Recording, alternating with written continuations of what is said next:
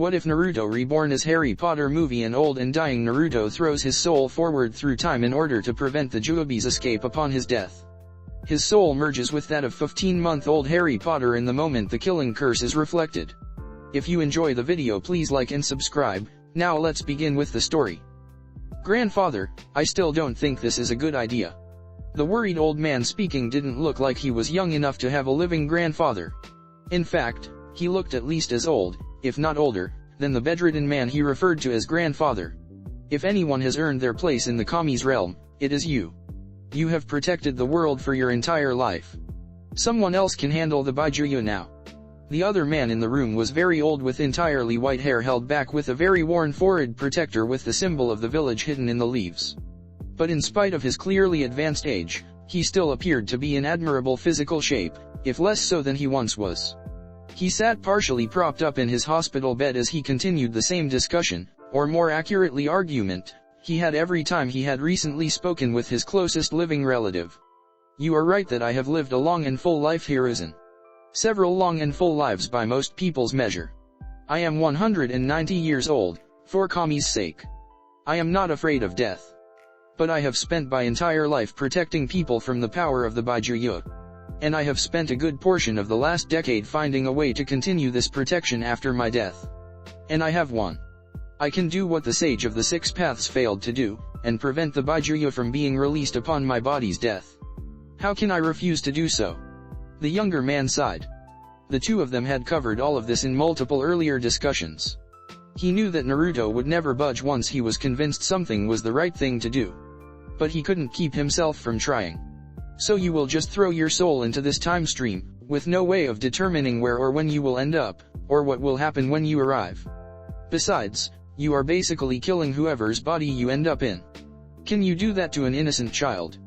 Naruto frowned. This was the one thing that did bother him, but he couldn't let it stop him. Not killing. Not exactly. Our souls will merge into one.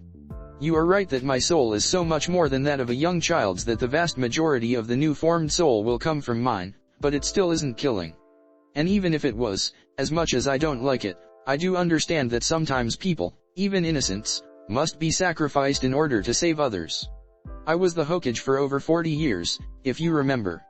And I have killed an almost literally uncountable number of others in my most of 2 centuries as a ninja.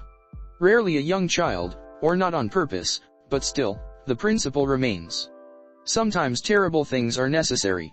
And on the scale of this isn't even that terrible. He continued after a moment's pause, or at least it's not when you consider the alternative.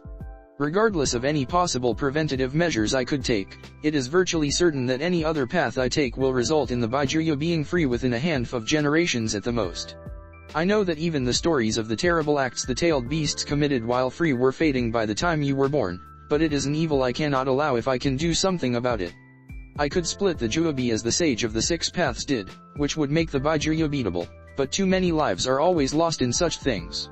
I could create a series of behavior modifications with the Sharingan, but that would never last. The tailed beast's chakra will inevitably corrupt whatever form I created for them.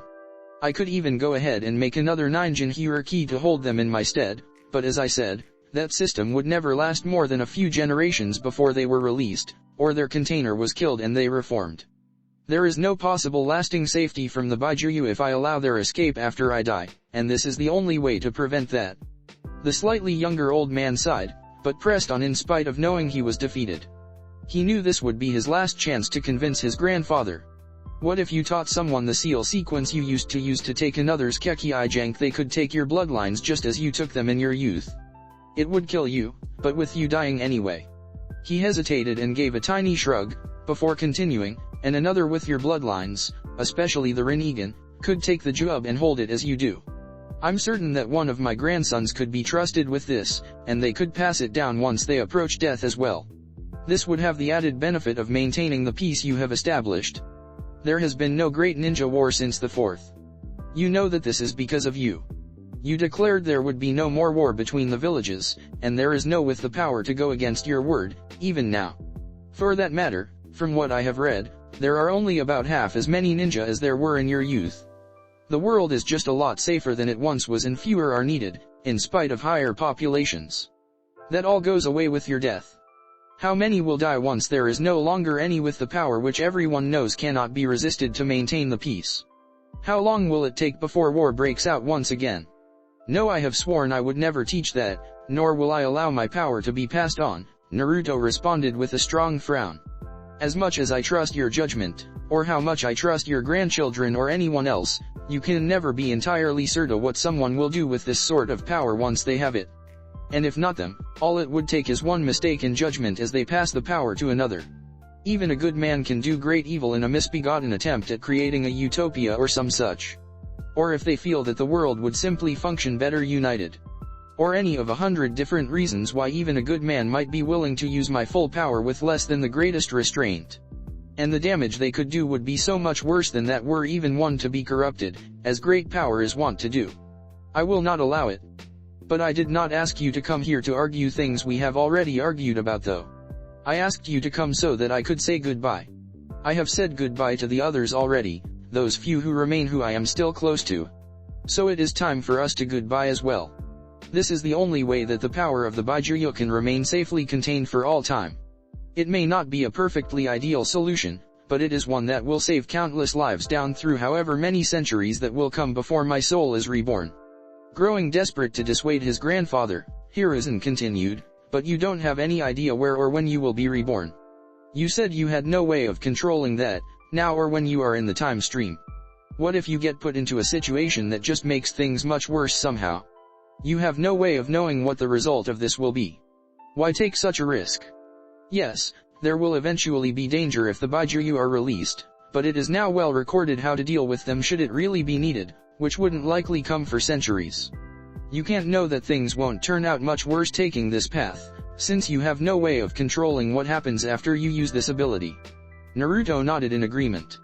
True enough. I have no way of knowing, and no way of controlling anything that happens after I release my soul and everything I have linked to my soul from my physical body. But the way the jutsu is set up will cast THA upon destiny. I was born a child of destiny and prophesy. There will come a time when such a one is born again. When the power I have gained, and the knowledge I have amassed is needed in this world again, beyond simply to keep the threat of the Baijuyu at bay. It is then that destiny will release my soul into a new body. I have no idea when this will be. It could be next year, or it could be in 1,000.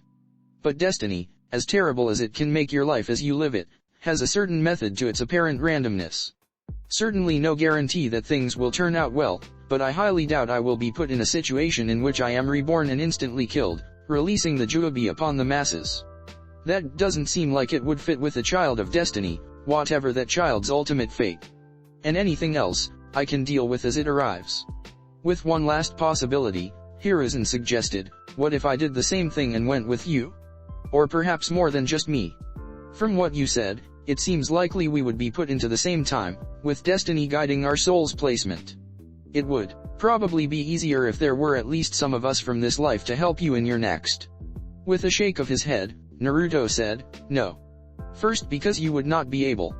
I have calculated the chakra requirements for the technique, and I doubt anyone other than a Jinhiriki, and powerful one at that, would be able to give the chakra required. Maybe if someone with very high level cage level reserves opened all 8 gates, ate some food pills, and drank hero water, they might have enough chakra, and might last long enough to complete the technique before all of that killed them, though more likely, their chakra control would be so worthless with that amount of chakra and no practice controlling it that they wouldn't be able to do anything at all with it. But even if others could, I would not have them come with me. They might or might not end up in the same time as me. More likely not, given the near infinite range of time that exists. I also don't want this technique to ever have a chance to spread. It is a sort of method of immortality, but shouldn't be used as such. Which actually reminds me of an additional reason this is a good idea. I have always been a bit worried of the possibility of someone bringing me back with the impure world resurrection after I die. In spite of my best efforts, knowledge of that particular kinjutsu has never been entirely stamped out, and I would make an enormously tempting target. Which I both don't want to experience, and I don't want anyone to have such power over others, especially the sort of people who are generally willing to use a technique like that. But since my soul will have been thrown forward in time, this won't be a possibility. The Sage of the Six Paths managed to do something to prevent techniques like that from working as well, But I'm not sure what it was, and th will work just as well. Hiruzen sagged in defeat. He had known for weeks that his arguments would not succeed. But he felt he had to try. Naruto had done more, and sacrificed more through his life for others and for what he felt was his duty than anyone else living. It wasn't right that he be forced into an eternal duty to remain ever vigilant against something he never really had a choice about from his birth. But there was nothing that could be done. Even as sick as he was, Naruto would never submit to something he didn't agree to. The only thing to do was to wish him luck and pray that he may find happiness in his next life. Very well, grandfather. I'll miss you. And I love you. And I will make sure that people remember you for what you have done for them. Naruto now smiled as he responded. Thank you. I will miss you as well. Along with everyone else, but most of those that I truly treasured as my precious people have already passed on. I wish I could stay here for though. But as that choice has been taken from me, it is time for me to move on. I am just doing it a little differently than most do. His smile grew. Not that anyone should be surprised by that. I have always done things a little differently. Naruto and Hiruzen shared a long hug before Naruto was finally released with a sad smile shared between the two of them. Hiruzen left his hand sitting on his grandfather's shoulder. Is there anything else I can do for you? Can I help you to wherever you plan on completing your seals, or get any medicine for you? I could even help with some of the sealing, if you would like. I may not be nearly as skilled or knowledgeable as you, but I am a seal master in my own right, and could at least help with some of the basic structuring of the seals. Naruto patted the hand on his shoulder as he responded, thank you, but no. I can just Kamui over to my room, and I do all my sealing these days with chakra strings anyway, so my difficulty moving much scarcely matters. But I wouldn't mind spending another hour or two talking of old times. You know how old people get. He gave a grin that still remained in some indescribable way fox-like, in spite of the Kyuubi having long since been destroyed when the Juubi was recreated. But even that smile kept hint of sadness remaining to be seen by those who really knew him well enough to see through even Naruto's well-perfected masks. And so most of Naruto's last hours in the elemental nations passed, reminiscing of times long since past, and hopes for the future and for their descendants. But eventually it was time, so after one final hug and not a few tears, Naruto briefly activated his Sharingan eyes and warped space to put him in the ritual room he had created for himself decades before. The room was a perfect cube made entirely of white marble walls with no door, or connecting building or tunnels of any kind, for that matter. In fact, the room existed about a half-mile below the surface of the earth in the middle of nowhere with absolutely nothing connecting it to anything. Not that anyone else knew that. Naruto actually had to create oxygen from time to time while he was here, which was one of the more amusing uses of the creation of all things technique. But even for someone with his skill, not to mention a dozen clones, it took almost 7 hours to carefully guide the sealing ink into the awesomely complicated sealing structures which covered every inch of all of the walls, floor, and ceiling.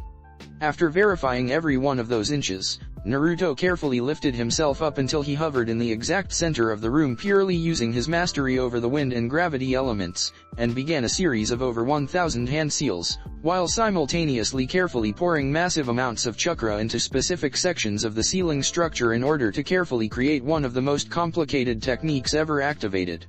Finally, the technique was complete.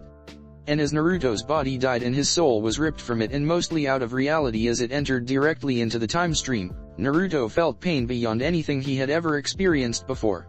And Naruto was no stranger to pain. But this was agony beyond what could be felt by simple nerves in a human body. And the pain felt unending. Later, Naruto would never be sure exactly how long it lasted. It might have been a minute, or it might have been millennia, at the time it certainly felt eternal. But as the pain finally and with abruptly ended, a feeling of perhaps to be expected disorientation came over him as his now open eyes were filled with the lingering flash of bright green light. It was odd being in a new body, he decided. The fact that the body in question was that of a toddler probably didn't help. But he didn't really have time to worry about it at the moment, as several things happened very quickly in the first few seconds of his arrival. Of course, the first thing he had to deal with was the extremely strange feeling of two souls merging. For an instant, he could actually feel the sensation from two perspectives as information began to bleed over between the two souls before they had merged. This only lasted for the tiniest fraction of a second before what was once two souls became one. Of course, He had to deal with the disorientation of suddenly having two sets of experiences to work through. It wasn't actually as if he suddenly absorbed all the memories of the child. He had actually experienced that a few times when he had used the Rinnegan's ability to absorb the memories of a ripped-out soul. No, this was different. In this case, rather than absorbing a set of memories, he simply suddenly had two sets of experiences. Two sets of simultaneous knowledge and feelings that ran into each other about a second ago and continued as one from that point on.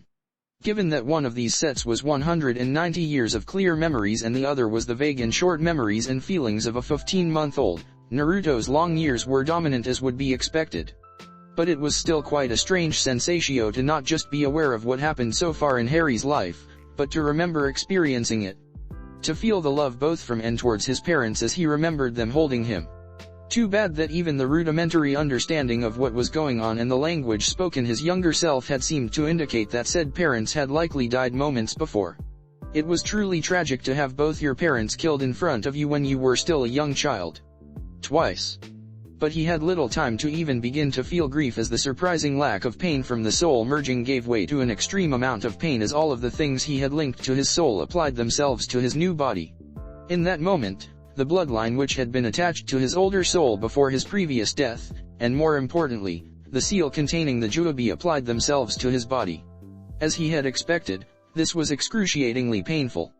This was not particularly surprising, given that his genetic code was simultaneously being rewritten while the chakra of the greatest of the Baijuyu, and Naruto's own spiritual energy began to flow through his undeveloped chakra coils.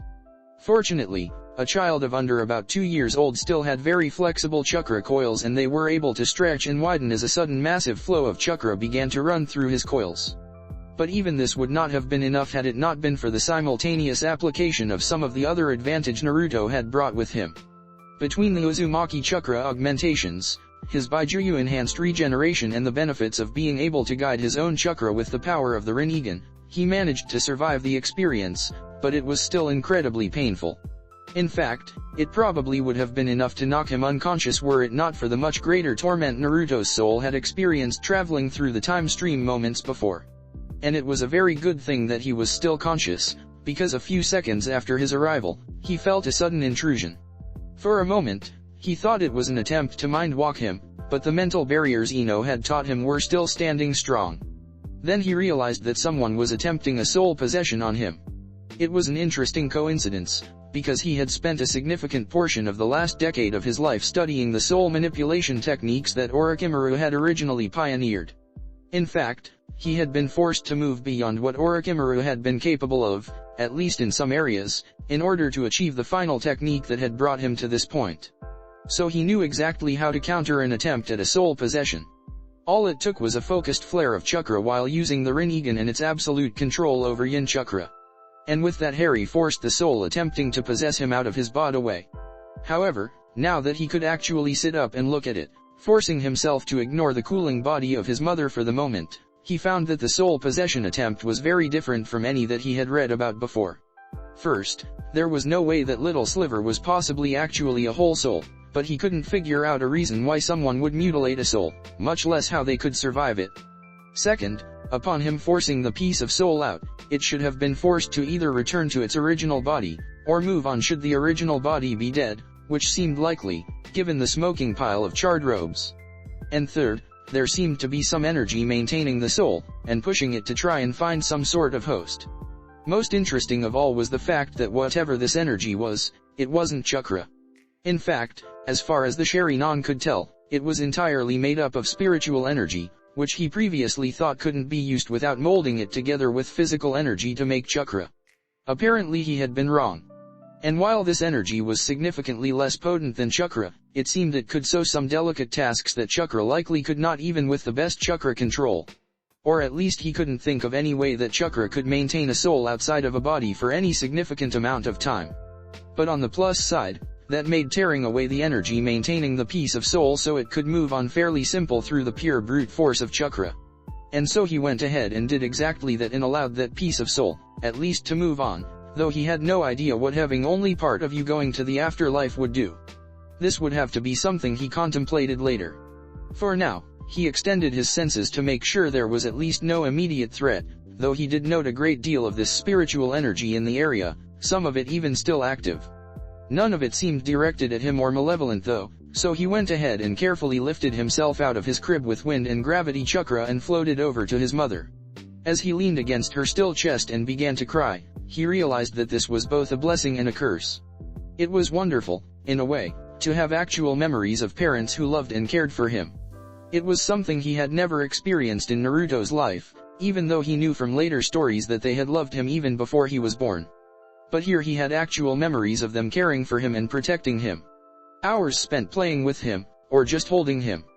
Pouring out the parental love a part of him had always craved. Everything that he had tried to give his own children, but never experienced for himself. But it was taken from him so quickly, leaving only grief over the loss of his parents and over the loss of the chance to grow up with them, lost forever because his soul had merged only minutes too late to save them. Harry was still there and still crying when his uncle Padfoot arrived a few minutes later.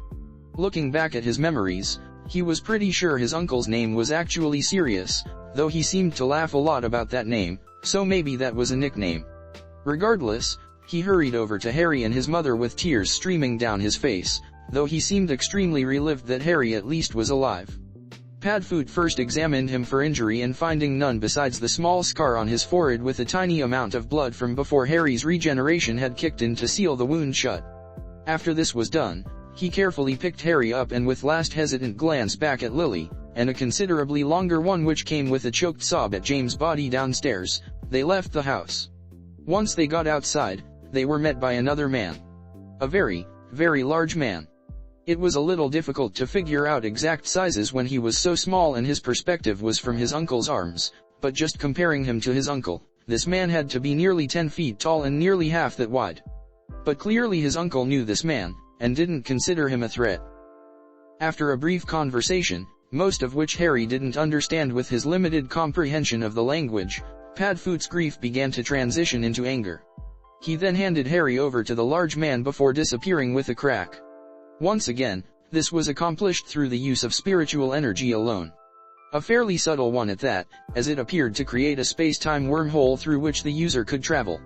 It would certainly require a lot less energy than the Kamui or the Hiraishin, but he doubted it was as effective. But before he could really consider this further, the large man gave a few sniffles, or Harry supposed they could be called that, though they didn't really sound like any sniffle he had heard from a human before. The large man then carried Harry over to what ended up being a flying transportation device which was again powered by spiritual energy. During the fairly long flight, Harry began to attempt to work his way through his feelings about the night. Although he hadn't expected this life to be any easier than his last one, he really hadn't thought that he would experience such trauma immediate upon arrival. But at least he had a lot of good memories of his parents to focus on, for now at least. And it appeared he had a lot of people who already cared about him. His uncles Padfoot, Wormtail, Mooney, his Aunt Alice, and even apparently this big guy, who seemed to be talking to him softly throughout most of the trip, in spite of the fact that the wind was too loud to hear him at all. But luckily the Sherry-Non could both give the ability to read lips, as well as a perfect memory of their movements when Harry learned the language well enough to reconstruct his words. Regardless, being around others who cared for him should help him work his way through even so abrupt a loss. Or so he thought, until they landed and he was placed on a doorstep in a basket in front of some random house with a note. Were they just going to leave him here? If Harry had discovered one thing during the 4 years since the soul merge, it was that the similarities between Naruto and Harry's situations were uncanny. At first, he had thought that he was looking for similarities that didn't exist. He had a tendency to do that. But in this case, he was pretty sure he wasn't seeing things that were not there. Both were orphaned young because their parents fought against an evil which was attempting to destroy their society. In fact, both children had apparently been specifically targeted by said evil, and both mothers had leaped between the children and death. Both were hated in their childhood by those around them for a power which they did not choose to have. Both were referred to exclusively by a slur. It didn't really matter if it was the demon, or the freak, either way, people refused to refer to him by his name. Even their physical appearance had its similarities. Both had a facial disfigurement which apparently even the Baijuya's regeneration couldn't fix, both had untamable hair, and both had unnaturally bright eyes, if of different colors. But perhaps it shouldn't have surprised him. It seemed that destiny liked to play the same stories over and over again. He had noticed it back in Konoha too. Ninja teams kept repeating history with pairings of detached genius, fangirl of said genius, undead last joker who at least thought they were in love with the fangirl.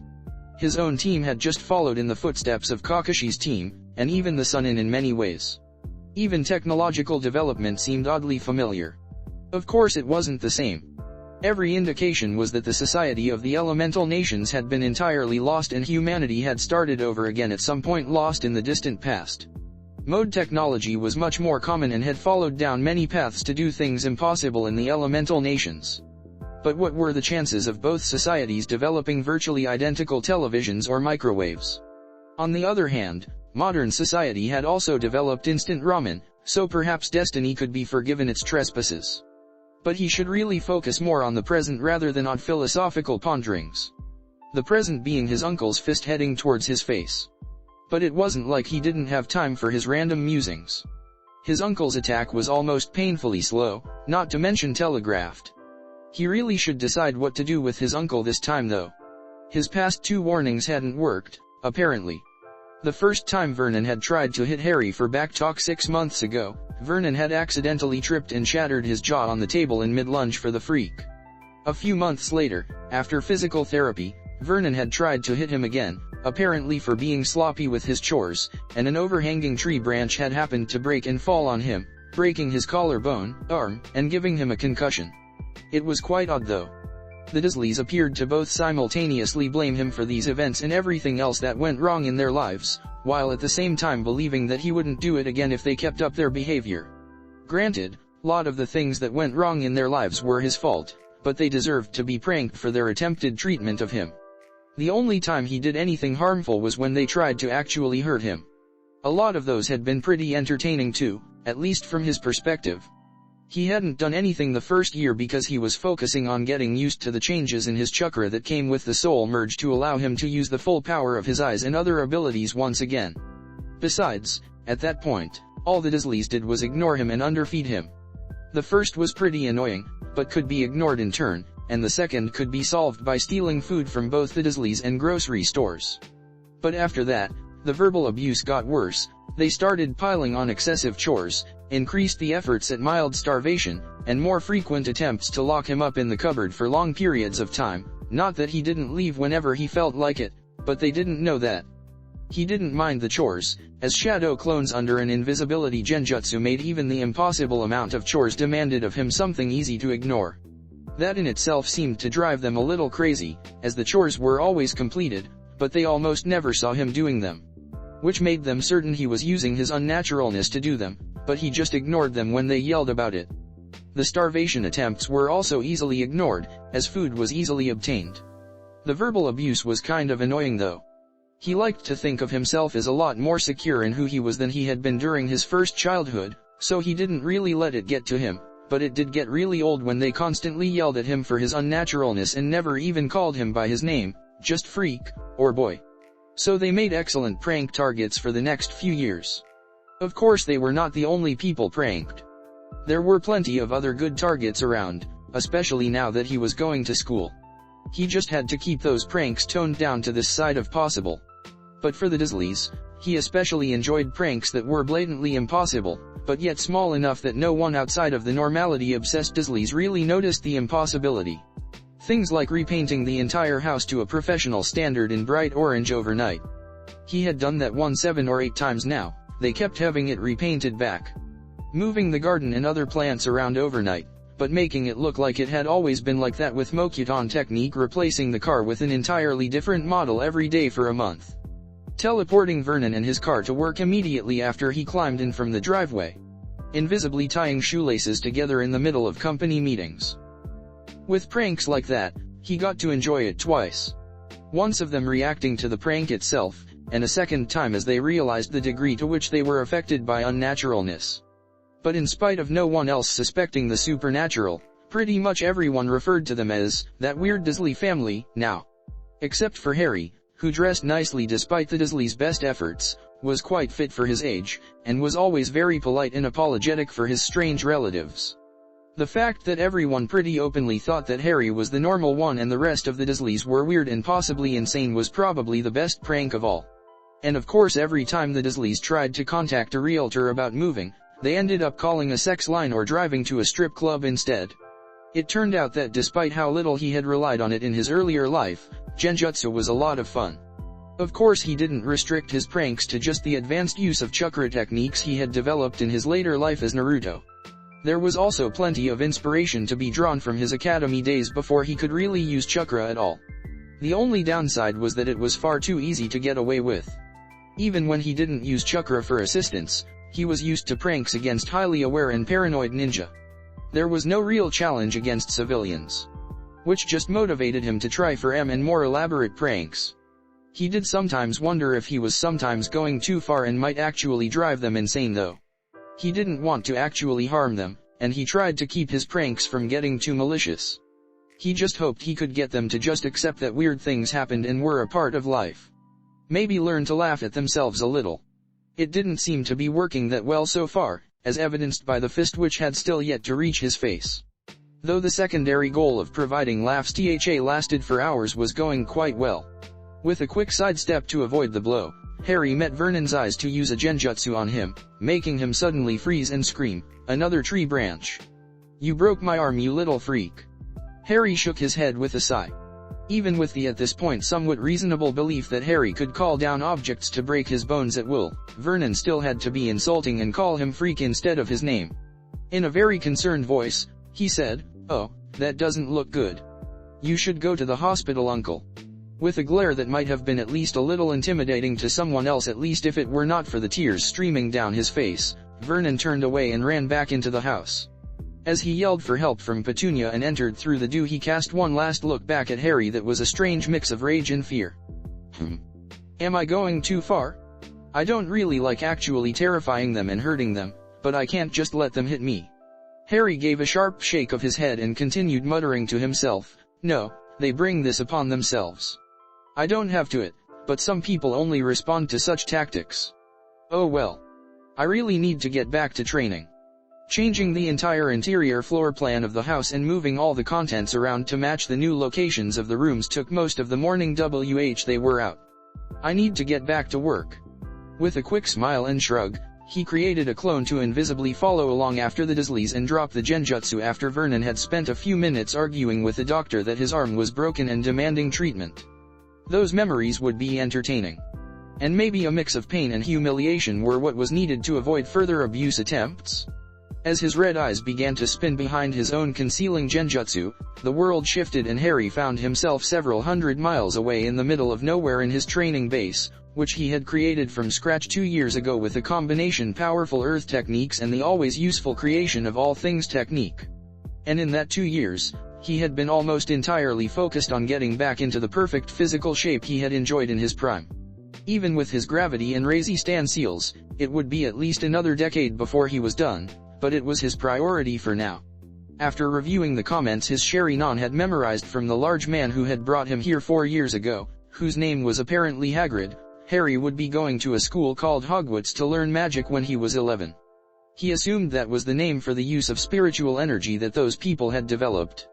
But it would be a lot easier to learn how from them, so he hadn't put much effort into rediscovering those abilities himself, and instead focused on once again reaching his maximum potential in the abilities he had already mastered long ago. From what he had seen so far, he was relatively certain that those abilities alone would be enough to allow him to defeat anyone he really needed to, so the use of magic was mostly just a curiosity anyway, if a potentially useful one. After all, without including the molding of physical energy with mental energy through the body to reinforce it during training, there was no way to enhance the human body beyond a fairly low natural limit. So by virtue of pure unmatchable speed alone, he should be able to overwhelm anything magic could throw at him, much less everything else chakra could provide. So for now, he focused on what he knew and started yet another set of push-ups. "Boy. Have you finished your chores yet? What are you doing inside?" Vernon snarled viciously at Harry. "And what are you eating? You had breakfast. Get outside, and don't come back until dinner. And where did you even get that?" Harry's eyes never left the not yet boiling liquid as he waved Vernon away and continued preparing his 8th bowl of ramen. "It's my 8th birthday. I'm not doing chores today. And since you didn't get me a present, I'm making myself one. So leave alone, ya fat bastard." Judging by the rapidly darkening colors of Vernon's face, Harry knew he probably shouldn't have said that. But he had been able to use the somewhat limited medical techniques he knew to save Vernon the last time he had a stroke in similar circumstances, so it would probably be fine. And though he was better than he once was, he still tended to not watch his mouth quite as much as he should. It took a full 2 minutes for Vernon to finally slow his breathing and force himself down from attacking his nephew. In a voice that was more growl than actual words, he said, "Fine, but you had better be in your cupboard early tonight, and up early to get them done tomorrow." Harry was already eating by that point, but that was strange enough that it was almost enough to make him stop while he considered what was going on. Had Vernon had a stroke after all? He would have to think about it later. Sometimes he wished he had been able to convince the Yamanaka to teach him how to mind-walk someone. Though after a little further thought, he supposed he might not actually want to see what was in Vernon's head. For now though, there was more ramen to make. He restricted himself to eating it only once a week since the importance of a decent diet in physical development had finally been beaten into him last time through. In his 30s. But hey, no one is. With pranks like that, he got to enjoy it twice. Once of them reacting to the prank itself, and a second time as they realized the degree to which they were affected by unnaturalness. But in spite of no one else suspecting the supernatural, pretty much everyone referred to them as that weird Dursley family now. Except for Harry, who dressed nicely despite the Dursley's best efforts, was quite fit for his age, and was always very polite and apologetic for his strange relatives. The fact that everyone pretty openly thought that Harry was the normal one and the rest of the Dursleys were weird and possibly insane was probably the best prank of all. And of course every time the Dursleys tried to contact a realtor about moving, they ended up calling a sex line or driving to a strip club instead. It turned out that despite how little he had relied on it in his earlier life, genjutsu was a lot of fun. Of course he didn't restrict his pranks to just the advanced use of chakra techniques he had developed in his later life as Naruto. There was also plenty of inspiration to be drawn from his academy days before he could really use chakra at all. The only downside was that it was far too easy to get away with. Even when he didn't use chakra for assistance, he was used to pranks against highly aware and paranoid ninja. There was no real challenge against civilians, which just motivated him to try for and more elaborate pranks. He did sometimes wonder if he was sometimes going too far and might actually drive them insane though. He didn't want to actually harm them, and he tried to keep his pranks from getting too malicious. He just hoped he could get them to just accept that weird things happened and were a part of life. Maybe learn to laugh at themselves a little. It didn't seem to be working that well so far, as evidenced by the fist which had still yet to reach his face. Though the secondary goal of providing laughs lasted for hours was going quite well. With a quick sidestep to avoid the blow, Harry met Vernon's eyes to use a genjutsu on him, making him suddenly freeze and scream, "Another tree branch! You broke my arm, you little freak!" Harry shook his head with a sigh. Even with the at this point somewhat reasonable belief that Harry could call down objects to break his bones at will, Vernon still had to be insulting and call him freak instead of his name. In a very concerned voice, he said, "Oh, that doesn't look good. You should go to the hospital, uncle." With a glare that might have been at least a little intimidating to someone else, at least if it were not for the tears streaming down his face, Vernon turned away and ran back into the house. As he yelled for help from Petunia and entered through the door, he cast one last look back at Harry that was a strange mix of rage and fear. Am I going too far? I don't really like actually terrifying them and hurting them, but I can't just let them hit me. Harry gave a sharp shake of his head and continued muttering to himself, "No, they bring this upon themselves. I don't have to it, but some people only respond to such tactics. Oh well. I really need to get back to training." Changing the entire interior floor plan of the house and moving all the contents around to match the new locations of the rooms took most of the morning. They were out. I need to get back to work. With a quick smile and shrug, he created a clone to invisibly follow along after the Dursleys and dropped the genjutsu after Vernon had spent a few minutes arguing with the doctor that his arm was broken and demanding treatment. Those memories would be entertaining. And maybe a mix of pain and humiliation were what was needed to avoid further abuse attempts. As his red eyes began to spin behind his own concealing genjutsu, the world shifted and Harry found himself several hundred miles away in the middle of nowhere in his training base, which he had created from scratch 2 years ago with a combination powerful earth techniques and the always useful creation of all things technique. And in that 2 years, He had been almost entirely focused on getting back into the perfect physical shape he had enjoyed in his prime. Even with his gravity and resistance seals, it would be at least another decade before he was done, but it was his priority for now. After reviewing the comments his Sherry-non had memorized from the large man who had brought him here 4 years ago, whose name was apparently Hagrid, Harry would be going to a school called Hogwarts to learn magic when he was 11. He assumed that was the name for the use of spiritual energy that those people had developed. But it would be a lot easier to learn how from them, so he hadn't put much effort into rediscovering those abilities himself, and instead focused on once again reaching his maximum potential in the abilities he had already mastered long ago. From what he had seen so far, he was relatively certain that those abilities alone would be enough to allow him to defeat anyone he really needed to, so the use of magic was mostly just a curiosity anyway, if a potentially useful one.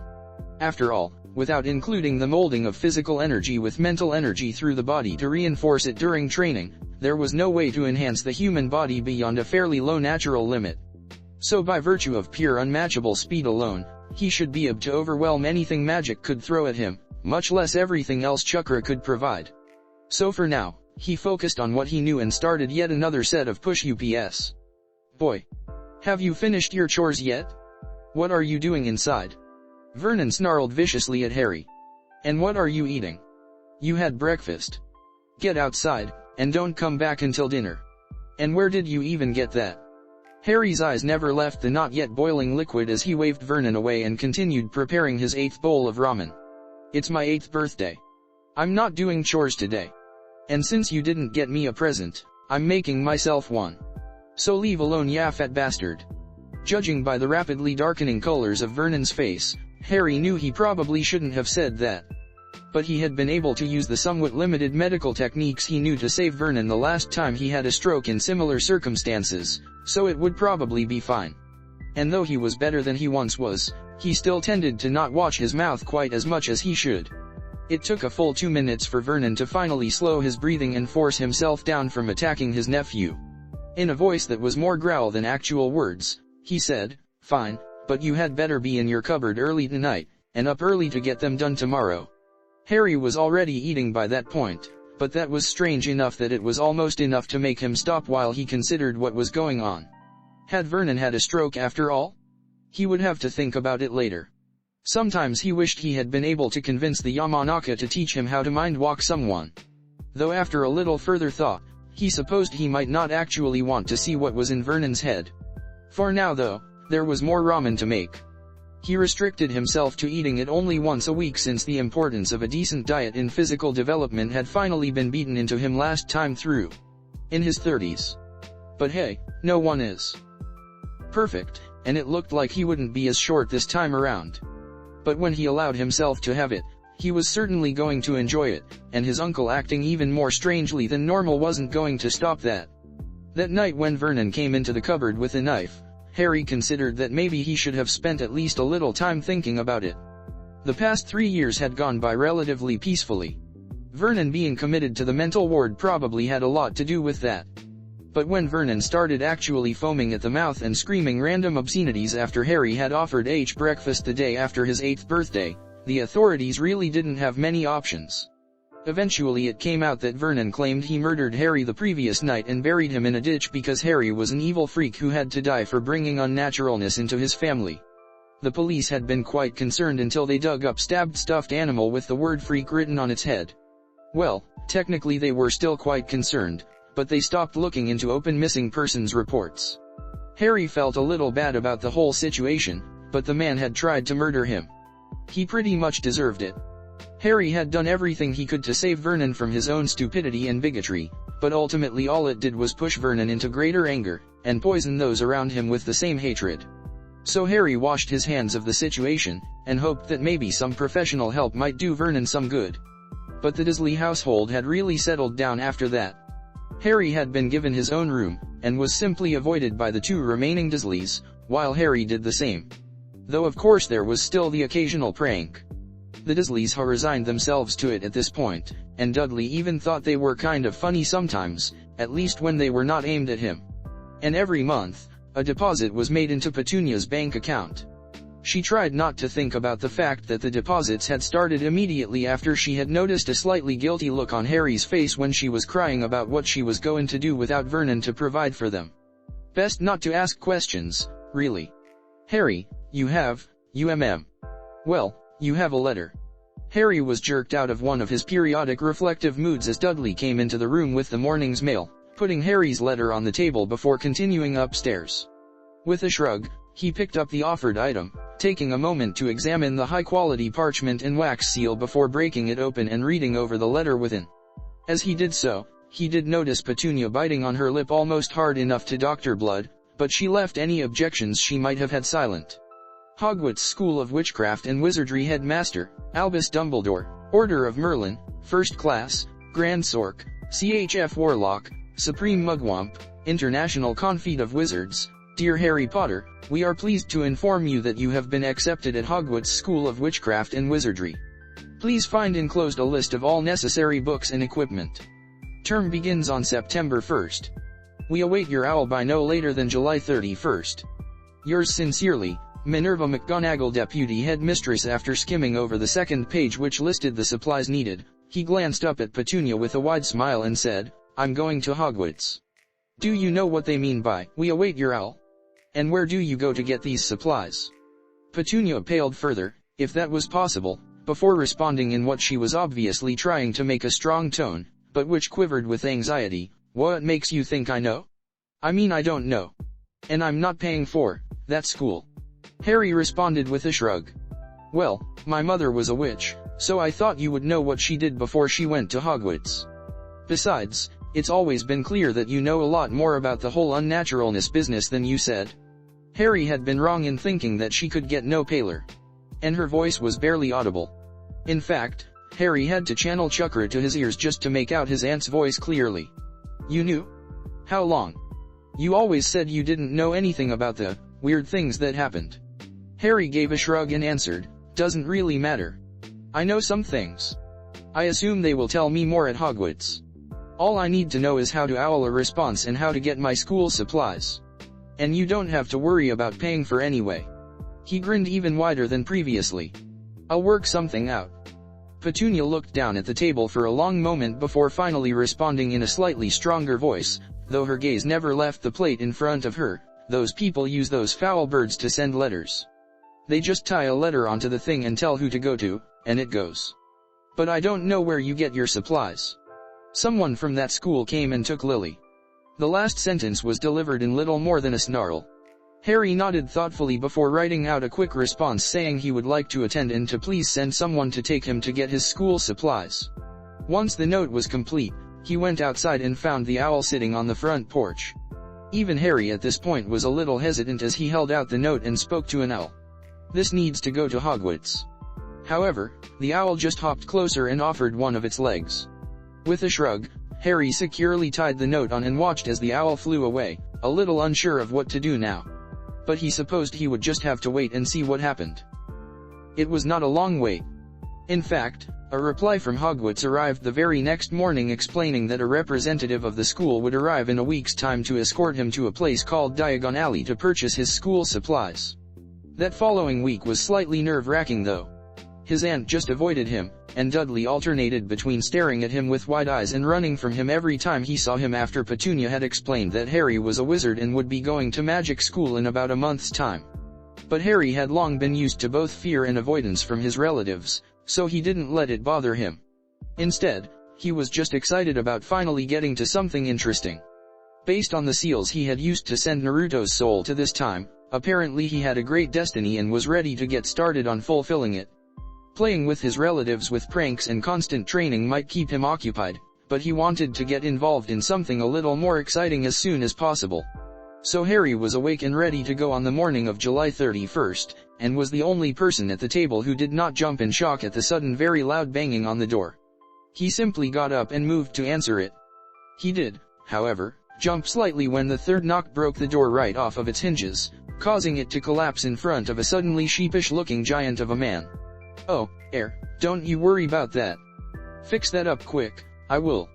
The man, who was the same one who had carried Harry away from his parents' house and to the Dursleys almost a decade ago, carefully hunched over to enter through the broken doorway and gently lifted the door off the ground and propped it up in the place it had once been.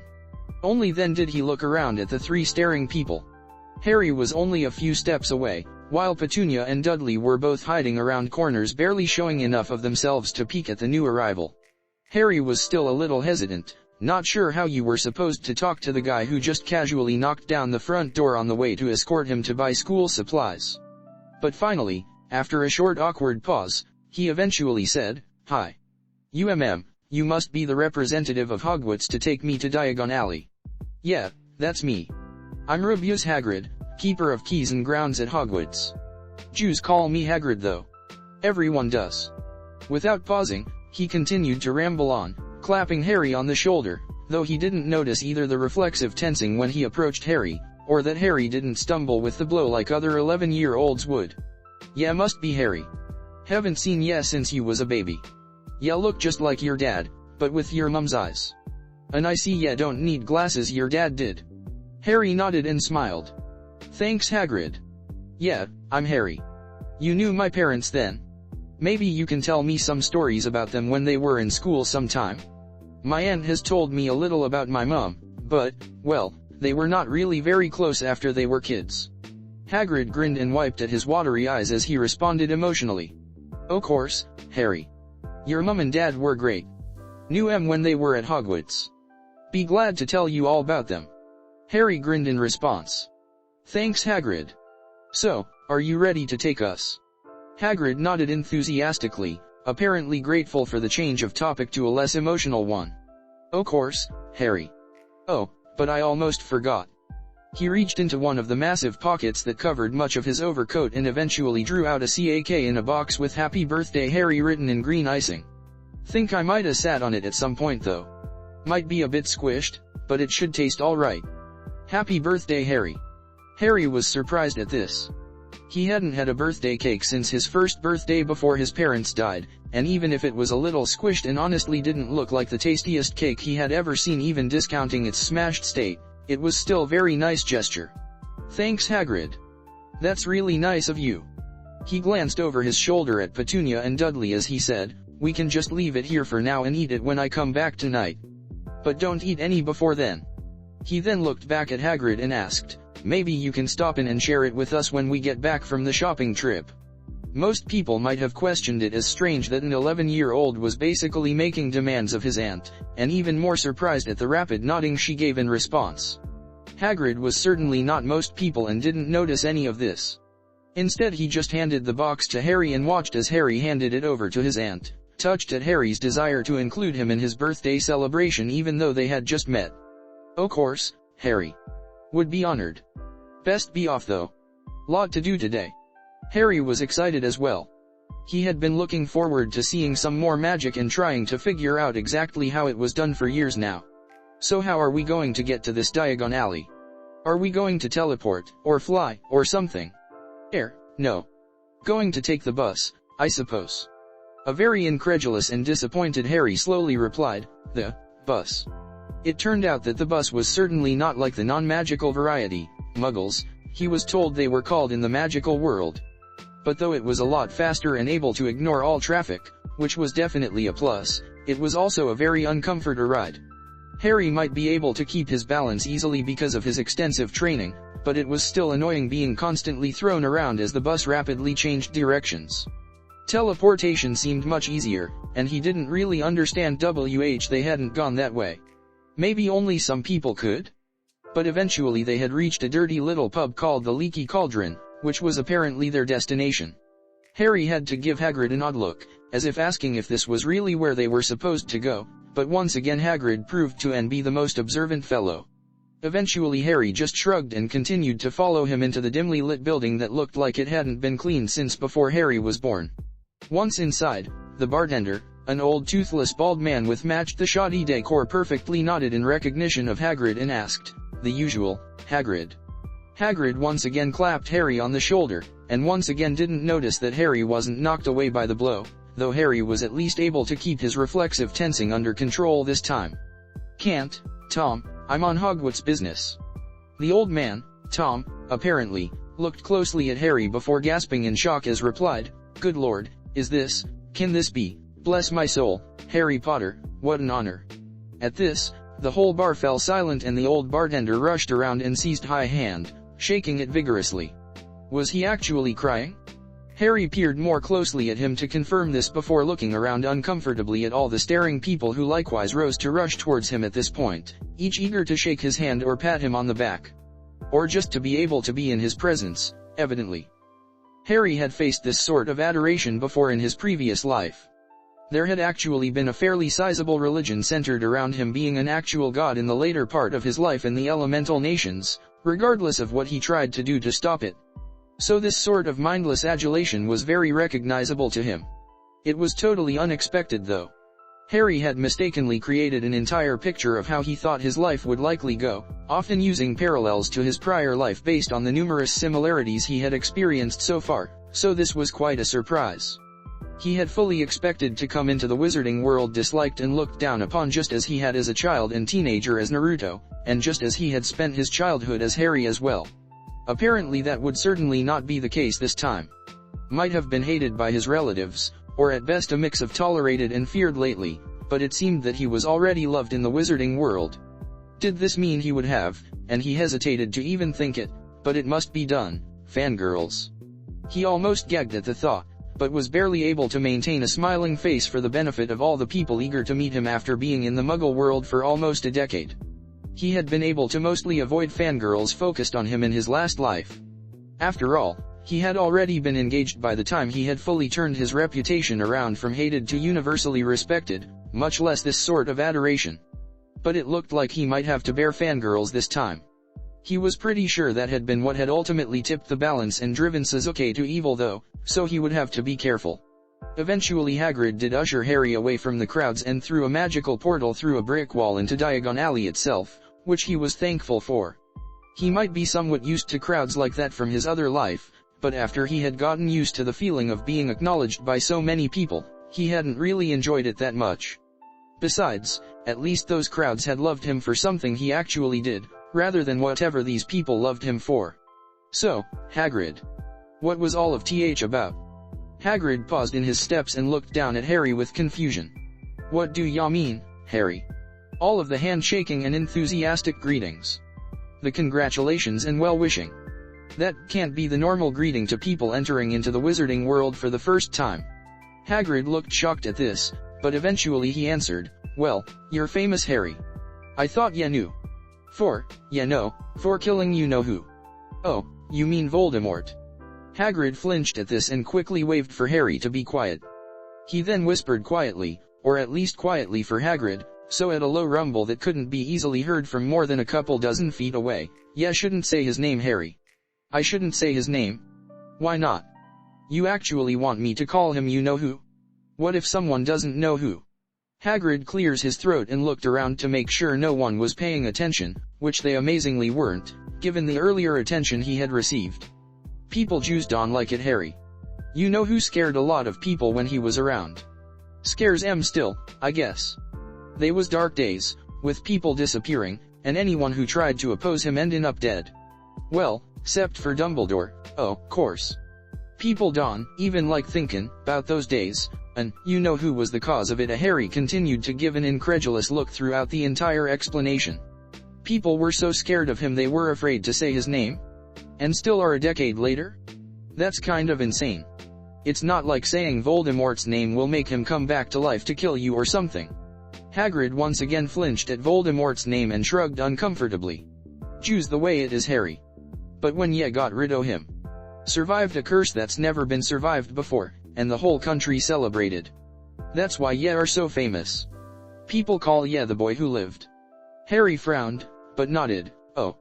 I always kind of assumed that was because of something my mother did before she was killed. I was only 15 months old, so I don't think there was really anything I could have done to stop Voldemort. I think my mother should be the famous one, not me. I never really thought of it like that. Hagrid stood in deep thought, or deep thought for Hagrid, for a few moments, then shrugged. Well, I don't know. Dumbledore said it was ya that stopped him, and that's good enough for me, and for most everybody else too. Harry rolled his eyes, but didn't respond to this. How did they even know I was Harry Potter though? It's not like I was wearing a sign. Oh. Well, that would be because of your scar, Harry. The most famous scar in the world, where you know who hit ya with his killing curse. Harry blinked in surprise at that. His haircut was clipped fairly short, to make sure it wouldn't get in his eyes, or be a convenient handhold, should that come up. Besides, he had learned long ago to accept that if his hair was going to stand up no matter how long he made it, he might as well wear it short so it was easy to take care of. Of course this made the scar very obvious to anyone looking. But that was easily solved.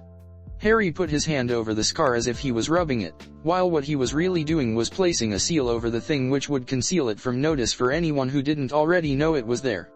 By the time he removed his hand several seconds later, the seal had faded from the view.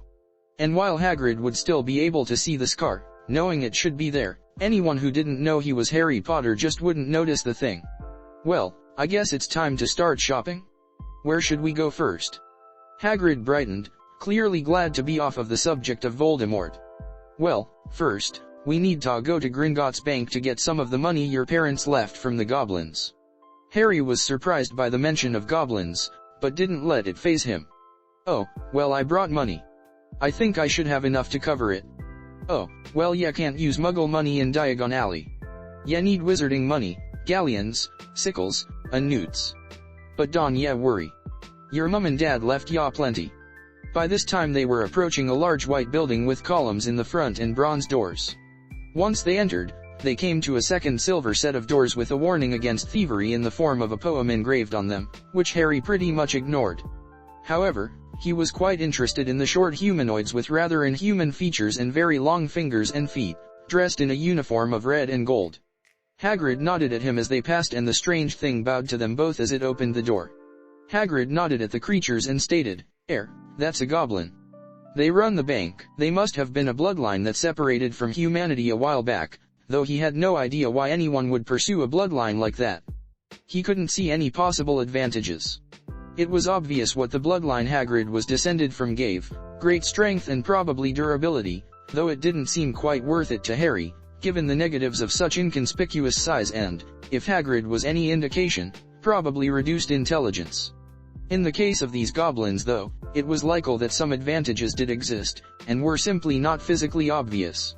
Otherwise the bloodline wouldn't have lasted, and certainly wouldn't have grown into what was considered an entire species of people. It was something to think about and if necessary, do some research on, at a later time. For now, they approached a long counter with a row of goblins sitting on high stools writing in ledgers and weighing coins while they dealt with the lines of wizards. Moving to one of the open goblins, Hagrid greeted him and said, "Mornin', we've come to take some money out of Harry Potter's trust vault." The goblin briefly glanced up at Hagrid before giving an even briefer look at Harry. "You have his key, sir. Got it here somewhere." At this point Hagrid started emptying many of his numerous pockets out onto the counter looking for the key, apparently. Harry actually ended up being slightly impressed by just how much junk the large man was carrying around with him. The goblin looked decidedly less impressed as old pieces of biscuits and many other objects that had no business being in a man's pockets were dumped onto his formerly pristine counter. "Ah, here it is." He held up a small golden key, which the goblin examined and stated his approval of.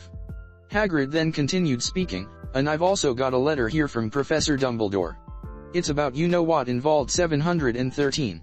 After quickly taking the letter from Hagrid and examining it, the goblin nodded. "Very well, I will have someone take you down to both vaults." Griphook. But Harry quickly interrupted at this point. "Actually, can we go down separately? If Hagrid's business is private, I probably shouldn't be involved, and I would like time to examine my own vault."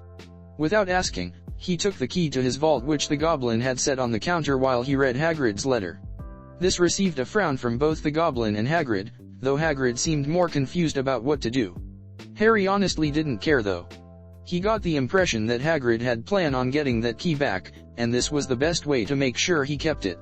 It was his vault, after all. Not that he really cared about money, since he could make it more or less at will, but he didn't want other people accessing his money without his permission. It was just a bad habit to allow people to get into. Harry, Dumbledore told me to look after you today. I think it'd be best." He trailed off as Harry waved the comment away. "Oh, I'm sure I will be fine.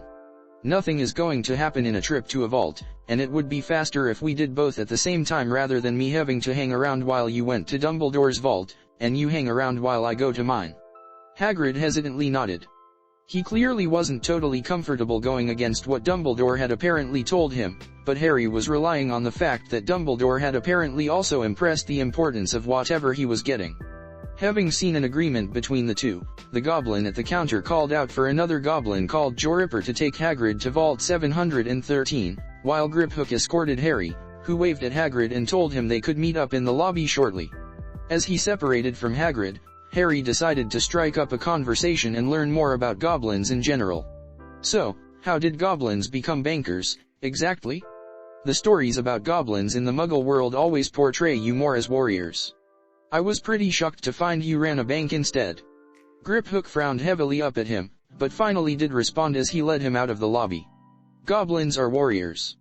But after the last war with wizards, we agreed to be the bankers for the wizarding world, rather than continue to fight." Harry blinked in shock at this revelation. "Wait, so wizards had just finished having a war with goblins, and right after it was over, it was decided to turn over all our money? You must have kicked our asses." He laughed at this point, until he trailed off when he found Griphook was definitely not laughing. With a sneer, Griphook waited until Harry stopped laughing, then answered, "Actually, wizards were winning the war, but being cowards, could not stand the losses they were taking in the winning, so they came to an agreement with us. All we ever wanted was your gold, so your Ministry of Magic decided to turn it over to us, if only to manage. And they agreed to that?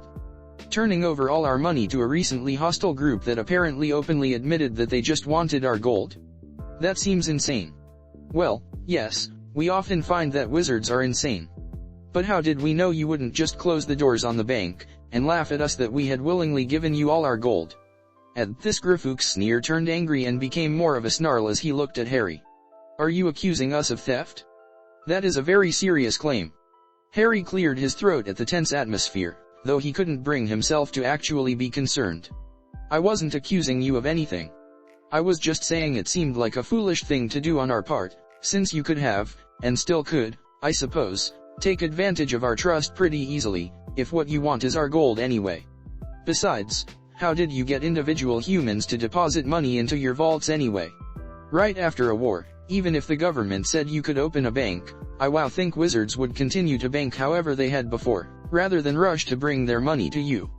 Griphook was still pretty displeased, but apparently somewhat mollified.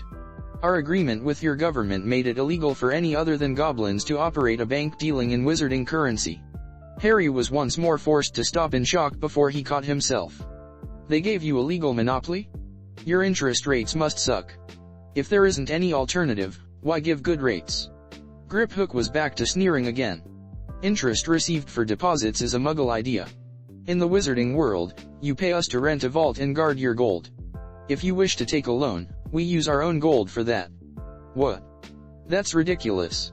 I can keep my own money safe, thank you very much. Can I go ahead and pull all my money out of Gringotts now?" Of course Griphook was back to snarling again at this. "Until your majority, you may not remove money from your family vault, only your trust vault. And even if you empty your trust vault, you cannot close it until you reach your majority anyway, and fees will continue to be charged to your family vault, regardless of the amount in the trust vault." Harry snorted and rolled his eyes. "Of course they will. I guess you were right before when you thought I was accusing you of theft. An entire race of thieves who just like to do it legally, or as legal as strong-arming an entire government through the threat of continued war can be. I guess having us being the only ones who care about the lives of our people was a powerful motivator to take advantage of." It should perhaps be noted at this point that Harry had a great deal of experience in various negotiations in his previous life. However, those negotiations were almost always centered on one of two things.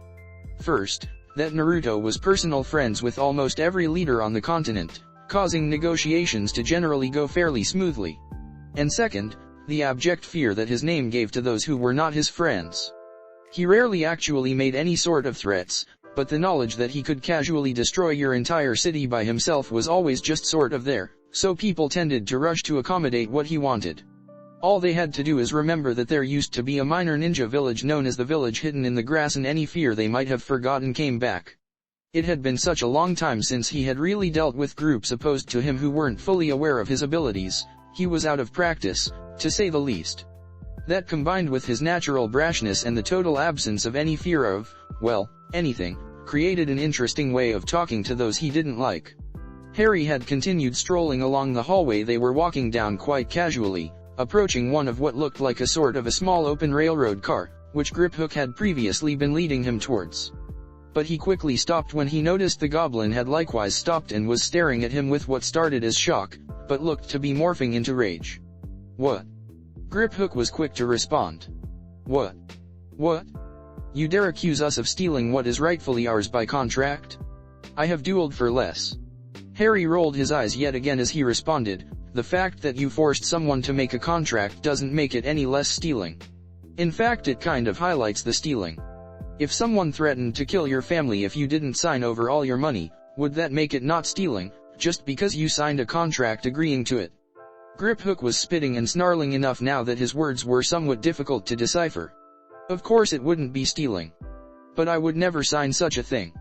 Contracts are sacred, and if you wizards—" Harry could hear the derision drip off the word as Griphook drew it out before continuing, "decided to sign a contract giving us rights, those are our rights, not theft.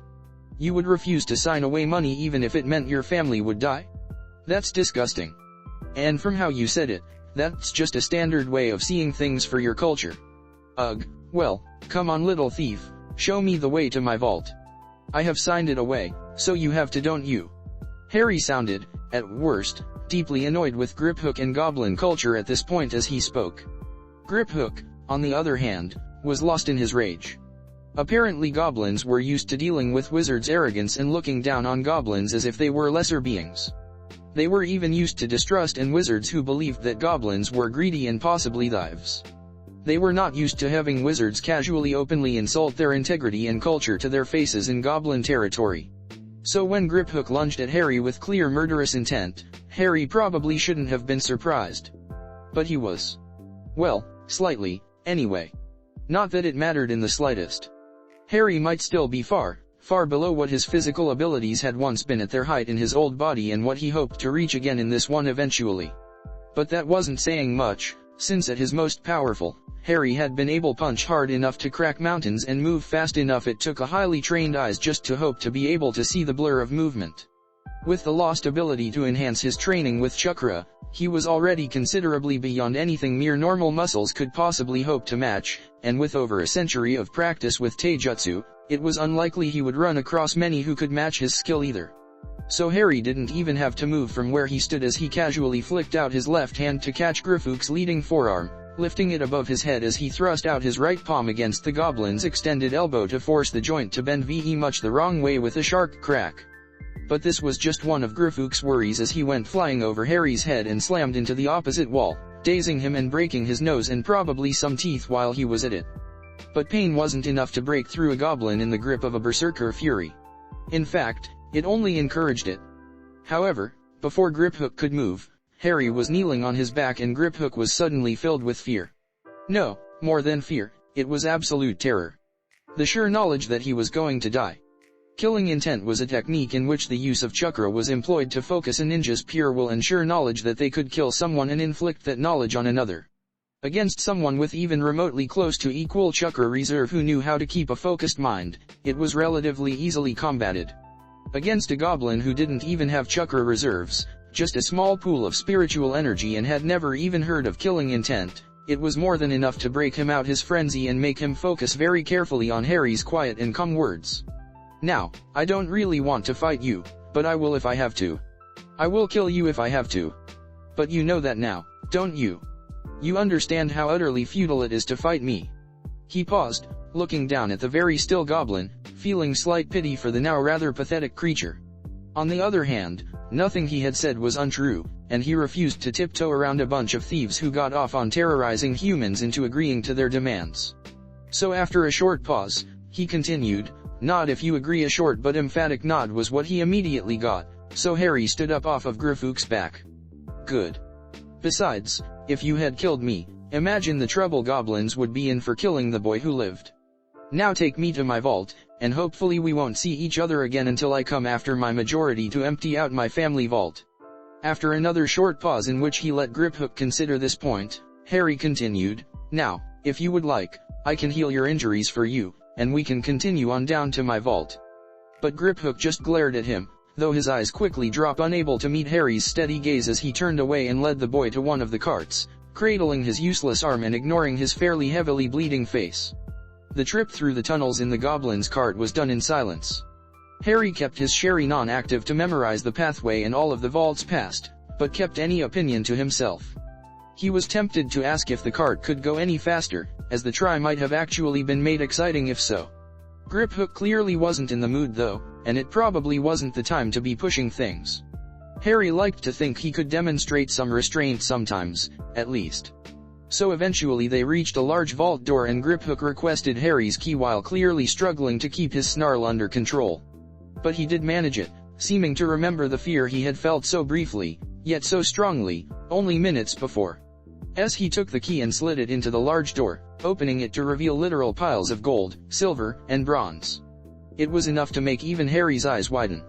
Sure, he could have created duplicate stacks of gold easily enough, but this was presumably made of precious materials, and a lot more than Harry had assumed. It was supposed to be a trust vault after all, so Harry had thought it would likely just be enough to comfortably make his way through school, not piles that had to be a decent fortune even for an adult. He was sure he could probably come up with some sort of use for it eventually though. So Harry entered the vault and almost closed the door behind him to give privacy. He did make sure to send a quick glare towards the goblin before doing so, as he was sure the temptation to slam the door shut and try and leave him there would exist. Harry almost hoped he would. Griphook's expression when he stepped out of the black flames devouring the massive metal door was sure to be hilarious. But he was pretty sure that now that the goblin had his anger under control, he would be aware that having the famous boy who lived disappear in goblin tunnels with no explanation would cause massive problems. So instead, he focused on using Kamui to send all the piles of money into his personal subspace storage dimension. Of all of the 4 abilities his main Jikyo Sherry-non granted, that one was definitely his favorite. He supposed every user of that eye had their favorite. By the end, Sasuke had been skilled enough with the flames of Amaterasu he probably could have performed surgery with the black flames. Although he had never faced it personally, from reports Ataka's mastery of the ultimate genjutsu of Tsukuyomi was said to be so great he could control every aspect of reality within the illusion, even massively bending time itself. And Madara had achieved far greater mastery with the ultimate defense of Susanoo than any before or since. And even he could have quite matched any of them in their specialty, even after decades of practice and near-infinite chakra reserves to use in the techniques. But in the 4th technique of Kamui, the ultimate space-time manipulation of the main Jikyo Sherry-non, he had been able to surpass even its proclaimed master. Of course it sometimes made him question himself that he had followed in the footsteps of Toby, of all people, but it was still his favorite and most useful of the Sharingan's techniques. Effectively what the technique allowed was stepping or sending someone or something out of reality. You could then step back to whatever location you wished, allowing near-instant teleportation to anywhere without even the need for seal markers like the Hiraishin required. Or you could use it as an attack to send an enemy, or part of an enemy into null space, as he called it, or even as a defense to send an attack there. You could step into a subspace dimension to store whatever you wanted there, accessible only by you. Harry had even managed to find a way to link this dimension to his soul so it came with him, allowing him to bring a stockpile of weapons, and other materials he thought he might not have access to in the future. He had even been able to bring a number of barrels of Ichiraku ramen under stasis seals, just in case he wasn't able to obtain the right ingredients to make it, though thankfully that hadn't ended up being an issue. And finally, it was possible to make a sort of half-step into null space, allowing you to observe an area and be seen, but be totally immaterial and immune to attacks, though most attacks were impossible from that state as well. The incredible versatility of Kamui just made it so useful, even if it was less blatantly powerful than Amaterasu or Susanoo, and he just rarely had the need to spend subjective days torturing someone in a few seconds, so Tsukuyomi rarely even came. But with all of his money safely put away, he reopened the vault door and gave a bright smile at the thieving goblin. "Okay, I'm ready to go." The trip back to the lobby was just as awkwardly silent as the cart ride down had been, and Harry even noticed Griphook looking over at the guards, and had to wonder if he was thinking about calling them over, but apparently decided it wouldn't be a good idea. Certainly he noticed all the guards looking strangely at the bloody and wounded goblin with torn and rumpled clothes escorting Harry. Even Hagrid noticed that as he walked over and gave one strange look at Griphook before looking back at Harry. So, everything all right then, Harry?" But Harry just smiled widely at him and said in an excited voice, "Yeah. It was pretty boring, but it went fine. Now let's go see what's in Diagon Alley." Ragnarok was in equal measure incredulous and displeased. Neither were generally common emotions for the Goblin King of the British Isles. But he was certainly feeling them today as he glared down at the kneeling Griphook. "So let me make sure I understand you correctly. You are saying that Potter walked in, and in the short time it took to walk from the lobby to the carts, he called not just you, but goblins in general thieves, and said he was disgusted by our culture. You then attempted to attack this 11-year-old child, but failed. At which point you meekly took him to his vault, which he emptied. And he stated he plans to empty his family vault upon his majority, a vault which has been in our control for centuries. Would that be an accurate summary?" Griphook pressed his upper body and face harder against the ground from his kneeling position. His still broken nose and arm probably hurt a lot in that position. Ragnarok deeply hoped so. "Well, yes, Your Majesty. Factually speaking, that is correct. However," he hurried to elaborate, "but he is far more powerful than any 11-year-old should be. More powerful than an adult should be. I may not be a renowned warrior such as yourself, but I am well trained, yet he handled me like a newborn puppy. I didn't even see him move, and he threw me across the room with one arm. And the fear he could project was unbelievable. I couldn't even move. You may think me." He hesitated at this point, but forced the words out, "You may think that I am a coward, but he was not someone who could be faced by the likes of me. Not and have any chance of survival." Ragnarok idly toyed with the hilt of his sword as he examined the sniveling goblin in front of him. One of the most pathetic specimens he had ever seen, in fact. "Perhaps, but if that was the case, you should have died like an honorable goblin, not lived like this. Perhaps then we could have done something to avenge you, taking your body to the ministry as evidence of Potter's crimes in our caves. But it is good that you failed. The boy wasn't wrong that killing him would have drastic repercussion for us. We are not yet ready for war with the wizards, and that is what might well have come from such an act. Still, something must be done. The loss of gold when he closes the Potter accounts, and possibly the black accounts as well, is bad enough. Add to that the possible damage of word getting out that the boy who lived believes goblins to be untrustworthy thieves, and there may be movement for greater restrictions on us, leading once again to a war we are not ready for. And of course, that doesn't consider the dishonor done to you, your clan, and all goblins." Griphook waited for a few seconds, but eventually couldn't take the pressure and asked, "What would you have me do to make up for this dishonor?" Slowly a grin formed on Ragnarok's face. A grin filled with sharp teeth and the sure knowledge that death and humiliation would come to his enemies. "I am told you are clever, Griphook. Not the most skilled warrior, but cunning, at least. So perhaps it is right that you be the one to make up for your own failure. First, you shall make sure that you sell the information that Potter has withdrawn around 100,000 galleons out of the safety of the bank to the right parties. Given what you described, it is unlikely, but it's always possible someone will get lucky and take care of our problem for us. At worst it should cause problems for the boy. Then it will be up to you to find out where Potter's weak spots lie. Friends, family, reputation, I don't care. Find out what he treasures.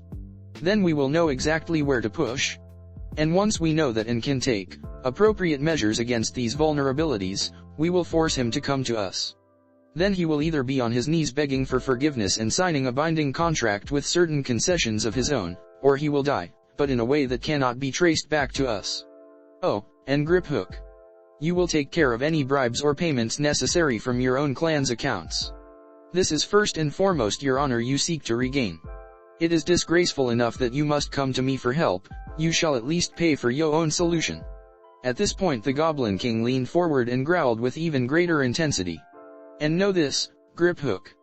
This is your only opportunity to regain lost honor. You shall find a way to crush Potter, one way or the other, or you will die, and I will find one who can." Hagrid was still giving him strange looks as they left the bank, but he was either too courteous to ask, or just didn't know how to go about asking what exactly had happened that ended with Harry's goblin escort having a broken arm and nose. And as T-Man eventually opened his mouth, possibly to ask, Harry quickly interrupted him by asking in an excited voice, "So, where should we go first? Seems like there are all kinds of interesting shops." Right. I suppose ya should be getting your uniform first. Do ya think ya mind if I headed over to the Leaky Cauldron for a bit of a pick-me-up? I hate them Gringotts carts. Ya can just head into Madame Malkin's, and she'll take care ya. Harry still thought the idea of everyone wearing robes was a little strange, but he had spent decades wearing the Hokage robes, which he had hated, except for the hat. The hat had still been awesome even after 40 years. Still, if he had to wear robes, he could grin and bear it.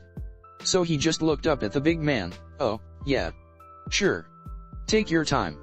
If I finish up at the robes shop, I will head over to the bookstore and spend some time looking around there. I would like to do that anyway."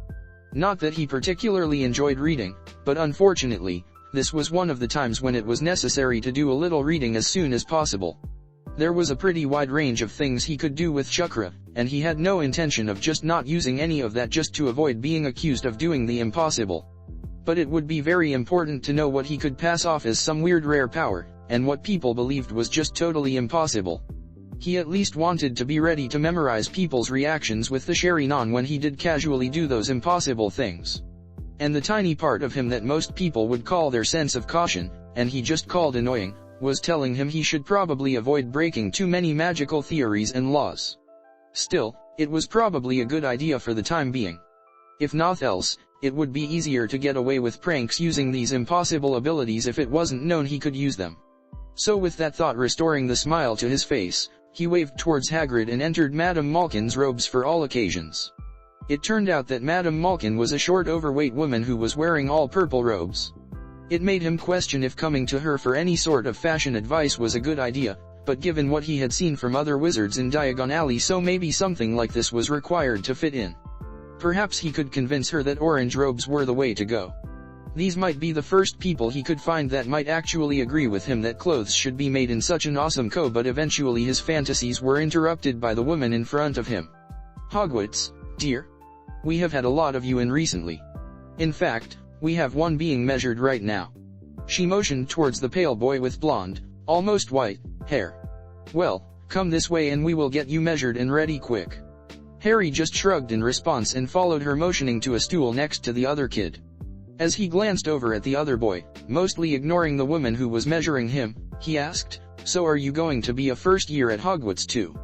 The boy looked over at Harry for the first time as he responded, "Oh, yes. I'm looking forward to it. It's really not fair that they won't let us take brooms in our first year though. I was going to go look at racing brooms next. I think I will get my father to get me one and smuggle it in somehow. Yeah, I saw that they were not allowing us to bring brooms." Harry smiled over at the other boy as he responded. It seemed a weird restriction. "I guess flying around on brooms does seem like it might be a little dangerous, but they let us bring wands. Surely those are more dangerous if used incorrectly. At least you are only risking your own neck on a broom, rather than someone else's." "Hey, yeah, that's a good point. There are loads of spells to hurt someone more than a fall from a broom, and they let us use those. If we already know how to fly a broom, we should be allowed. Not that a rule is going to stop me from bringing a broom," he stated arrogantly, but with a grin. "So, what position do you play in Quidditch?" Harry frowned at this. So far in the conversation, he had been keeping up reasonably easily. He had seen the restriction on first years bringing brooms, and between the Muggle legends of witches on brooms and this boy's comment about racing broom, it was pretty easy to figure out that apparently magical people flew around on brooms, as ridiculous as that sounded. But he had never heard of anything called Quidditch, so he asked, "What is Quidditch? Is that a wizard's sport of some kind?" The blonde boy almost gasped, and after a moment a slightly disgusted expression came onto his face as he subtly shifted away from Harry. Or possibly the boy was constipated. "Oh, so you're a mudblood then?"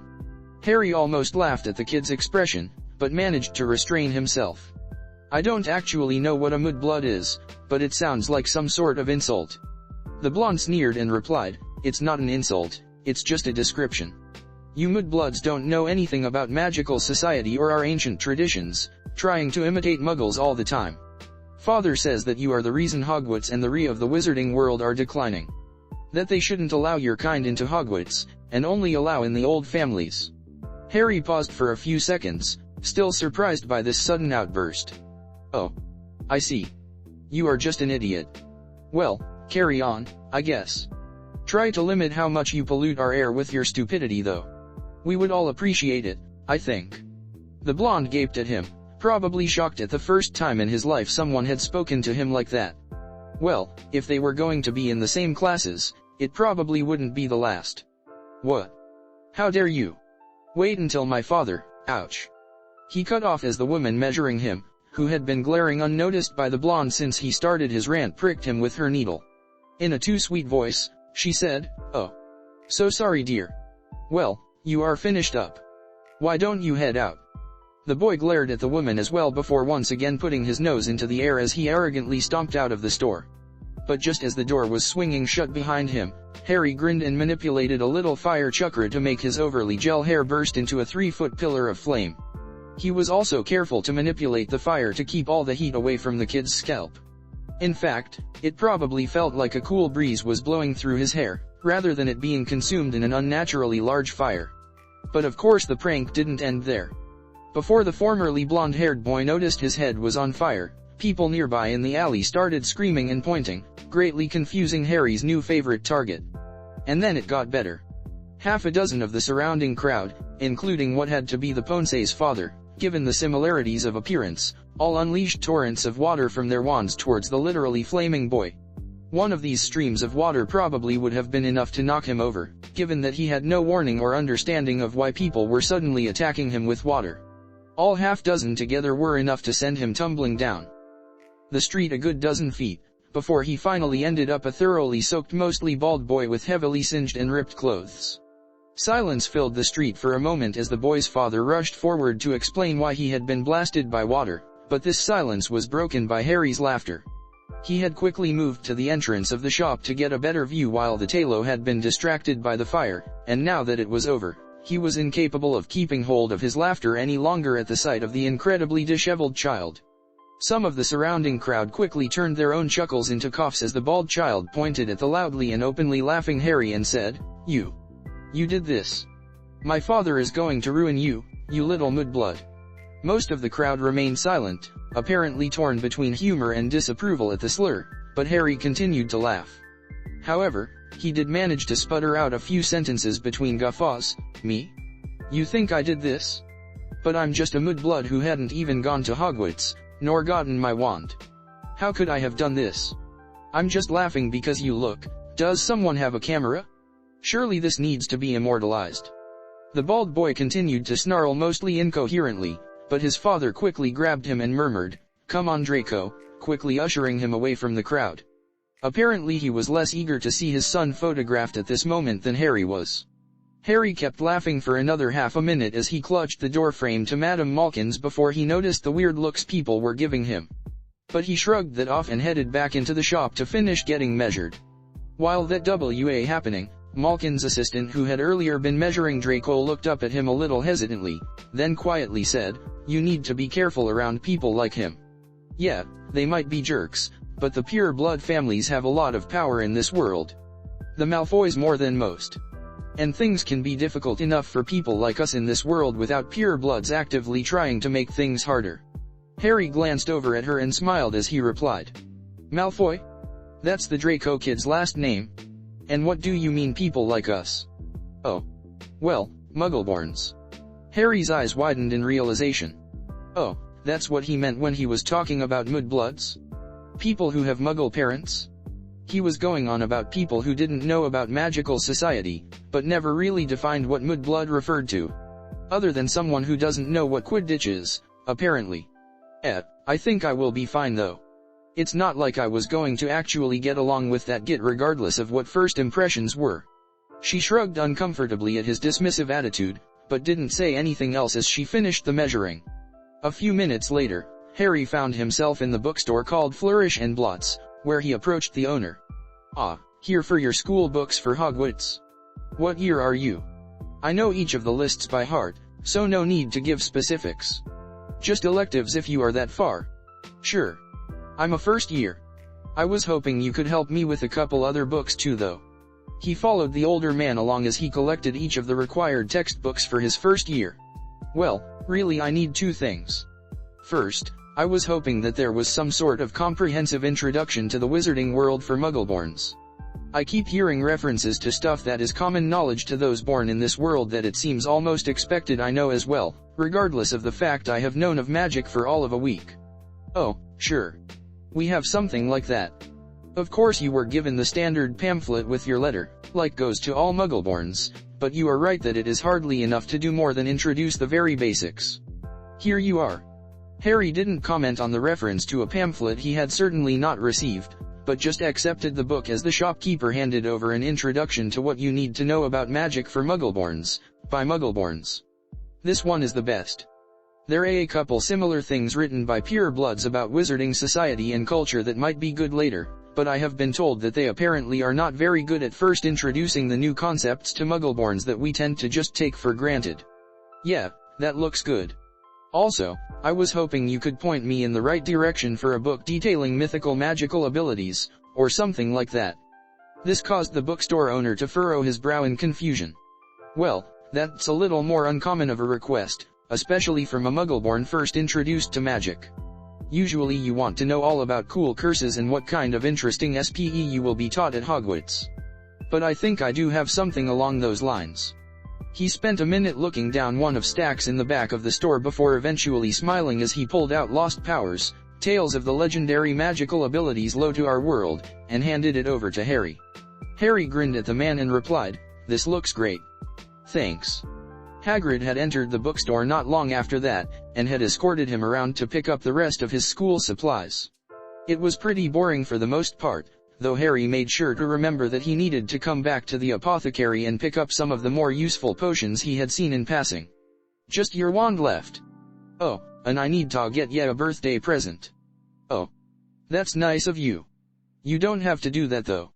I mean we just met, and you already got me the cake." "Ah, well I know I don't have to, but I was friends with ya mum and dad, and I wish I had been able to get ya presents every birthday." "I know, how about a pet?" "Ya are allowed to bring a toad, a cat, or an owl. An owl is best though. Useful, cause they can carry mail, and they mostly look after themselves." Harry was a little skeptical though. After all, he could teleport wherever he wanted, and so could wizards from what he had seen. What was the point of mail at all? Well, I guess. An owl seems kind of boring though. Can't I get something interesting like dragon or dire wolf? Do those actually exist? Hagrid got a giant smile at that comment, though the smile mostly faded away after a few moments. Well, I would love to help ya out in that, but dragons and dire wolves are a little misunderstood by the Ministry. Dragons are illegal to own except by licensed dragon reserves. And dire wolves have been mostly hunted into extinction. At this point, Hagrid's eyes started to become a little watery and he started sniffing loudly. "I would love to have one myself. Especially a dragon. It's always been a dream of mine. But a nice dire wolf pack would be great too." "Huh, that's too bad. Well, if all the interesting pets are controlled by the Ministry, I suppose an owl would be nice too in case I need to send a letter for some reason, I guess." They ended up settling on a pure white snowy owl which seemed to like him. It did take a while to name the thing something that she didn't immediately reject though. It was actually kind of strange to watch the bird turn its beak away at each name offered, before it eventually nodded at Hagrid's suggestion of Hedwig, who was apparently someone from magical history. Certainly it wasn't behavior Harry was used to from birds, not even those well trained to carry messages. He had at first thought that something magical was done to the owls to make them much more intelligent, but Hagrid denied this. According to him, there were a few spells cast on the birds to improve their ability to carry letters and find the correct recipient, but nothing that would make it act like this. Harry just shrugged and told Hedwig that he was very impressed with her intelligence. He didn't want to spend a lot of time on it though, because it was time for him to get his wand, which he had been looking forward to. And so they entered a store with a sign which read Ollivanders, makers of fine wands since 382 BC. It probably said something about him that his immediate reaction to seeing the sign was to lay a genjutsu on it, which changed it to read Ollivanders, masturbators of fine wands since 382 BC as he walked in. He might have 2 centuries of experience, but if he was going to be forced to live as a kid again, he was at least going to enjoy the benefits of being allowed to be immature. The inside of the shop was very dim and filled with tight rows of stacks of small, narrow boxes which he assumed held wands. The shop also held a creepy old man under some kind of invisibility magic. It was a pretty good spell too, and Harry might have missed him if it were not for the Sharingan's ability to see the magic of the spell. It seemed like this Ollivander liked scaring people, or possibly just deliberately being weird. So when he dropped his invisibility spell and greeted him, Harry just grinned at the man and replied, "Hello Mr. Ollivander. I'm here to get my wand." If Ollivander was surprised that Harry hadn't jumped at his appearance like Hagrid did, he concealed it well, only giving a small twitch of one eyebrow. "Ah, yes, well I thought I would be seeing you soon, Mr. Potter. You have your mother's eyes. It seems only yesterday she was in here herself, buying her first wand. 10¼ inches, swishy, made of willow. Nice wand for charm work. Your father, on the other hand, favored a mahogany wand. 11 inches. Pliable. A little more power, and excellent for transfigurations. Though of course it is the wand that chooses the wizard." By this point Ollivander had approached so close that his face was almost touching Harry's. Yes, his new sign out front would probably get him in trouble if he acted this way all the time. Maybe that would teach him to tone the creepiness way down. "So, that's nice about my parents, but can I get my wand now?" "Ah yes." The man gave another of his odd smiles with his glinting silver eyes as he pulled out a tape measure. "Which is your wand arm?" "Well, I'm right-handed, if that's what you mean." After the apparently magical tape measure took a number of measurements from him, many of which couldn't possibly be relevant, Ollivander finally started to hand him wands and asked that he wave them, all of which seemed to produce none of the results the man was looking for. This went on for about half an hour before Ollivander finally muttered to himself, "Tricky customer, I see. Well, we may as well try it. Holly and phoenix feather, an odd combination, but it might just work for you. 11 inches, nice and supple." Harry shrugged and grabbed the wand from Ollivander, much like so many others' attempts. It was at that point that things deviated sharply from how they had gone before. While he had been testing wands, he had asked Ollivander what exactly was supposed to happen. The man had claimed that the reaction differed a little with each wand and each customer, but that generally sparks or an aura, or sometimes music appeared. This was not what happened when Harry waved the Holly and Phoenix wand. Instead, it exploded. It didn't make something in front of it explode. Well, yes. It did that too, but more importantly to Harry is that the wand itself ignited into a fireball while in his hand, along with everything for about 10 feet in front of the wand. Harry rapidly channeled chakra into the limb to reinforce it, preventing more than his skin and a bit of the muscle in his hand from being burned away. Luckily, though the fire had burned fairly hot, it had been very brief before the wand itself was consumed in flames, leaving only ashes to fall away from Harry's hand. A few of the smaller bones in his hand were also broken from the force of the explosion even with chakra reinforcement, but Harry wasn't too concerned about that.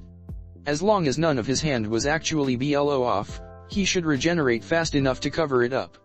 In fact, given the fact that Ollivander had leaped out of the way at the last moment, but still been caught in the edges of the flames, he wouldn't really need to make any distractions at all. Hagrid tried to rush over to ask if he was okay, but Harry just waved him away with his left hand and told him to go check on Ollivander. By the time Ollivander had been able to extinguish the smoldering of his robes and cast a few minor healing spells on his own burns, Harry was able to remove his once again whole right hand from where he had hidden it in his robes. "So, I assume that wasn't normal? Sorry about all your wands too." Harry pointed over one of the large stacks of wand boxes which had been more or less consumed in the explosion. "Oh my. How interesting. No, not to worry, Mr. Potter. Hopefully I can salvage some of them, and if not, well, it wasn't your fault. And to be able to see such a thing is worthwhile of its own merit. I'm glad your hand is okay as well. Perhaps the magic released protected it from the damage somehow?" Harry frowned at that, and waited for Ollivander to continue. However, the man had just trailed off and was now staring at him in an almost predatory fashion, so Harry uncomfortably asked, "Such a thing? What does that mean, exactly? I assume you didn't expect something like this." Ollivander chuckled almost gleefully. "Oh, no. Of course not. Why, something like that hasn't happened for centuries. And even then, I doubt it was remotely to this extent. Hagrid just looked between the two of them with a confused expression, but Harry was starting to get more annoyed than disturbed by Ollivander. Something like what exactly? What made the wand explode like that? Ollivander was grinning wildly by this point. Oh, you were much too powerful for the wand. You see, that wand did choose you, just as a wand is meant to.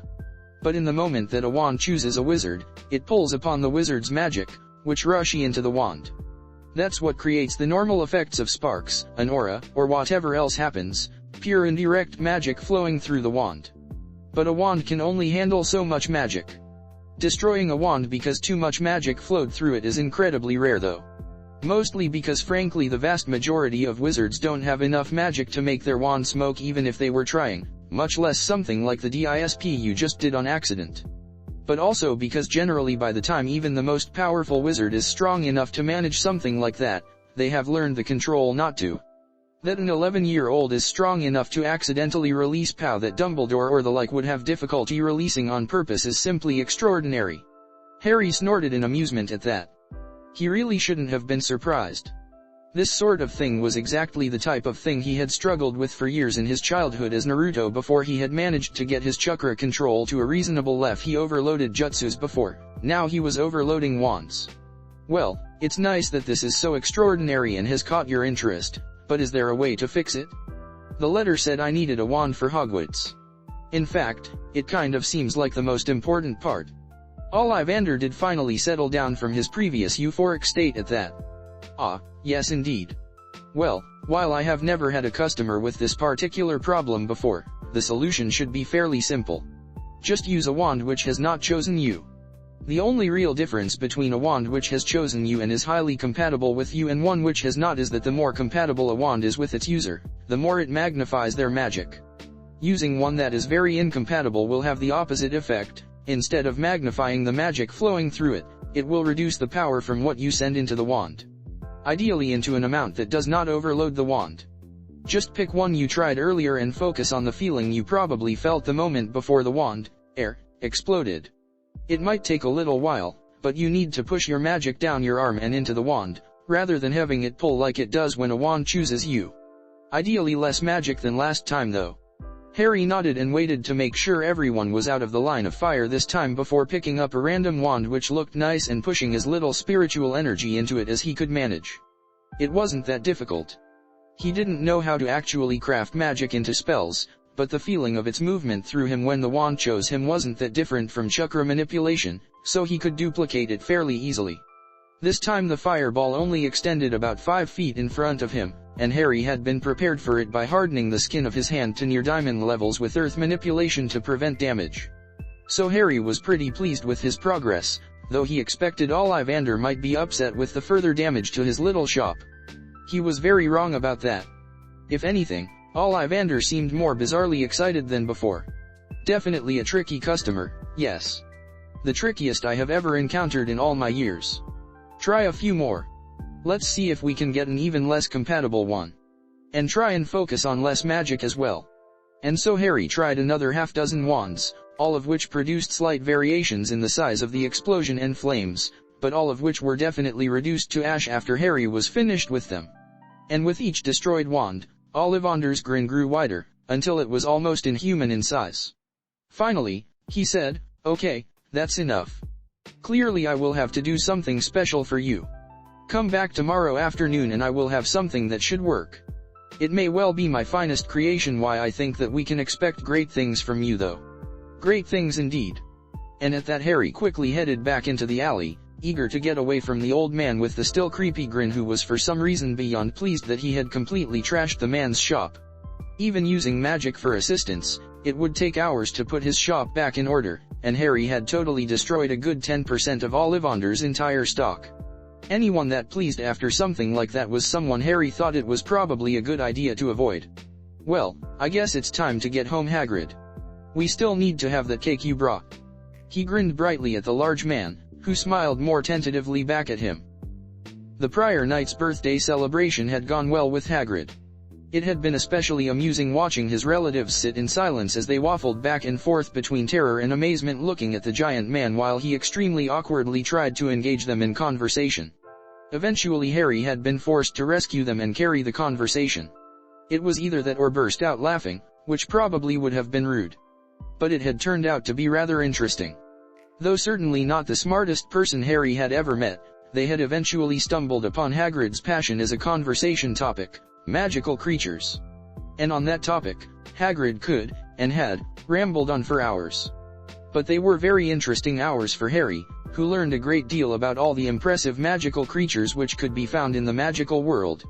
He was pretty sure his relatives had not been especially reassured that so many of the deadly creatures from myth they might have heard of really existed, and not a few they hadn't.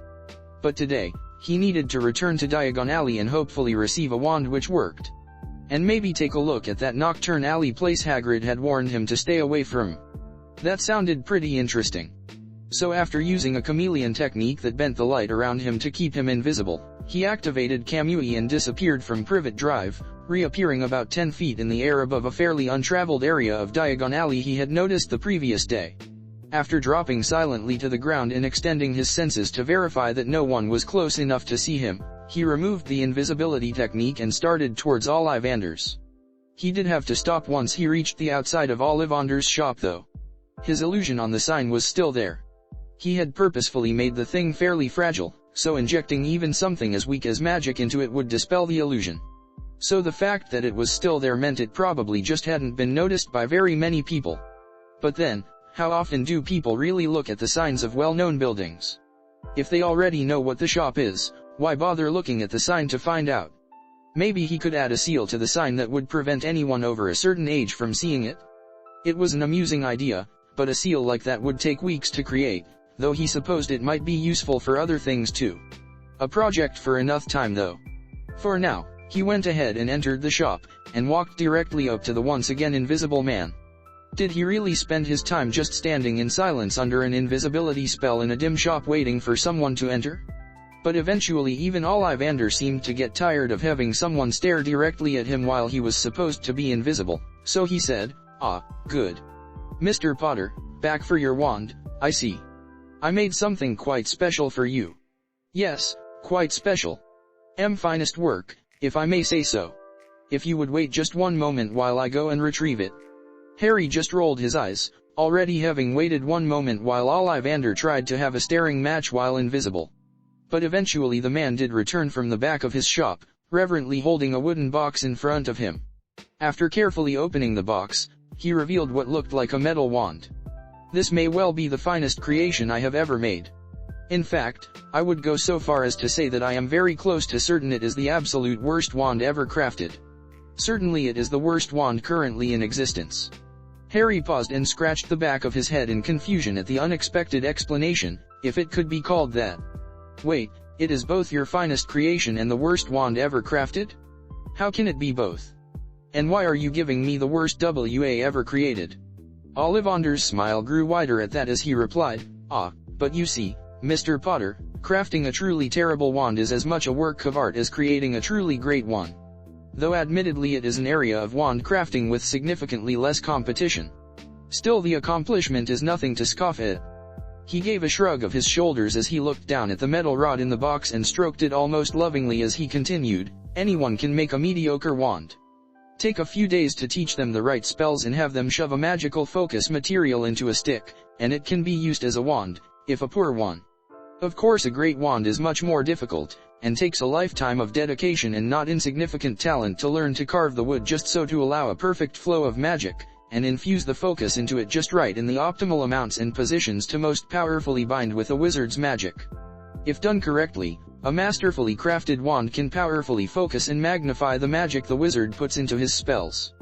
But it is just as difficult to create the opposite. A piece of wood, or in this case metal, molded to create the maximum blockage against the user's magic. I even made this beautiful thing out of cold iron.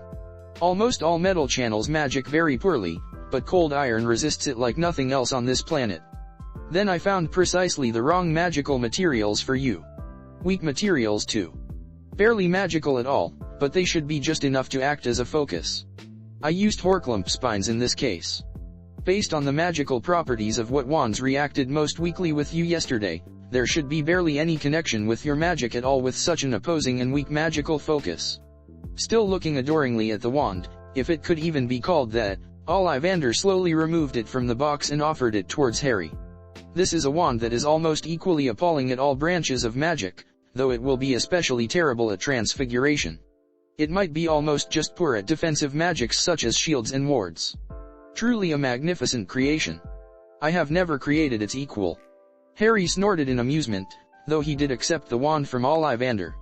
You have never seen its equal at just how poorly it channels magic, and especially how much it will fight against and weaken the flow of my own magic.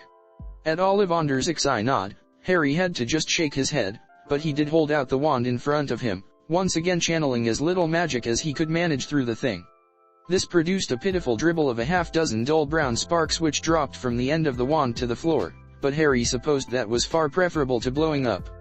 He sent another tiny burst of pure spiritual energy down his arm into the WA again, and this time only produced 2 sparks, one of which was a light purple, and the second was a yellowish green. Clearly precise control was still going to be an issue. As he continued to experiment with very little success at controlling exactly how much magic he sent down the wand in an attempt to duplicate earlier numbers of sparks, he asked, "So what is a Horklump, anyway?" Ollivander still seemed quite enthused with the entire process and was watching Harry's experiments avidly, but he was happy to answer. "Oh, Horklumps are a type of magical mushroom. Basically they are a type of weed for magical gardens. They eat earthworms and attract garden gnomes. Quite annoying things, all told. And they don't really have any magical use. Or should I say they didn't until now." Clearly still excited, he gave a chuckle that came out as more of a mix between a cackle and a cough, but Harry just ignored that. "Do you think that you could sharpen the end of the wand, I guess I can call it? Having a sharp point would be useful." Ollivander frowned at this, apparently losing a little of his earlier enthusiasm, though he eventually slowly nodded. "Well, I could. I must warn you that even something so minor as sharpening the end of the wand might cause minor improvement to its overall performance. I already created it in an optimal shape to most poorly channel your magic." Harry shrugged in response. "A minor improvement should be fine. It clearly isn't about to explode into flames now. And until I get better control over my magic, it would probably be better to stab someone a little rather than hit them with a spell to knock them unconscious and end up stopping their heart on accident, or something similarly dangerous." Ollivander eventually nodded, though he clearly wasn't happy about lessening this wand's claim to the title of worst wand ever created. "I suppose so. And eventually, as your control over your magic improves, we might be able to upgrade you to a new wand as well. Give it a few years, and I could probably make something similar with the hoof shavings of a winged horse. Barely any more magical than the hooves of a regular horse, but it shouldn't be quite so terrible a fit with your magic as the Horklump spines. Why, someday you might even reach sufficient control for me to use the spurs of a platypus. Those actually have enough magic to be detectable." "Wait, a platypus? Like the duck-billed platypus from Australia? I thought those were just normal animals." Ollivander laughed at this. And yes, his laugh was just as creepy as his chuckle.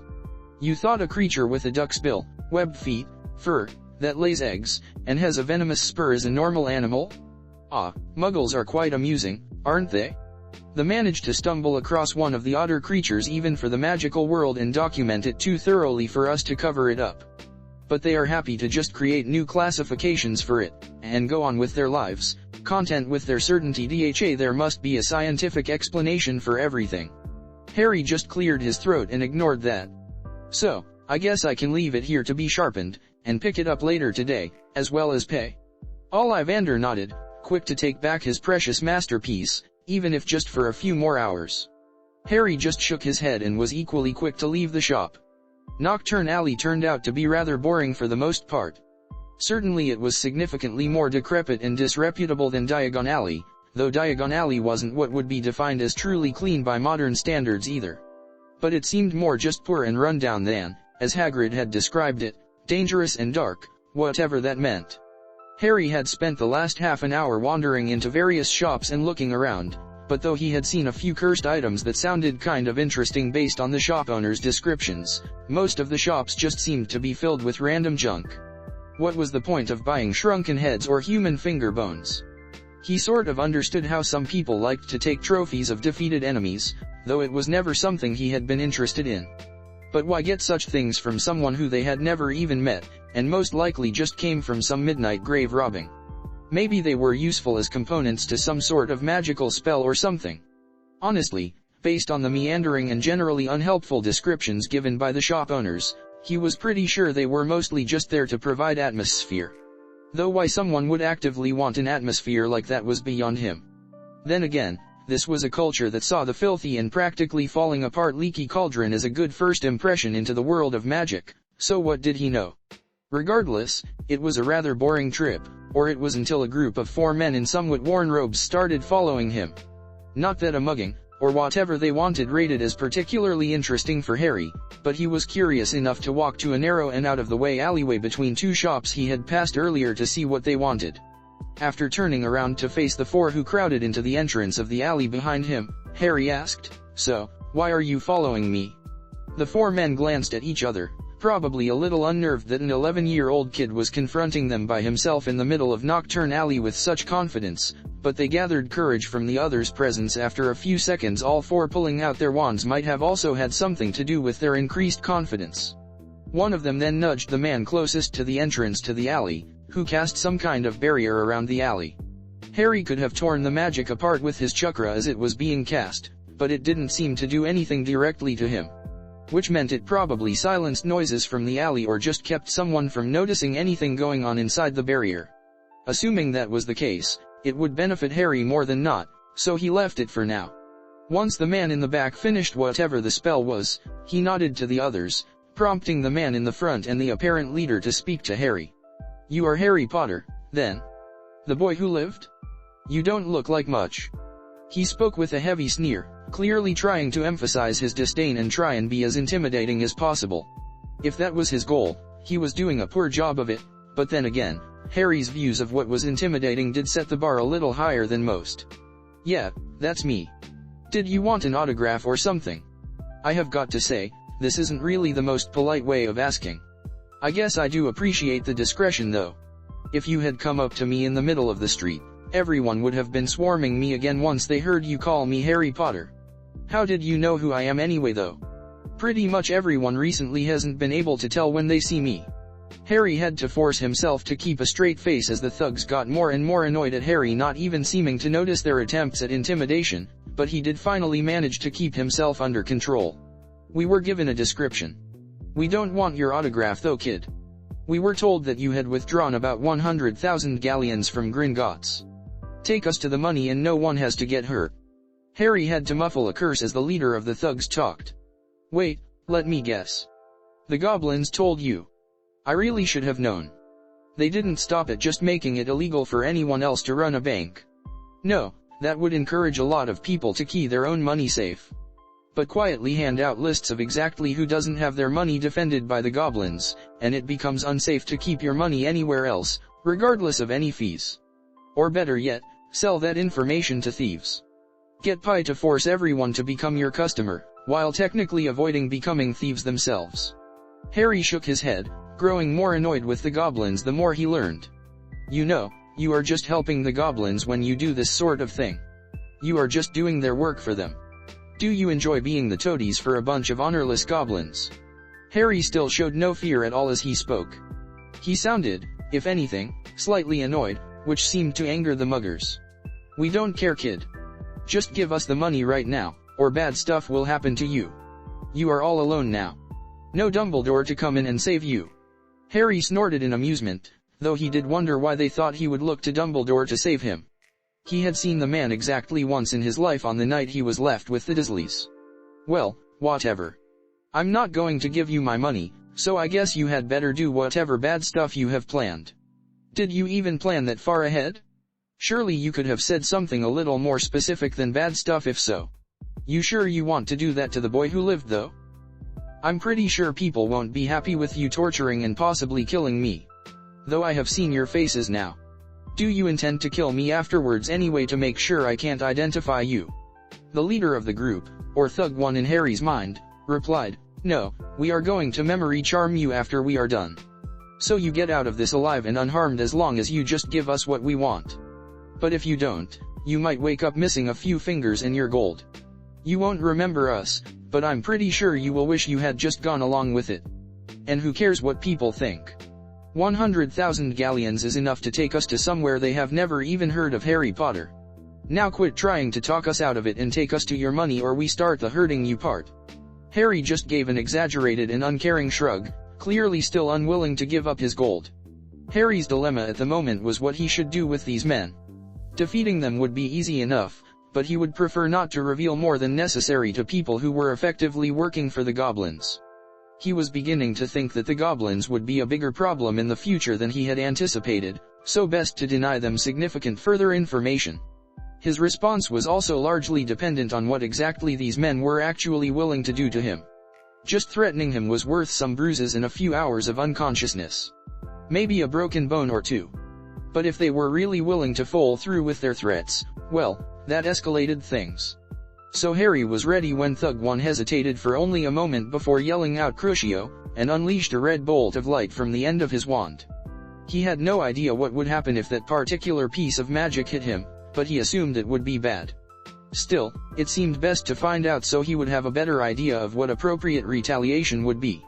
So rather than immediately attacking them or even dodging, he quickly used a body replacement technique to switch himself with Thug 2 while simultaneously using a transformation technique to take on the appearance of Thug 2 and laying an illusion on the other thugs to make Thug 2 look like him. It turned out that the spell Thug 1 had used was some kind of torture magic, since Thug 2 immediately fell over and started writhing and screaming on the ground. The magic appeared to be quite effective though. He hasn't heard screams like that since Anko had retired late in his time as Hokage. But Harry just continued to quietly watch from beside Thug 1 as the man tortured Thug 2 under the incorrect belief he was torturing Harry. Still, after about 10 seconds, Harry was beginning to think that he should step in and stop the spell. Torture was necessary at times, and a little pain could be useful in making sure people remembered that attacking him was a very bad idea.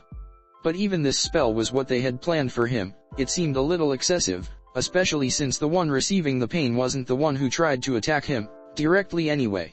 But before he could intervene, Thug 1 released the spell and while panting slightly asked, "Now, you want to tell us where the gold is, or do you want more?" Harry put his hand on Thug 1's shoulder and released the illusion and transformation techniques as he replied, "Well, I'm still not going to give you your money, but I'm pretty sure your friend doesn't want more." As both the leader and the other two behind Harry gaped at him, Harry didn't wait for a response. These men had tried to torture him, and he couldn't just let that go. Well, he could, but given that these men had made sure that no one had seen them enter with Harry, he could safely do something about it without anyone finding out he was responsible. So he lashed out, breaking Thug 1's forearm to make him drop his wand and creating twin small fireballs, which he spat at the other two standing men's wands. If it burnt their hands a little as well as destroying their wands, well, they really shouldn't party to torturing children. Once all four were disabled, at least for the moment, he grabbed two by the arms and activated Hyration. As teleportation techniques went, he overall preferred Kamui because of its versatility. He could go anywhere with it, while Hyration required a SE to have been placed at the target location in order to allow for teleportation. But if that marker was placed, Hyration was superior in every way as far as actual teleportation went.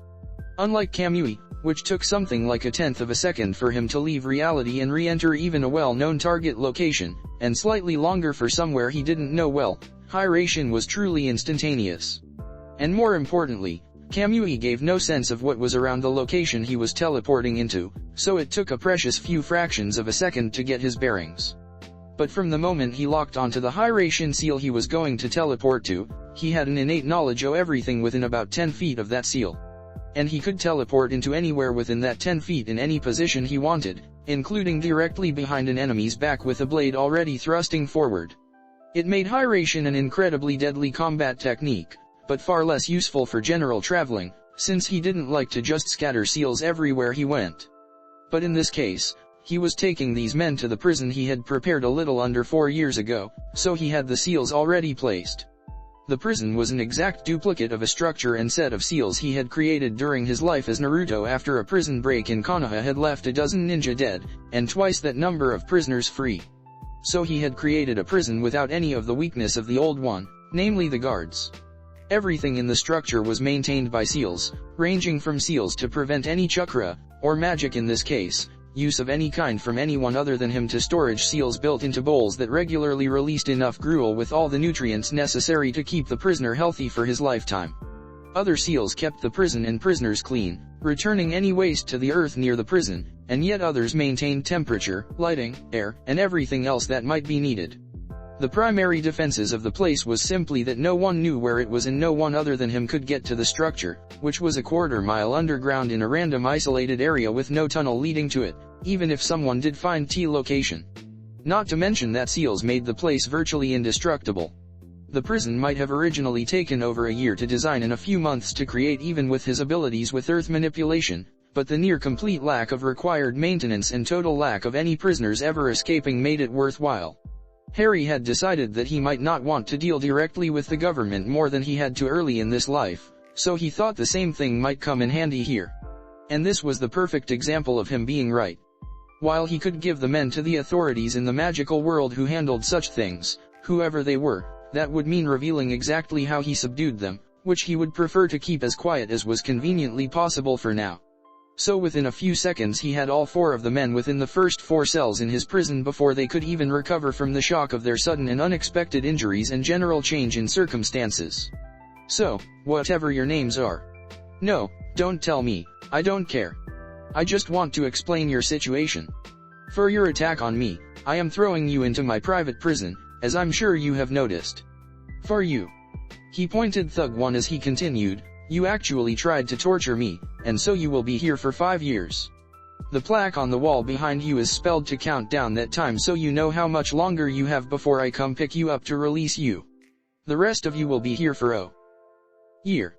I encourage you to use that time to really think about your life and what you did. You were trying to torture a child for money. If that's the kind of person you want to be, well, I can't really do anything to help you.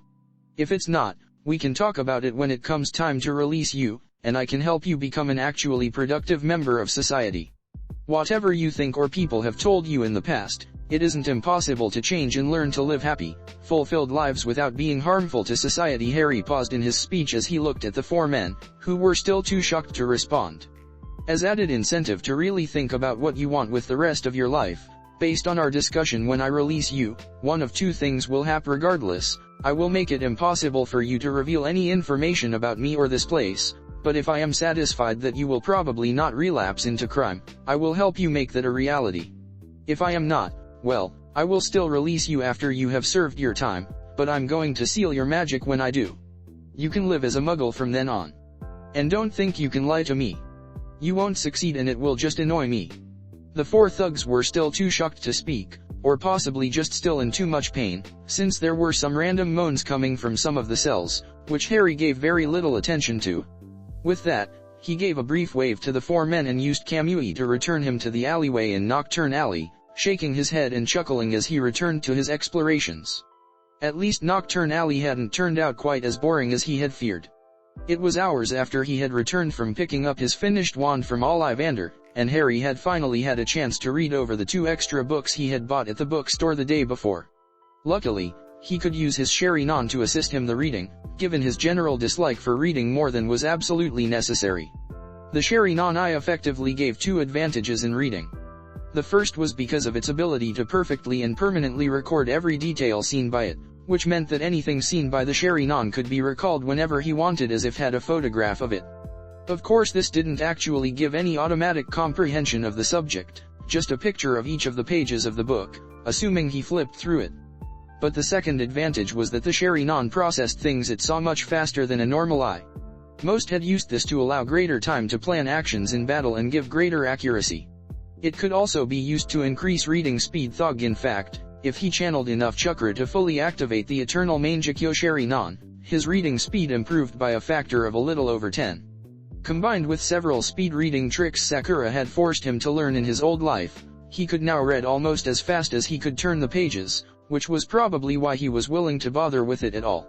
He did occasionally miss small details with this trick, but it gave him enough of an idea of the information in the book that he could pause to read more closely what interested him, and remember what pages to call up to review later if that became necessary. And in this case, it paid off. In addition to learning a number of other minor facts which would probably lessen his confusion once he arrived at Hogwarts a great deal, he found two particular things that he should be able to use to explain many of his abilities.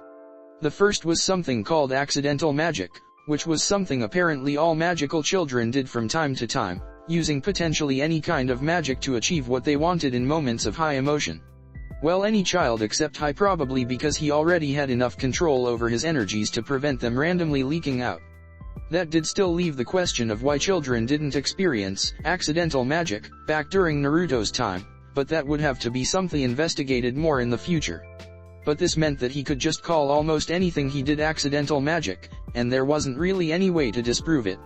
It didn't even need a wand, which was good because doing true controlled wandless magic was supposed to be very difficult, and probably not something he could pass off in the near future.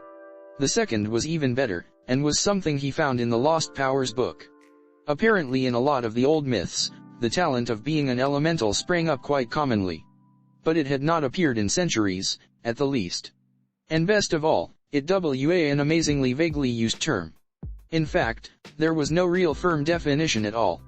Stories ranged from people being able to create and control small quantities of their element to people being able to rearrange entire mountain ranges, or turn an entire battlefield into a raging inferno, or just turn themselves into their element. Merlin was even said to have been the only elemental who could control all 5 elements.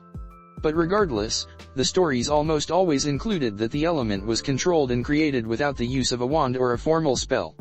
A lot of people claimed that if the ability existed at all, it was really just an affinity for spells of that element, so a fire elemental could cast fire spells with greater ease and more power, but that it had been greatly exaggerated by stories over the centuries.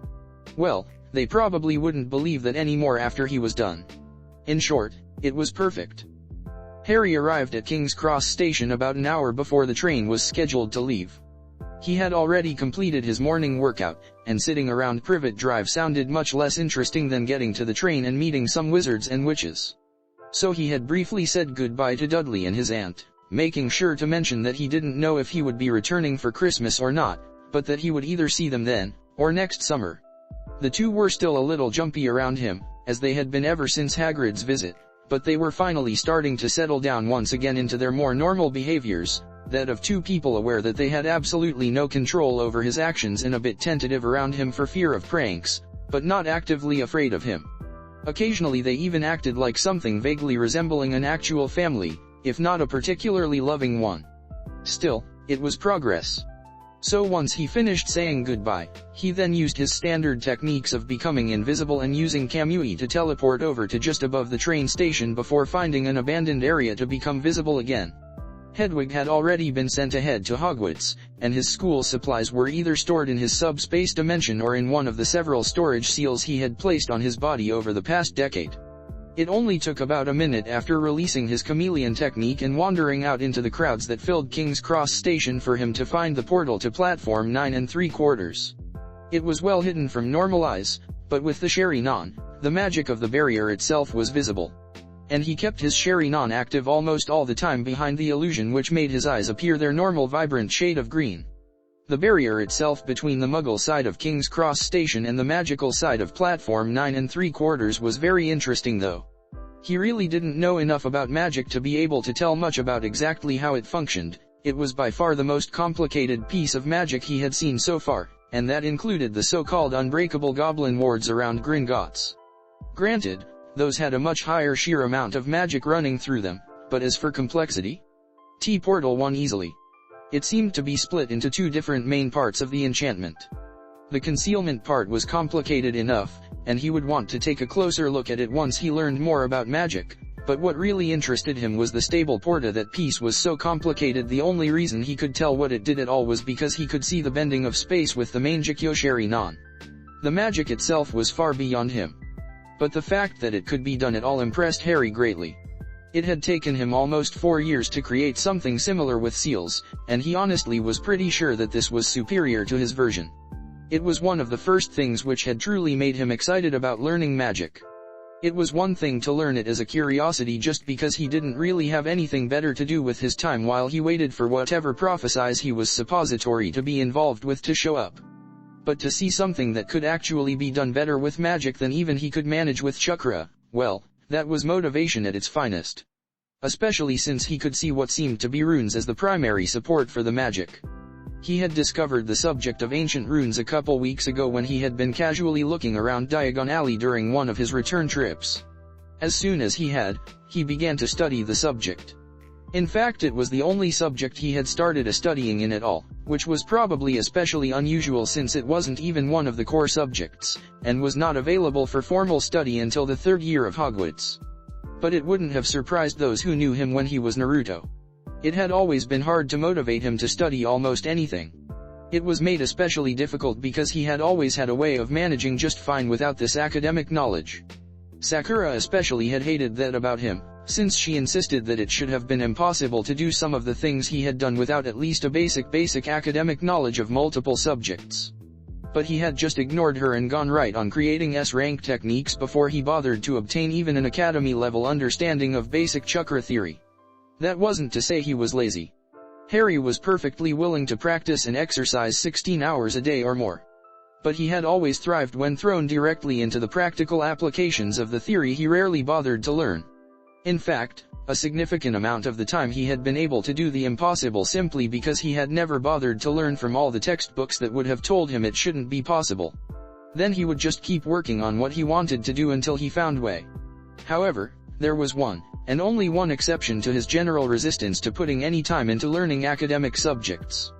And that exception was seals. Seals were awesomely complicated. Easily as complicated as all other branches of ninja techniques combined. And they were not something that could be just jumped into either. It took a significant amount of learning just to know all the symbols and understand the intricate rules required to make even something as simple as a basic storage seal. The pure in-depth understanding required for more complicated tasks went up exponentially from there. But during his first childhood, Naruto had found himself entranced by seals. He had spent thousands of hours poring over the symbols and rules that formed a basis of the subject. It had just made sense to him in a way that mathematics or chakra theo had not. And it had not taken long before he started getting to the practical applications he had never seen in learning something like how to calculate the exact angle needed to throw a kunai to hit a target a certain distance away. First with simple thin-like storage seals, but eventually, in spite of all of his power in other areas, he considered seals the basis of his greatest power. It had been a seal that had given him his bloodlines, and ultimately seals that had provided the edge he needed in many of most difficult battles during the Fourth Shinobi World War and even after. More recently, it had not taken long to see the link between ancient runes and seals. While obviously ancient runes were powered by magic rather than chakra, the purpose of the two disciplines was very similar. And as he had began to learn pieces of the many languages that made up ancient runes, he began to find that even some of the most basic rules of ancient runes were the same as the rules at the core of sealing techniques. Of course there were differences too, but the pattern of similarity was beginning to give the appearance that ancient runes had evolved directly out of the sealing arts. This was especially apparent in some of the very oldest forms of ancient runes, such as Sumerian runes, though he had been unable to find much of anything older than ancient Egyptian runes. But once he had begun to see this link, as well as find his interest in a subject so similar to seals, he had bought a copy of every book in Flourish and Blots on the subject. And ever since, he had began to put hours every day into reading through these books, starting with the Hogwarts textbooks, though he had many more to continue with once those were complete. But he was not nearly far enough to even begin significantly deciphering the magic behind the portal, so after giving it one last brief examination, he walked through to platform 9 3/4. It was still early enough that the platform was not very crowded, and almost everyone there was still in the process of saying goodbye to family members, so Harry ignored the scattered families for now and entered the bright crimson train, quickly. It was still early enough that the platform was not very crowded, and almost everyone there was still in the process of saying goodbye to family members, so Harry ignored the scattered families for now and entered the bright crimson train, quickly finding an empty compartment and settling down to continue reading his Ancient Runes textbook. He was looking forward to meeting other wizards and witches, but there wasn't any point while they were still talking with their families, so he allowed himself to get lost in his book while he waited. It didn't turn out to be a very long wait. Just a little over a quarter hour, to be precise. At that point, the door to his compartment opened, very hesitantly at first, but with more confidence as the girl outside got a look into the compartment. Of course Harry had been aware of her since before she had even stopped outside the compartment. He wasn't that lost in his book. She looked like she was about his age, and she had extremely bushy hair and somewhat oversized front teeth. Once she took a step into the compartment, she asked, "Do you mind if I sit here?" Harry nodded as he answered, "Sure, have a seat," and helped the girl move her trunk into the storage space set aside for them. Once the girl settled down in her seat, she sat perched on the edge, looking over at the book Harry had earlier been reading before speaking all in one rapid-fire burst without taking any breaths. "So what were you reading? It looks like a textbook, but don't recognize it from the first-year course books. Are you a first year too?" "Of course I learned all my books by heart. I hope I am ready. I'm the first one in my family to have magic. I was ever so surprised when I received the letter from Hogwarts. I'm Hermione Granger, by the way." "Who are you?" Harry chuckled quietly at Hermione's enthusiasm and replied, "Take a breath, Hermione." He grinned a little wider as she blushed and breathed a bit deeply. "I am a first year, but this isn't a first-year textbook. It's an introduction book on ancient runes. We don't even get the option to take the class until our third year, apparently, but it's an interesting subject, so I got started a little early, I guess. If you actually memorized your entire first year's textbooks, I'm sure you are more than ready though. I highly doubt anyone else in our classes will have done the same, Muggleborn, or otherwise." After a short pause in which Harry looked at Hermione speculatively, he continued, "And my name is Harry Potter." Her eyes widened at that and flicked up to his forehead, where now that she knew to look for it, the seal he had placed over his scar a month earlier would allow her to see the famous lightning bolt pattern. "Oh, wow," she exclaimed. "Are you really? Of course I have read all about you. I got a few extra books for background reading, and you're in modern magical history and the rise and fall of the dark arts and great wizarding events of the 20th century. Harry just shrugged.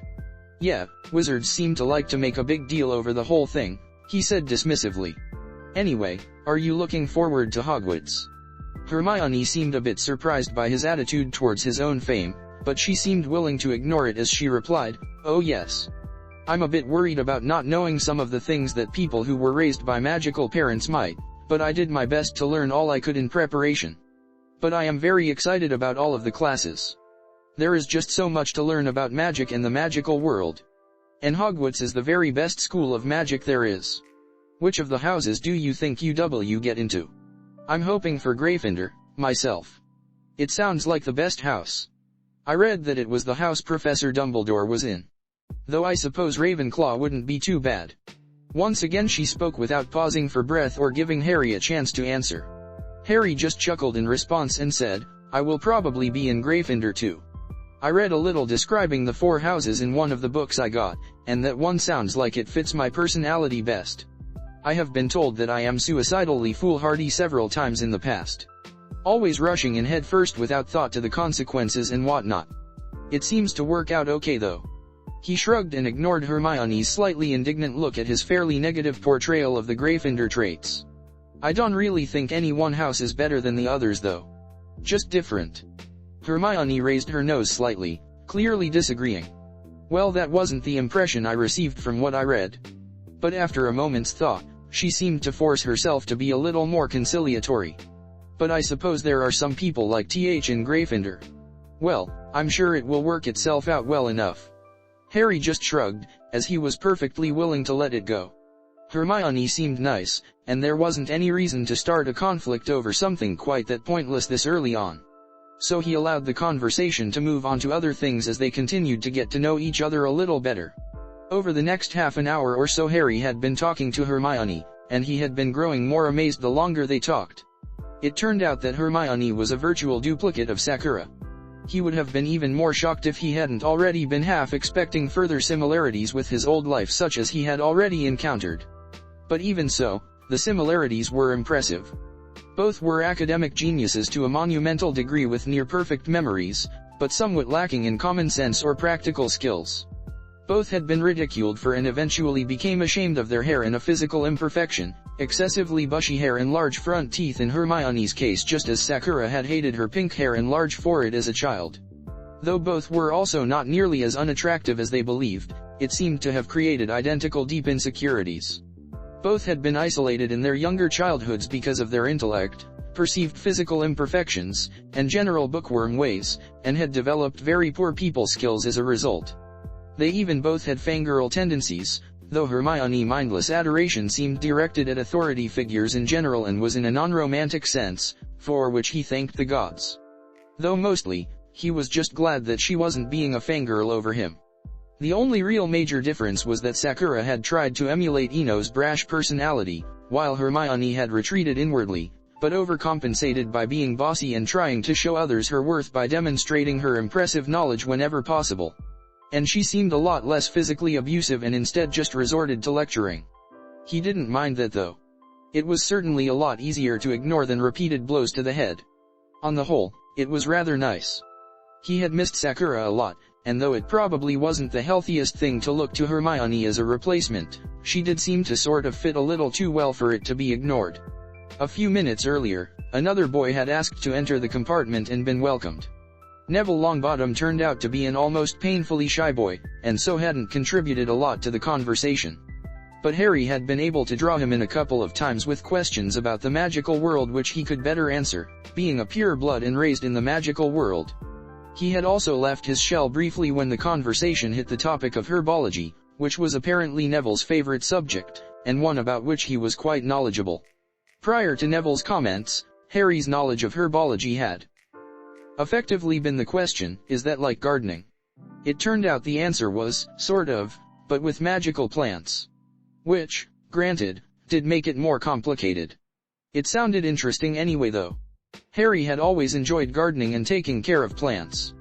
Add in plants often even more beautiful than the best of the Muggle varieties that will frequently literally try and kill you, and what's not to like. Harry did make sure to praise Neville's knowledge, which the shy boy didn't seem to know how to take. Harry quickly realized that it was likely Neville had never really received encouragement or acknowledgement before. Harry could empathize from his own childhood as Naruto, and he made sure to remember to be encouraging towards Neville in the future. From personal experience, he knew the difference even a single person who cared for and acknowledged you could make. Besides, he had an awesome toad named Trevor, which Neville let him hold. It made Harry question why he hadn't gotten Hagrid to get him a toad. Sure, Hedwig was very pretty, and impressively intelligent, but she wasn't nearly as awesome as a toad Trevor even liked to escape to. Harry had been forced to catch the toad as he suddenly leaped away from his perch on Harry's lap several times already. And best of all, he was trying different angles of escape with irregular timing. Trevor was learning from his escape attempts. Harry couldn't wait to see what he would try in the future. But after a few minutes of this, the Hogwarts Express finally pulled away from platform 9 3/4, and they all took a pause from their conversation to look out the window to the crowds of families. Hermione's parents had already left. Bullet and Neville waved goodbye to his grandmother, who apparently took care of him, until the train turned a corner and was out of sight of the platform. A few seconds later, before they could begin speaking again, there was a knock at the door to the compartment. All three of them looked up to see a red-headed boy who was quite tall for his age. The boy paused when confronted with all three of their gazes, but eventually said, "Is anyone sitting there?" He pointed to the empty seat beside Harry. "Everywhere else is full."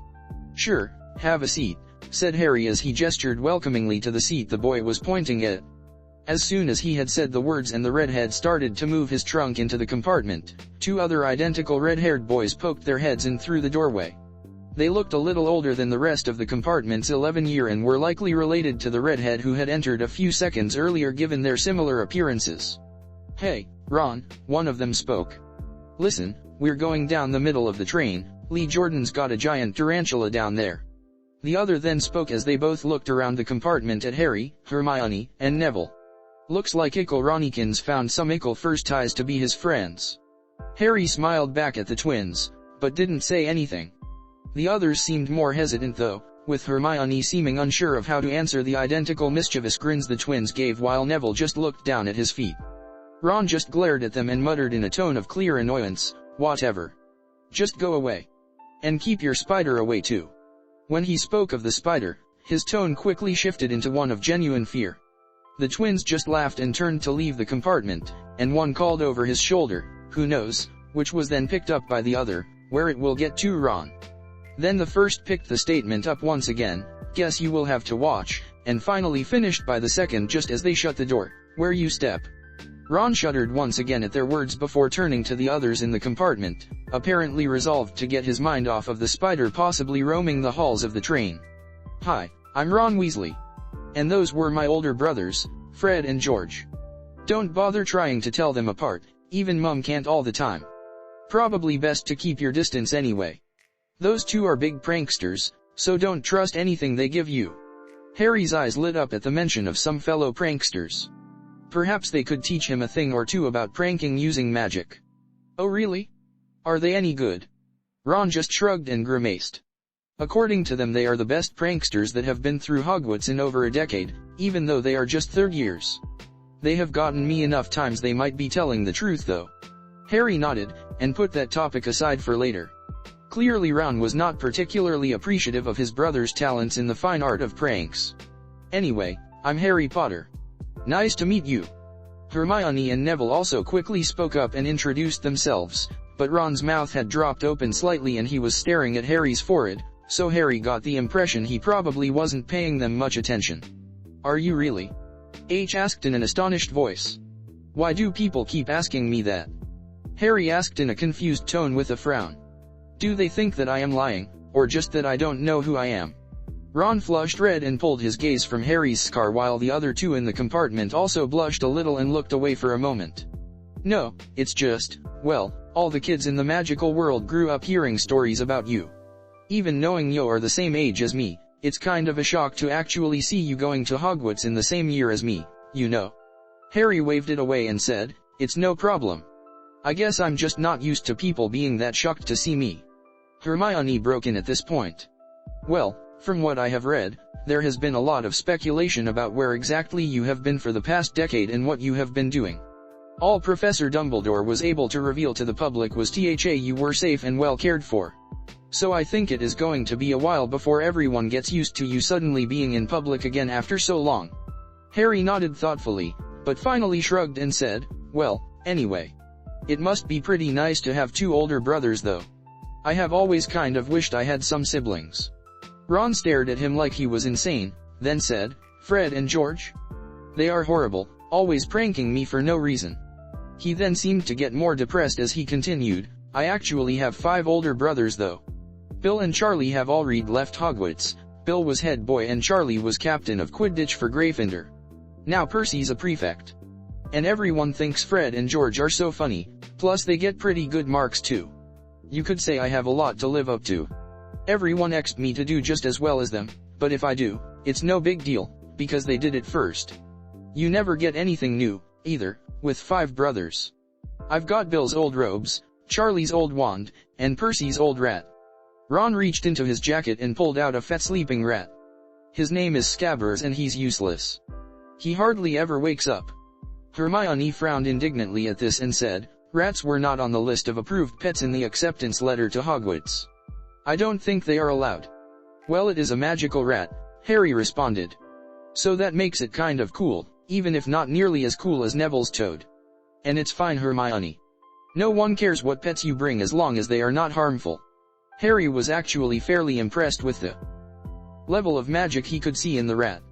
It was more magic, and more complicated, than he had seen in any other animal so far.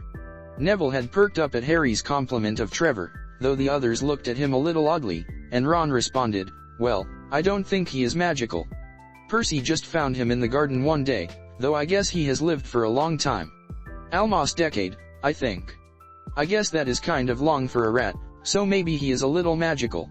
Ron seemed to brighten at that thought, though he did add, "Still doesn't change that he is sort of useless though."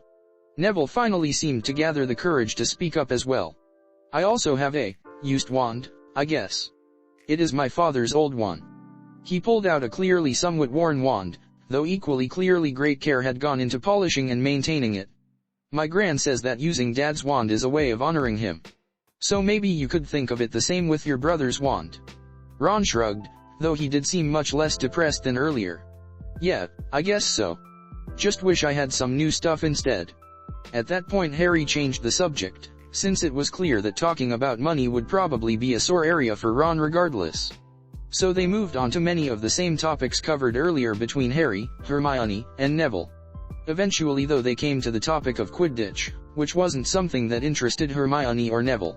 Honestly, it didn't really interest Harry either. Civilian sports of any kind were decidedly boring to a shinobi. When an average Thursday consisted of going out to duel another ninja to the death in order to complete a mission because you needed some extra money for the poker game that weekend, well, throwing around a ball just didn't provide a lot of excitement even if the ninja was using their physical training to give them an advantage no civilian could match. Even if the ball in question was being thrown from brooms flying through the air far faster than any non-ninja could possibly normally move, though the ability to move in a third dimension did add a little interest to the game. Still, Ron was able to conv Harry to his favorite team, the Chudley Cannons, purely on the basis of their team colors. Any team which wore that brilliant orange couldn't help but to be awesome, regardless of if they won or not. Which they didn't, he was informed, though Ron didn't state it outright. Ron did seem very hopeful for this year though, but Neville's incredulous look at that didn't produce a lot of confidence in Ron's opinion on the topic. Still, having his team lose didn't really bother Harry, especially in something that mattered to him as little as Quidditch. Besides, their official team motto of, "Let's all just keep our fingers crossed and hope for the best," couldn't help but make Harry laugh. Eventually Harry started looking for a way to change the topic though, since Neville and Hermione had long grown bored with Ron's ceaseless enthusiasm for Quidditch and the cannons, and Harry was rapidly moving in that direction. Fortunately Harry didn't have to come up with a distraction. Someone else was kind enough to make one for him. Malfoy, the same prat from the clothing store in Diagon Alley a month before, seemed to have been able to regrow his hair into the same ridiculous slicked back haircut he wore previously. He had also obtained two fairly pathetic-looking bodyguards who, if looks meant anything, were likely even less able to think for themselves than Malfoy was. But as the three came barging into their compartment without knocking or even particularly looking around as they entered, Malfoy announced in his standard arrogant tone, "I heard that Harry Potter was on the train today. Have any of you?" He then trailed off as he looked at Harry for the first time, his expression going from haughty to furious in seconds. "You?" he repeated. "You are the one from Madame Malkin's last month. No one knew your name when I tried to track you down. Who are you?" "Me," Harry answered in a too innocent voice. "Oh, my name isn't really important," he said quickly before Ron or any of the others could say anything. "I did find out that your name is Draco Malfoy, though."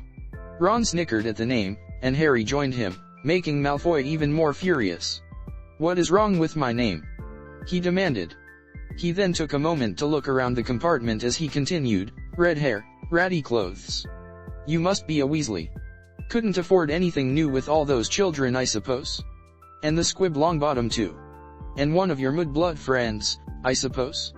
Draco is an ancient name of the Malfoy family, and is worth far more than all of your names combined." Harry just shook his head, still chuckling. "Well, I don't know about Ron, but I wasn't laughing about the Draco part of your name. That is actually kind of a cool name, if a little mini dark wizard wannabe for my tastes. No, I was talking about the Malfoy part." This shocked Malfoy out of his rant, at least for a moment, as confusion overtook the rage that had been building. "Malfoy? Malfoy is a noble house of ancient and pure heritage, and worth 10 of even Longbottoms, much less the rest of you. And how pathetic is that Longbottom is the best you can find to befriend." Harry ignored this statement for now, though the steadily growing slump of Neville's shoulders as he stared at the floor did stir the beginnings of actual anger in Harry towards this little prick. But he forced his voice to maintain the same amused detachment that aggravated Malfoy so much as he answered, "You don't even know what your own name means, do you? Well, I don't want to strain your brain making you look it up, so I will tell you. Malfoy comes from French, and basically translates into bad faith."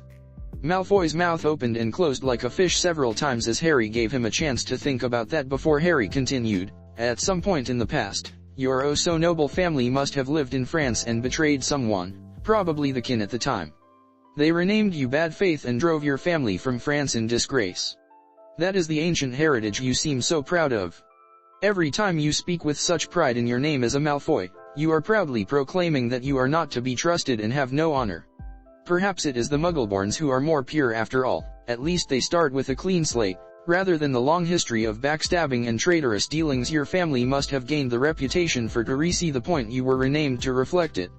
It was at this point that Malfoy finally overcame the shock of having someone not only talk to him in such a manner, but also dare to spit on the mighty name of Malfoy. So his wand quickly came out, followed much more slowly by those of his two apparently mute bodyguards who hadn't even seemed to understand Harry's statement. "How dare you, you little commoner mudblood. My father will." Harry once again interrupted him, rising smoothly from his seat for the first time since Malfoy entered, though he didn't bother to take out his own wand. He was vaguely tempted to take out one of his swords from his storage seals and show Malfoy what real intimidation looked like though. It would have been overkill though. Just a touch of killing intent would be plenty for this pathetic child. Killing intent was a strange ability. It was basically the ability for someone to focus their willpower and knowledge that they had the ability to kill the target and impose that knowledge on their enemy. This would result in an instinctive fear or even visio of the target's death flashing before their eyes if it was strong enough. It could be either directed only at a single target, or even just leaked out to an entire area, though that did reduce its intensity. And the exact strength of killing intent was based on a comparison of two things between the user and the target, first strength of will, and second the strength of their chakra. Both of these were areas in which Harry was quite powerful, so he had tremendously intense killing intent when he wished to. Powerful enough that he could stop the heart of almost any civilian from pure terror if he unleashed it at full power and bring even most ninja to their knees. Of course, though it utilized chakra, it was mostly based on spiritual energy, so wizards should be able to at least resist it far better than civilians. Harry guessed that a powerful wizard like Dumbledore or Voldemort could probably mostly shrug off all be his most powerful killing intent. But a young and mostly untrained wizard like Draco could be scared silent with just a small pulse of it directed at him. "I don't care how much money or power your father has stolen over the years, Neville is worth far more than 10 of a bigot and idiot like you," Harry said with contempt. "So are the rest of them. Maybe someday you will actually learn to think for yours rather than just spit out the words your father taught you without even considering how stupid they are. Maybe someday you will learn to stand on your own feet rather than just fall back on Daddy's power and his assigned bodyguards, as pathetic as they are. If you should, come back and talk to me again. Until then, stay out of my way. And get out." With that, he sent another small flare of killing intent targeted at Malfoy and to a lesser degree his two goons, which had them backing away quickly with bloodless faces. Though Malfoy did manage a stuttered out, "My father will hear about this," as he fled the compartment. Harry didn't bother to keep his laugh quiet as he yelled back, "Sure, then everyone can know how powerless you really are when even he doesn't do anything as revenge for you not being able to take an insult." Malfoy slammed the door closed behind him and sent Harry a combined look of both fear and anger before storming off. Harry just kept laughing at the idiot. The other three in the compartment were looking at him with mouths agape and odd expressions on their faces. Especially Neville, who looked like he might be coming down with a case of hero worship. Harry thought he must have been the first person to truly defend him like that before, and given Neville's responses to Malfoy's taunts, it certainly hadn't been the first time such things had been said about him. Well, hopefully he could become Neville's friend and help him in that way, rather than as some hero to be looked up to. Harry was pretty good at making people aggravated with him to the extent that they didn't idolize him anymore though, so hopefully it wouldn't be a major issue. With a hesitant, but growing in strength voice, Ron said, "Harry, wow. That was awesome. I don't think anyone has ever talked to a Malfoy like that. I bet my dad would have given a week's pay to see that." Harry just turned back to them and gave a smile as he shrugged. "Well, I ran into him on Diagon Alley a month ago, and he was pretty annoying. Then he just walks into here and starts insulting everyone for no reason again. I'm not going to put up with that, and you shouldn't have to either." The others all grinned at him and nodded before Hermione spoke up. "I'm kind of surprised he was talking about you like that though. I mean, you are the boy who lived. Why would he come in here and immediately start insulting you?" "Well, he doesn't know who I am, I don't think," Harry replied. "We never actually got to the point that we introduced ourselves when he asked me about Quidditch, and he made the assumption I was a Muggleborn from my answer."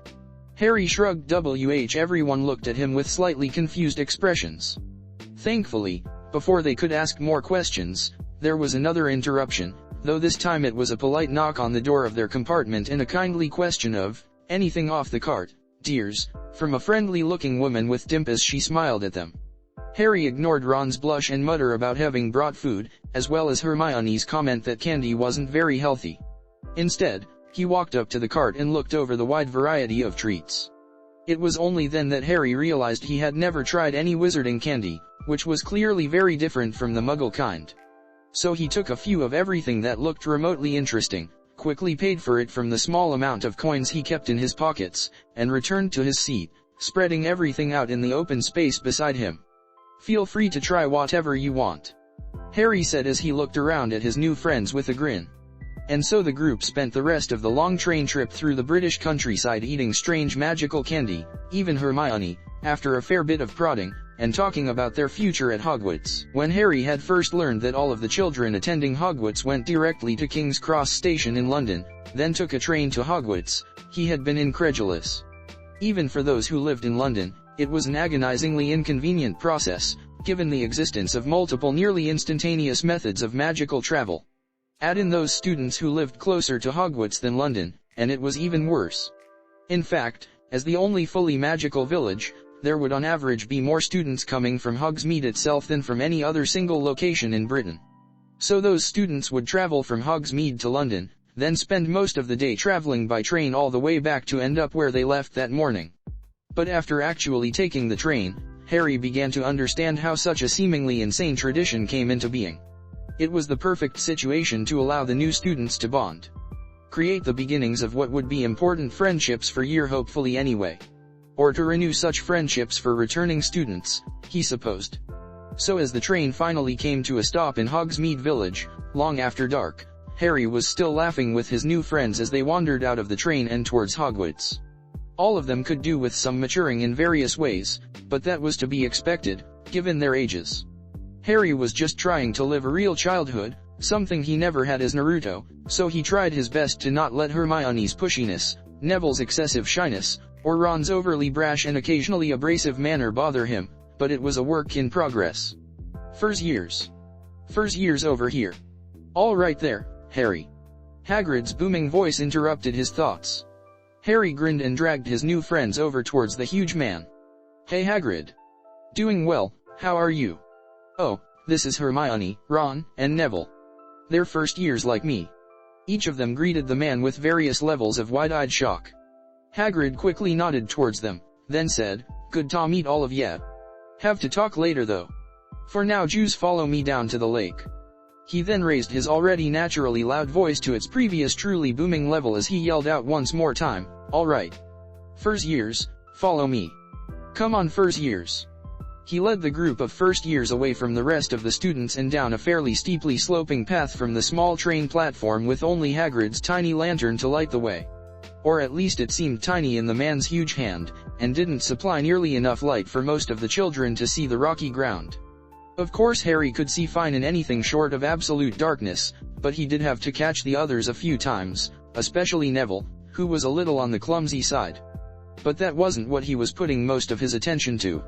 No, it was the two men under some kind of invisibility spell hiding in the bushes off to the side of the path. Though actually, as they got closer, Harry could tell that it wasn't really an invisibility spell directly on the men, but rather that they were under some kind of object with the invisibility spell on it. A cloak, most likely, from what Harry could tell about the origins of the magic he could see with his sherry non.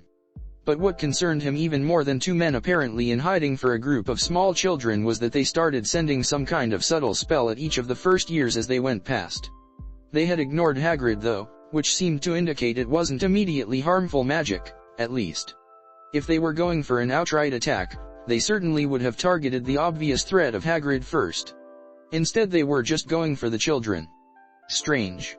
So Harry just watched as several of the students ahead of him were hit. They didn't seem to notice anything, or exhibit any reaction at all to whatever the spell was. And Harry couldn't tell what it was doing, either. It was far too complicated for Harry's limited knowledge of magic. If he had to guess, he would say this was the trace spell for tracking underage magic he had read was placed on all 11-year-olds before they started learning magic. But one thing he did know was that regardless of which it did, he wasn't going to allow it to take hold of him. Because whatever it did, it was connecting directly with each of the students' chakra coils. Or, magical core, as they called it now. He had no idea why it would do that, but he had seen it happen once before. To himself, to be precise.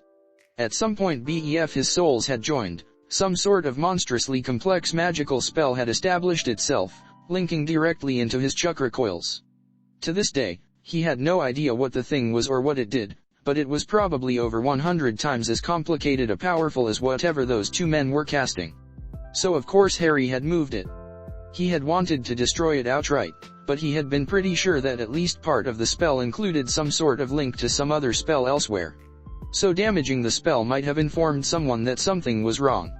So instead he just moved it over into his cousin Dudley. Of course Dudley's chakra coils were an incredibly pathetic thing, but that didn't seem to matter. The spell didn't actually draw any magic, or at least not in its standard passive state. It just needed to be connected to the chakra coils. And Dudley's coils worked for that, pathetic barely there things or not. Based on reading his Introduction to Magic book, he was pretty sure Dudley qualified as what they called a squib, as did Aunt Petunia. Unlike most people, they did have excess spiritual energy, just not enough to actually power even the weakest of spells. The moving of the spell had been ridiculously difficult though. It had taken him 6 months to figure out how, carefully pry the thing away from where it was partially merged with his chakra coils, and gently shift the thing into Dudley. He refused to go through that again.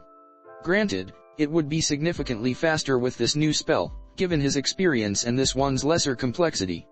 But it still wasn't something he wanted to go through again, so he just tore the spell apart with his chakra as it approached him, and did the same for those aimed at Hermione, Ron, and Neville while he was at it.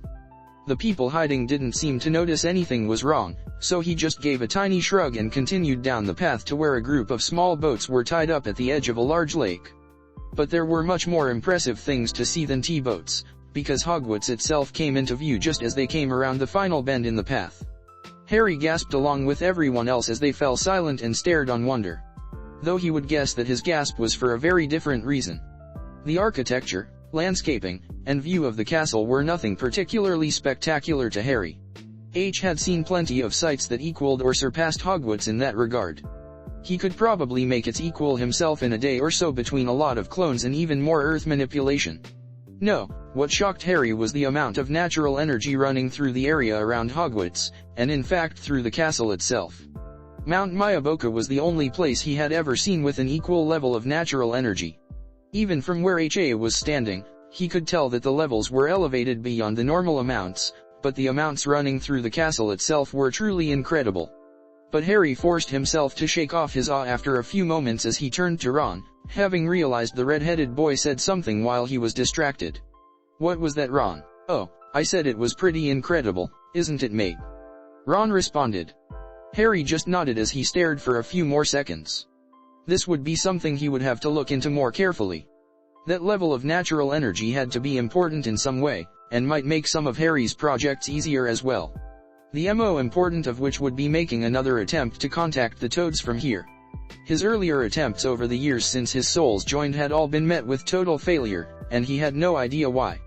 Hopefully he would have greater success from an area of such rich natural energy. He could consider that in other possible uses for this much natural energy later though. "Yeah, it's pretty amazing," he answered Ron. "Anyway, come on. Let's grab a boat." "No more N4 to a boat," Hagrid yelled out as the group slowly approached the waiting boats. Harry quickly claimed one of them and helped the other three carefully climb in without tipping the thing over. "Everyone in!" shouted Hagrid, who had claimed one boat to himself, and even then almost dropped the edge below the water level from his weight. Upon seeing that everyone had settled into at least reasonably safe positions, he yelled out, "All right then. Forward." The trip across was not particularly fast and the surface of the lake was as smooth as glass. Not to mention that the students were mostly silent as they looked up at the castle. So of course Harry was pretty bored. Harry could fix that though. So he looked over to Malfoy's boat briefly and put a band of thickened air around one of Malfoy's bodyguards. Harry didn't even know which one, but it didn't matter as he forced the boy's arm to jerk up and blatantly shove Malfoy out of the boat and into the water. It was probably just an excuse at this point, but he had seen Malfoy looking down his nose as he refused some girl who had asked to join Malfoy and his two goons in their boat. Was it petty? Sure. Was it immature? Almost certainly. Was it small-minded? Probably, yes. He was sure he had been going somewhere with this at some point. Oh well. It was funny, which was mostly what Harry cared about. And most of the other students seemed to agree, as most were at least snickering as Malfoy floundered in the water and yelled for help. Even Hagrid's beard seemed to twitch as if he was trying to repress his smile as he grabbed the back of Malfoy's dripping robes and dropped the soaked boy back into his boat. "You all right there?" Hagrid asked Malfoy with at least a little genuine concern. Upon receiving a hesitant and still shocked nod, Hagrid turned to the boy who had shoved him. "Gregory Goyle. I haven't seen something like that in all my years. Take NTH first years cross the lake. I'll speak to your head of house once ya get one, ya can believe that. Yeah, do it again, and I might choose have ya swim the rest of the way too." This was enough to bring Malfoy out of his shock, and the boy began to shriek in a rather unpleasantly high-pitched voice something about how Goyle could dare to do something like that, and of course how his father would hear about it. This brought the other boy out of his own shock as he began to hesitantly try to explain that he hasn't meant to, or something along those lines. It was mostly lost in Malfoy's much angrier and shriller diatribe, and Harry wasn't really paying attention to their words anyway. Malfoy's limply hanging hair that was once so carefully coiffed and equally soaked expensive silk robes were just too amusing. After landing the boats and walking up a path to Hogwarts, Hagrid knocked on a very solid wooden door and handed off the first years to a very stern-looking woman who was introduced as Professor McGonagall. McGonagall then escorted them all into the huge entrance hall and gave a welcome to Hogwarts along with a spectacularly uninformative introduction to the sorting and the houses, which effectively did nothing more than name the houses. Her suggestion that they smarten themselves up while staring at Malfoy's imitation of a soaked cat was pretty funny though. She then left the group of first years alone in the entrance hall as she entered through the door opposite the one the group had entered the castle through. A few of the students started to nervously chatter among themselves, mostly over conjecture about what the sorting ceremony would be. Harry wasn't concerned though, so he decided to use this time to see more of the castle. Not waiting any longer, he switched his eyes from their current Sherry-non to the Byakugan. The Byakugan was one of the 3 eye-based bloodlines he had taken during his life as Naruto, and the last he had obtained. It had been the only one of the 3 he had gotten after the 4th Great Shinobi World War. In fact, Hayashi Hyuga really should have known better than to try and organize an assassination attempt against him though. After Hayashi had stepped down in favor of his daughter Hinata taking over as the clan head of the Hyuga, he and the rest of the Hyuga elders had objected rather strongly against Hinata abolishing the caged bird seal on the branch family of the Hyuga. Of course neither he nor Hinata particularly cared what that group of useless old men thought, so they had gone ahead with it. Naruto had actually empathized with Hayashi's position to some extent, as the rest of the elders had been in favor of assassinating Hinata rather than him. Hayashi had pushed for Naruto's death as the only living seal master skilled enough to remove the caged bird seal rather than trying to kill Hinata, which Naruto appreciated. Still, he couldn't let the attempted assassination of their own Hokage go, so he had to execute all of the elders, including using his bloodline theft seal to take the strongest of the elders' Byakugans, that of Hayashi Hyuga. Though as much as him having to execute Hinata's father had bothered him at the time, he did have to admit that there being no surviving Hyuga elders had greatly simplified her job of running and modernizing the Hyuga clan. He sometimes debated if he should have bothered with obtaining the Byakugan though. The Byakugan granted the ability to see with 360-degree vision, see through solid objects, and see long distances, up to about 10 miles for him, though he had never approached the mastery Hinata had eventually achieved with the Byakugan. All of these things were useful, but rarely more useful than the abilities of either the Sherry-non or the Rinnegan, so he rarely activated this particular eye. But he did now, and he immediately regretted it. Whoever had built Hogwarts was as insane as they were brilliant. The spatial distortion which had gone into the building was beyond incredible. Everywhere the space of rooms and hallways had been expanded or otherwise distorted, leaving something that made an Escher painting seem downright childish. Space overlapped and passed through itself in ways that should have been impossible. Straight hallways that should have crossed each other instead passed above or below each other. Full-sized rooms filled the space within a single wall or even the same space as other rooms. Things impossible in 3 dimensions layered on top of each other in impossible ways, and all of this his Byakugan eyes tried to take in and make sense of in the span of a single second. Worse, he had switched to them with a fair amount of chakra flowing to his eyes, which meant he saw everything around him for miles all at once, rather than a much smaller few hundred feet with the minimum chakra needed to activate the eyes. This normally wasn't much of a problem. He had trained himself to be able to take in enormous amounts of visual information extremely quickly, but this was just too much. As his eyes tried to sort out what he was seeing, a spike of agony was sent straight into his brain as Harry desperately cut off all chakra flow to his eyes before he passed out. He was hardly surprised to find himself on the floor as he slowly regained his bearings. The blood dripping from his eyes was a bit of a shock though. He knew that the Sharingan could produce that bleeding from the eyes effect when they were pushed beyond their capacity, but it had never happened with the Byakugan that he was aware of. The various screams and yells of the surrounding children probably should have been expected too, though with his sudden migraine, they were not particularly appreciated.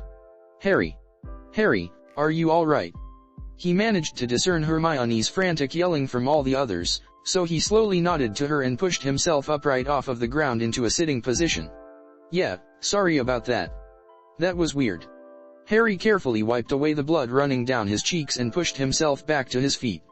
At the moment his eyes had taken enough damage that anyone else would have been blind, and his headache, if it could be called that, was severe enough most would be unconscious. It was hardly the first time something like that had happened to him though, even in this lifetime. And the healing provided by his own bloodline, accelerated by the power of the Juubi flowing through him, should fix that up within the next couple hours. Unfortunately, damage to his eyes always healed the slowest, given their enormous complexity between all three of his eye-based bloodlines. He could regrow limbs faster than he could heal even moderate damage to his eyes. Yet another reason to sometimes regret the inclusion of the Byakugan, since it slowed that process further for relatively little gain. But until then, the blurry shapes around him wouldn't be able to tell the difference. Anyone trained to fight blind could maneuver through a world that was merely dim and fuzzy without trouble. And his impressive levels of pain tolerance could handle the rest. Even Hermione's shrieking, which sent enough pain lancing from his ears that he used chakra to lessen his sense of hearing for the time being. Weird? You passed out and started bleeding out of your eyes. We need to get you to a doctor. Harry, now upright and as composed as ever, though his robes were slightly wrinkled now, gave his best rakish grin as he responded, "Yeah, but I'm fine now." "Oh look. Ghosts." He pointed casually at the floating specters which had approached the group while they all stared at Harry. This distracted people enough to take their focus away from Harry, at least for the moment. There were even quite a few more screams, which surprised Harry. For at least those who grew up in the magical world, ghosts shouldn't be particularly frightening. Just from reading his Introduction to the Magical World book, Harry knew that Hogwarts was apparently crawling with the things, and they were not exactly uncommon in other magical areas either. So Harry just let their words pass over him as he focused on his slowly healing eyes and clearing headache until McGonagall returned. Fortunately his vision did clear up at least enough to briefly activate his Rinnegan with the ghosts still in view, even if they were a bit blurry. Ever since he read about ghosts, he had been quite curious. The Rinnegan could actually see souls, among other things, but he hadn't been sure if the ghosts he read about in his Introduction to Magic book were truly the souls of the dead somehow barred from continuing on to the afterlife or something else. It turned out after a brief examination with the Rinnegan that they were something else. There were no actual souls there, just a complicated and confusing mass of magic. In fact, it was rather similar to the magic he had seen on some of the moving paintings along the walls of Hogwarts, though significantly less structured. Which probably meant it was just some sort of accidental magic spell released as a witch or wizard desperately tried to use their magic to preserve their lives when they were dying. Or possibly even just some natural effect in areas of high concentration of natural energy when the excess spiritual energy witches and wizards had was released on their death. Harry wasn't really sure, and honestly didn't care much. Either way, it meant they were a magical structure which contained at least some of the memories of the person who died. What he was interested in is if he could force the effect to take place with a living person and if he could access the memories stored within a ghost. Currently his most effective method of information gathering was to literally rip someone's soul out with the power of the Rinnegan and absorb the knowledge of that person. Which killed them, obviously. And that was unfortunate. There had been far too many times he wanted to get at someone's knowledge without actually killing them. This seemed a likely avenue to do so. It would also be a much faster and easier method of learning magic while he was at it, though that would likely make his classes at Hogwarts even more boring than they were already going to be. So he was hesitant, but still interested in at least having the option. "Move along now," McGonagall stated in her standard humorless voice and slightly pinched expression as she once again emerged from the Great Hall, this time leaving the door behind her open. That woman was far too uptight to be the head of Gryffindor as he had heard she was. Gryffindor was supposed to be almost as famous for its pranksters and parties as it was for its members being stupidly brave. Excessive sternness was always a terrible method of dealing with such things. especially among those brave enough to ignore the warnings of teachers. If he got his wish to be in her house, by the time he was done with this school she would be forced to either loosen up or possibly have a psychotic break. Hopefully it would be the first. People always got annoyed when he caused psychotic breaks. He had only caused one in the past decade though, which was pretty good for him. He was sure Sakura would have been proud. Or some approximation of proud, at least. The kind of proud that came with beatings. Sometimes he wondered why he missed Sakura so much. The sorting ceremony's about to start, McGonagall continued, hopefully without any idea of what Harry was currently thinking. Now form a line and follow me. As they walked towards the door McGonagall had opened, Hermione guided Harry's elbow and whispered to him once again, "Are you sure you are alright, Harry?" Secretly Harry was thankful for her assistance, but he made sure he didn't put any weight on Hermione's grasp. He did stop sending chakra to his eyes to keep his Rinnegan active though. His eyes would heal more quickly if none of his eye bloodlines were activated. Not that anyone else could tell the difference behind the seals and illusions hiding anything odd about his eyes. "Yeah," he whispered back. "I'm fine now. I can talk to the nurse later if you want, but I don't want to miss the sorting. Besides, the nurse is probably in there with everyone else anyway.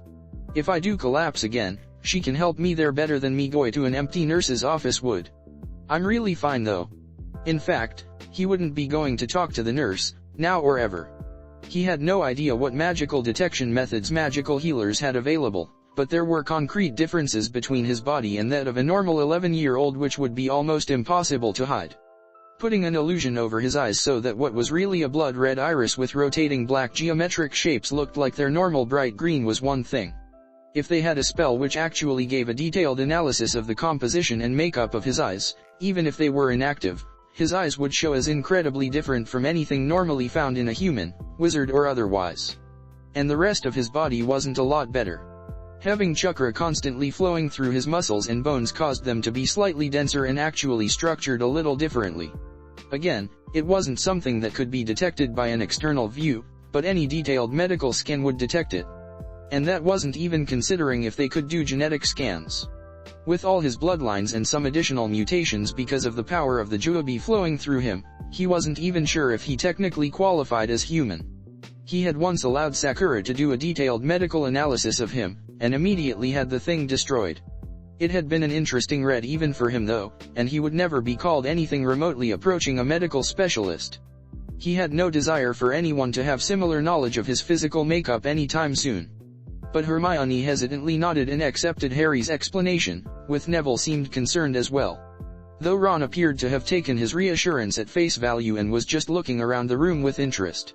Fortunately, as they enter the Great Hall, even Hermione's attention was taken away from Harry and to the ceiling, which appeared to have been spelled to be transparent and allow a clear view of the night sky. It was probably more interesting to the others, but for Harry, it seemed that Hogwarts was the only place on Earth that he couldn't see through the ceiling whenever he wanted.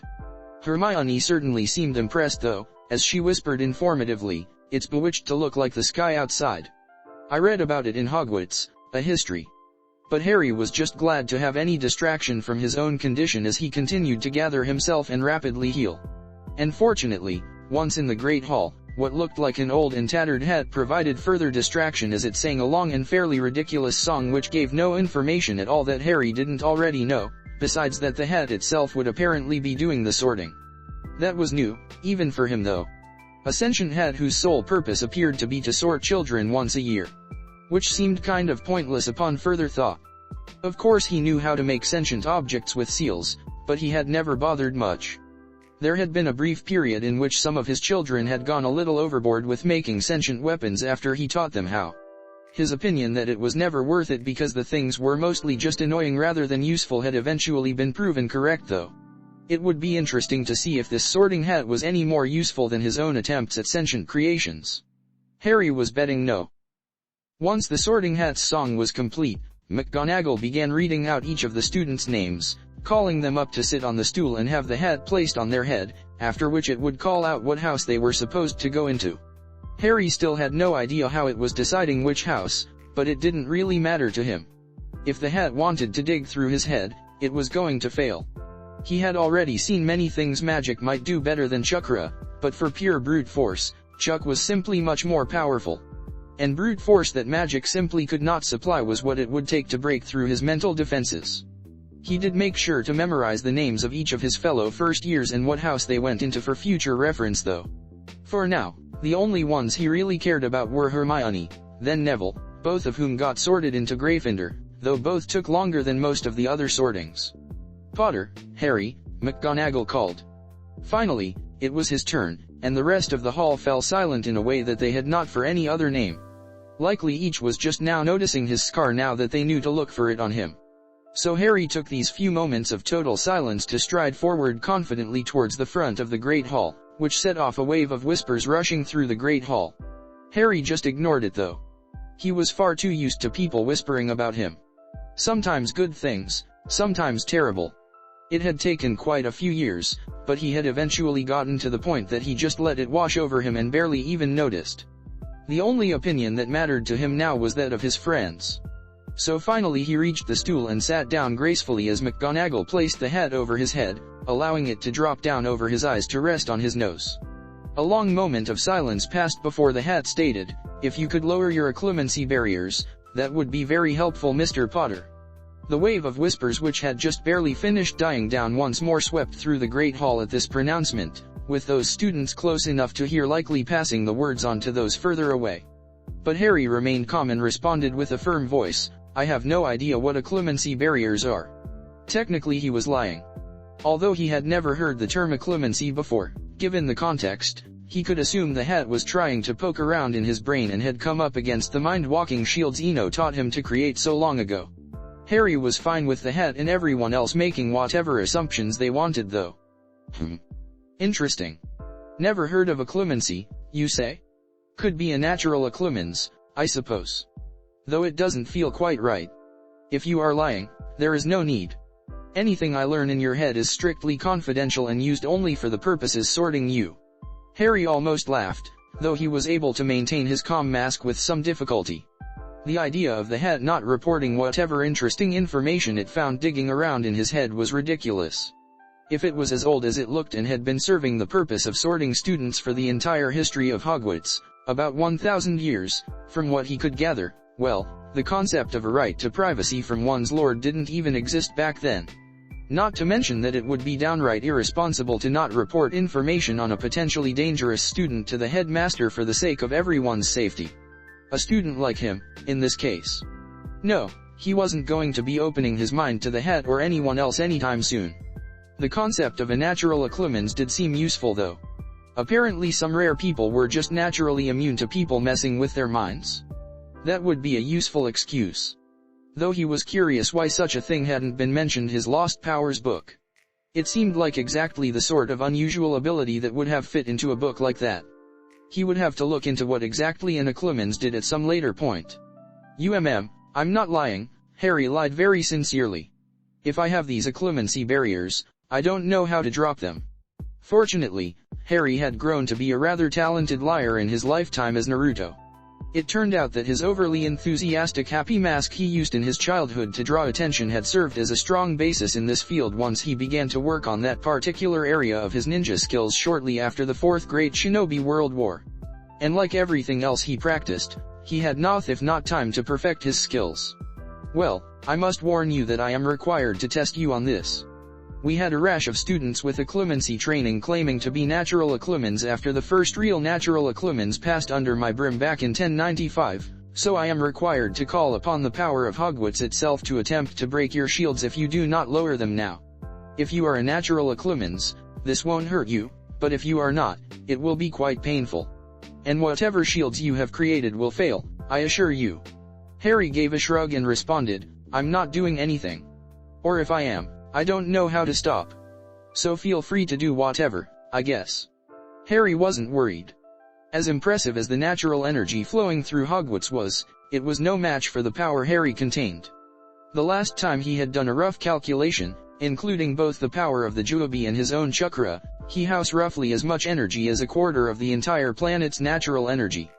The energy, highly concentrated or not, of one small valley was nothing in comparison. Granted, the majority of the total power contained within him was the Juubi's, and it would be bad if he had to start pulling on that chakra, since using more than insignificant amounts of the Juubi's chakra had an immediate visible effect. Not to mention the inherent evil and corruption within the Juubi's chakra, which even magic users would be able to sense if he started channeling significant amounts of it. He really didn't need questions about that coming up this early. It didn't end up being a problem though. The hat's attempts to invade his mind had started as a scalpel trying to cut away his shields. Unfortunately, scalpels were not particularly effective against what was the mental equivalent of a 50-foot thick wall steel. Adding the power of Hogwarts to the attempt was a little like putting that scalpel onto the front of a tank and driving it full speed into the wall. Impressive, but still totally ineffective. Finally the hat gave a long sigh and stated, "Very well, Mr. Potter. I cannot sort you.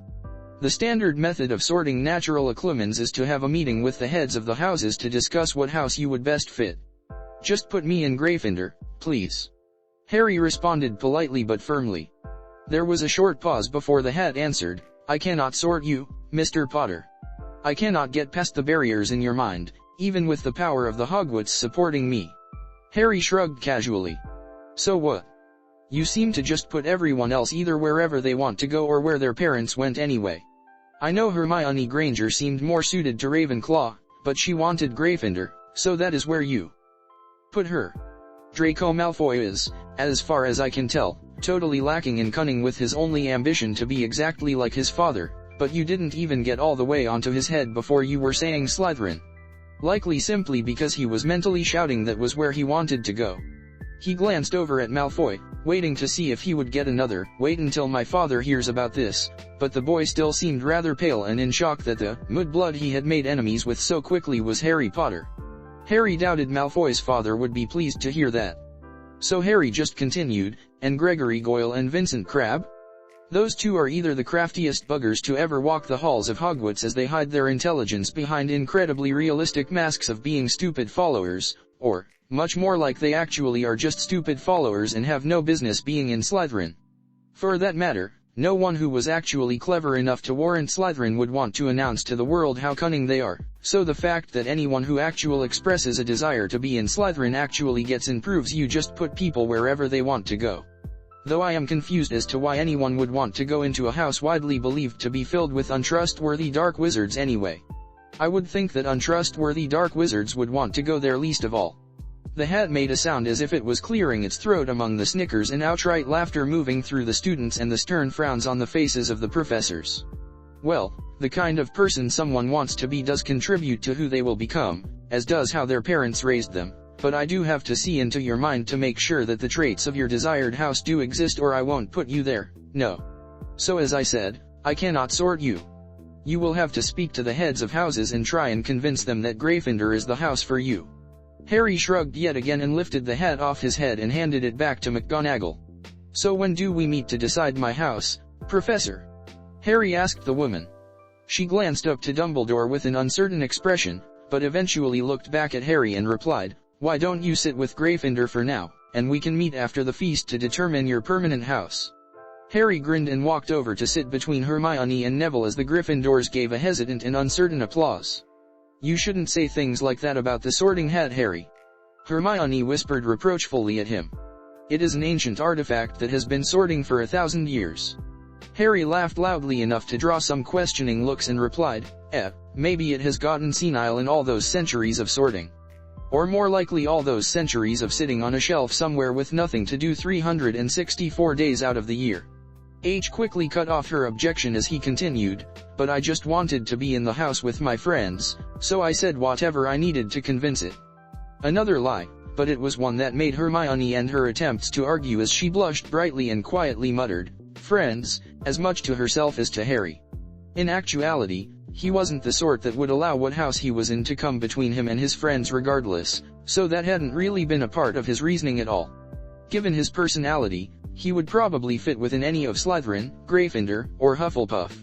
Slytherin was out for exactly the reason he had verbally given the hat. Plus the fact that the rate of Slytherin fatalities would probably eventually hover around 50% if he had to actually share a dorm with those idiots. Hufflepuff, well, honestly, loyalty was probably his most treasured trait. But he also didn't want to spend 7 years explaining to people that he only worked hard on things that matter and that school essays didn't. He doubted that would go over well with the Puffs. Which left Gryffindor. And he certainly had plenty of the suicidal bravery Gryffindor was known for, so he should fit best here. Besides, from what he heard, they had the bee parties. But Harry didn't allow any of these thoughts to show on his face as he nodded to Hermione and smiled brightly. Yeah, of course we're friends. He then turned back to watch the rest of the sorting. A few minutes later, Ron also got sorted to Gryffindor to especially loud cheers from Harry and Ron's numerous brothers, followed by Blaise Zabinai going into Slytherin to end the sorting ceremony. Dumbledore then stood up in front of the gathered students, his arms raised wide and a bright smile visible behind his impressive beard. "Welcome," he said. "Welcome to a new year at Hogwarts. Before we begin our banquet, I would like to say a few words. And here they are: Nitwit, Blobber, Oddment, Tweak. Thank you." He then sat back down and huge piles of food appeared in front of them on the table. Harry honestly wasn't sure what to think. Headmaster Dumbledore seemed like a lot of fun, and the feast was fairly impressive, but there was no ramen. How could they call something a feast if there was no ramen? Harry felt like he should object, but he was fairly certain it wouldn't accomplish anything. So he was left a bit more morose than the circumstances would normally called for, but he did eat his fill and casually chatted with Hermione, Neville, and Ron. Though Ron's table manners were a little on the disgusting side, so Harry tried not to ask high questions, since he consistently didn't bother to stop and swallow before he answered. Harry couldn't really object though, since his table manners had been just as poor the first time he had been 11. Though at least he had the excuse of not having parents to teach him any better. But regardless, the meal passed in comfortable chatter and good food. Though not the best food, as Harry was constantly reminded. They did have treacle tarts among the desserts though, which Harry had found to be almost as good as ramen. And pumpkin juice tasted basically like a liquid version of pumpkin pie and was far better than it sounded. He also got the questionable treat of being horrified by Neville's family as well. Apparently they used to try and almost kill him fairly regularly to try and force his magic out. Because apparently it was better for him to be dead than not have magic in family. Worse, the people around him were treating that as fairly ordinary. Harry would have to speak to him later in private about it. No child should have to feel worthless if they didn't have a single trait that they had no control over. That actually might be the root of much of Neville's problems, actually. And so, a meal filled with mixed reactions finally came to an end, and the remains of the desserts disappeared as Dumbledore stood once more. Ahem, just a few more words now that we are all fed and watered. Dumbledore said with his apparently standard wide smile. I have a few start of term notices to give you. First years should note that the forest on the grounds is forbidden to all pupils. And a few of our older students would do well to remember that as well. Dumbledore's grin and oddly twinkling eyes turned to face the Gryffindor table at those words. Specifically at the Weasley twins from what Harry could tell. They would probably be a good resource to get some tips on what sorts of interesting things could be found in this forbidden forest before he went exploring there. I have also been asked by Mr. Filch, the caretaker, to remind you all that no magic should be used between classes in the corridors. Quidditch trials will be held in the second week of the term. Anyone interested in playing for their house teams should contact Madam Hooch. And finally, I must tell you that this year, the third floor corridor on the right-hand side is out of bounds to everyone who does not wish to die a very painful death. Harry was excited once again. Dumbledore continued on with a few more comments and leading in the Hogwarts song, if it could be called that. But even that hideously awful thing with everyone singing to different tunes didn't significantly distract Harry. He was still focused on one thing. Hogwarts sounded much more interesting than the introduction to Magic book had made it sound. Calling Hogwarts the safest place in Britain had made him question if he should attend. In his experience, when people said safe, what they really meant was boring. But that third floor corridor thing sounded awesome. He would have to check that out tonight. Albus Dumbledore was not pleased. Not pleased at all. Things were not going according to plan. He had already gotten a strong indication that something had gone very wrong in his plans for Harry Potter based on Hagrid's report. But Hagrid wasn't exactly the most observant sort, so he had hoped what Hagrid had indicated was a result of them all looking for what he had hoped to see in Harry. A strong, confident, happy, and magically powerful young boy, pleased to be introduced to the magical world, Both excited by many topics Hagrid also found fascinating and fully willing to accept the half-giant as so many in the magical world were not. That shouldn't have been what Hagrid actually found. Albus had carefully examined the minds of the Dursleys before he left Harry there, not to mention Minvera's comments about them. They were petty, bigoted fools afraid of magic and bitterly jealous anything related to Lily. Of course he hadn't wanted Harry actually abused, and he had placed several monitoring spells into the house's wards to make sure he could catch such a thing and prevent it from going too far if it had happened. But he had wanted Harry unloved. That sort of environment, where Harry grew up safe, but with no sense of family or connection to anyone who loved him beyond vague stories of his parents, it should have left him shy, withdrawn, and terribly unprepared for the life of a celebrity that was what awaited him in the magical world. It should have left him desperate for people who would love him and open to accepting the guidance of anyone who cared for him. Dumbledore had also spent 10 years subtly encouraging a sort of mythos about the boy who lived as a legendary figure with the intention that Harry would never be able to live up to it. He would be too nervous around groups of people to possibly fill the image people had of him, which would have left the students who actually interacted with him disappointed and ended with him isolated from most of his schoolmates.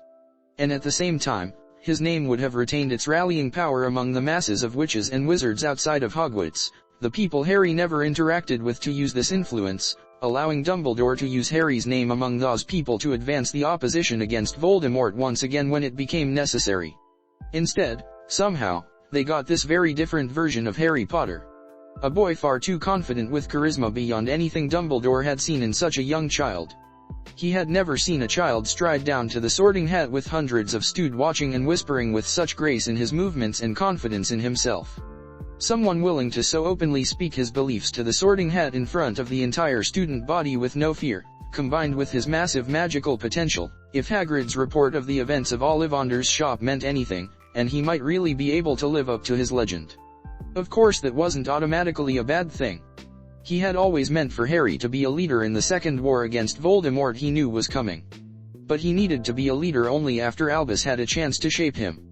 The dangers of someone with such magical power and so many ready to follow him going dark were too great. The only Hogwarts student Albus had ever seen with similar potential, both in charisma and power, had been a 15 or 16-year-old Tom Riddle. And the magical world likely wouldn't survive another like him, especially since the potential Tom Riddle had once exhibited seemed to be even greater in young Harry. And there was also the risk of the possibility of Harry being a Horcrux. Albus had long suspected the possibility. There had been the residue of dark magical energies around the room in which Voldemort lost his physical form, which very few dark rituals other than the creation of a Horcrux would match, and no object that could possibly be a Horcrux had been present. A fresh curse scar created with the energies of the most powerful dark spell in existence would have been a natural receptacle for such dark energies, though. This was further supported by the unsettling thought that Harry was a natural Occlumens. Of course no one knew exactly why some rare people came to be natural Occlumens, but Harry's mind attempting to constantly defend itself against a piece of another's soul might have caused such a thing. Certainly it wasn't proof, but it was additional evidence towards a very troubling conclusion. And Harry being a natural Occlumens was sure to be a problem as well. A natural Occlumens was immune not just to legilimency, but to all forms of mental intrusion or magical manipulation. This meant that many of Albus' backup plans for Harry, shall he start slipping away from the path Albus planned for the boy, would be impossible. Albus didn't use the more powerful mental spells and potions except in the most extreme of circumstances. Things like the Imperious Curse, Veritaserum, Amortentia, or similar potions for other emotions were far too obvious, not to mention rather immoral. People would immediately notice the differences in behavior. But the occasional minor loyalty potion, or one that makes someone just a little more likely to open up to someone already trusted, or just a little excessively jealous of someone, or much more. These were where the true possibilities lay. Things so subtle no one noticed they were not their natural feelings. And after a time behaving under the influence of the potions, people would almost always continue acting in that manner even after the potions were not longer given. If someone spent months feeling loyalty towards someone and acting in that manner, the weight of inertia in their actions would almost always have them continue acting that way. Not to mention the occasional light legilimency to read Harry's thoughts and make sure the boy wasn't having any opposed to Albus' plans. Or some minor obliviation should he discover information he wasn't ready to handle. All of these would be impossible now. So between Harry's attitude and immunity to magical methods of manipulation, almost all avenues to make sure that Harry followed the path best for both the wizarding world as a whole and for Harry himself were closed. Even his tentative plans for the Mirror of Erised were completely ruined. The mirror functioned by sending out an extremely subtle legilimency probe that searched for the deepest desire buried deep within the observer's mind, which a natural Acclum would likewise be totally immune to. The Mirror of Erised was just a mirror to a natural Acclumans. It would have to be something to be considered later. For now, he had a meeting with Harry and the heads of houses to see what house Harry would end up in. At least he wanted to go to Gryffindor. A Slytherin Harry Potter would have been a disaster obvious reasons, and either Hufflepuff or Ravenclaw would have made things almost as difficult. In Hufflepuff, he would have been surrounded with friends and supporters. It would have been impossible to isolate Harry and have him truly rely upon Albus' guidance. And in Ravenclaw, Harry would have been encouraged to gather as much magical knowledge as possible, which when combined with his obvious power could possibly start him upon the same paths Tom had taken all those decades ago. But with Harry's agreement, it shouldn't be difficult to convince the other heads to allow Harry in Gryffindor. That was where everyone expected the boy who lived to go anyway. So after escorting Harry and the heads of houses to the room normally used for faculty meetings, Albus sat down and introduced the heads of the houses before giving Harry a grandfatherly smile. "So, Harry, my boy. You seem to have put us in a bit of a pickle. But you mentioned that you wanted to go into Gryffindor? Perhaps you could tell us a bit of why to help us decide if that is a good decision for you." Harry quirked an eyebrow as he looked around at Albus and the four other professors, spending a moment meeting Severus Glower with a confused widening of his eyes before he finally shrugged and turned back to Albus.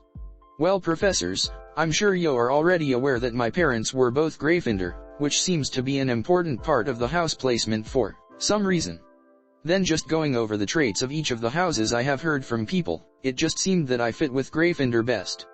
Ravenclaw I immediately disregarded.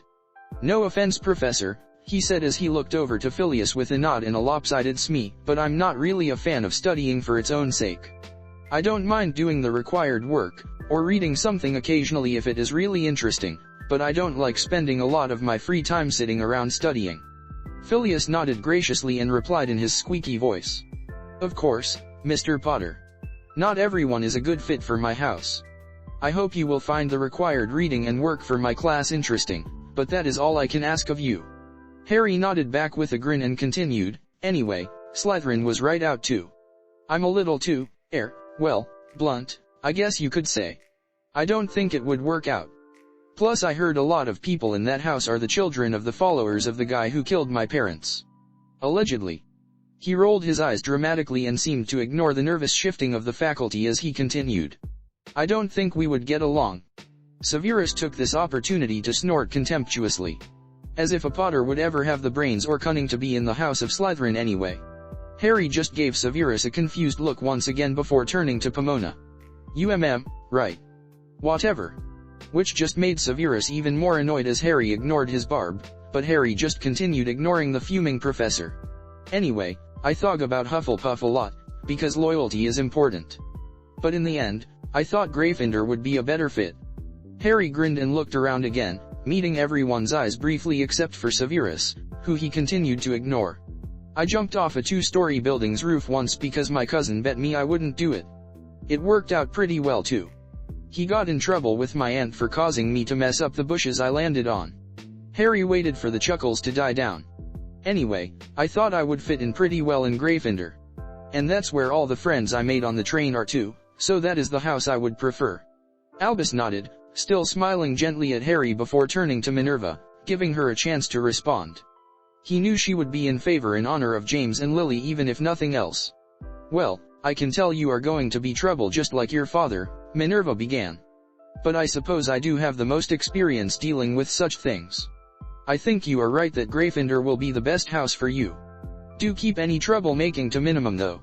Severus snorted again, but everyone was ignoring him now. "So," Albus stated happily. "We are all agreed then? Harry will be in House Gryffindor." Most of the heads nodded, but Pomona obviously wasn't so quick to give up. "Well, Mr. Potter said loyalty was also very important to him. And one of his reasons for wanting to be in Gryffindor is to be in the house with the friends he made on the train. That is obviously a very Hufflepuff attitude.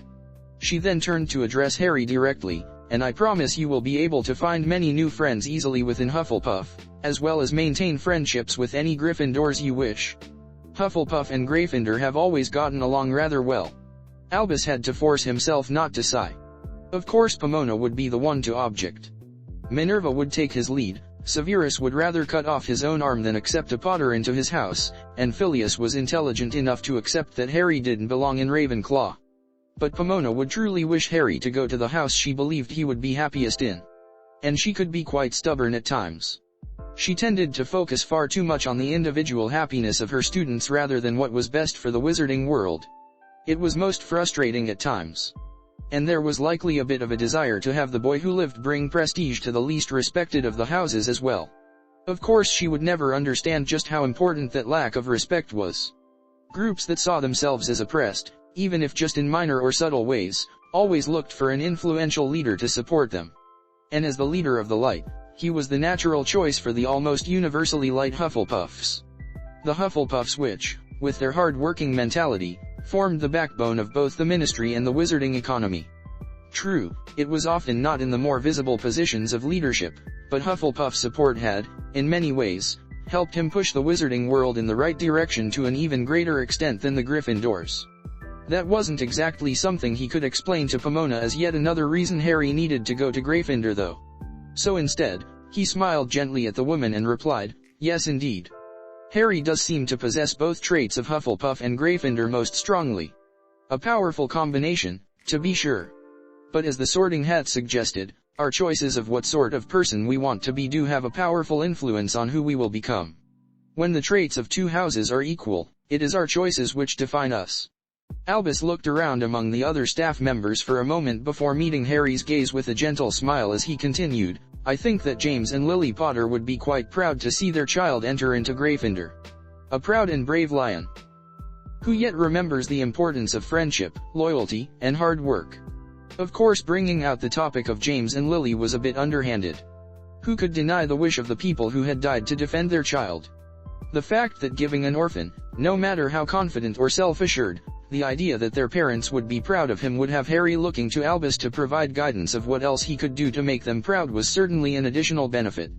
But eventually the other heads gave nods of agreement, and even Pomona gave a reluctant nod, though she quickly made one last comment to Harry, "Well, if you are sure Mr. Potter, I know that Hufflepuff would certainly welcome you, and that you could do very well in my house, but if you are determined to go to Gryffindor, I will not stand in your way." Albus waited for Harry to give his silent but firm nod before stating, "Very well. As the headmaster of Hogwarts School of Witchcraft and Wizardry, with the support of the heads of each of the 4 houses, I declare Harry Potter to be officially sorted in Gryffindor House. So mote it be." He then watched with a satisfied smile as the edges of Harry's robes changed to Gryffindor colors and the Gryffindor crest appeared over Harry's chest. And perhaps helping Harry get into his desired house would create the beginning of the trust Albus needed Harry to have in him over the coming years. All for something Albus wanted anyway. It was always best when things worked out that way. "All right. Why don't you take Harry to his dorm, Minerva? And the rest of you can see to your students as well. I'm sorry for keeping you. Oh, but Severus. If you could stay for just a moment, I would appreciate it." After the others filed out, a still scowling Severus Snape was left alone in the room with Albus. "So, did you get anything at all?" Albus asked quietly. "No," Severus snarled back. "His defenses are like a wall, solid beyond anything I have ever seen before.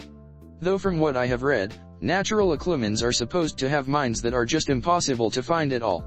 As if they don't have minds at all, they are so well hidden. Not like this infinite barrier in Potter's mind." Albus nodded thoughtfully. Of course he had tried a gentle surface legilimency skin as well, but because of the more antagonistic relationship which Severus could afford to create with Harry, Severus could be more direct about it. If Harry felt anything strange from Severus, he would attribute it to the strange glares the man was giving rather than an attempt at magically intruding into his mind. Yes, that was the indication I have gotten, but there haven't really been enough natural Acclimans through Hogwarts to know if they are all the same. There is no way he could have had a chance to study the art in the Muggle world.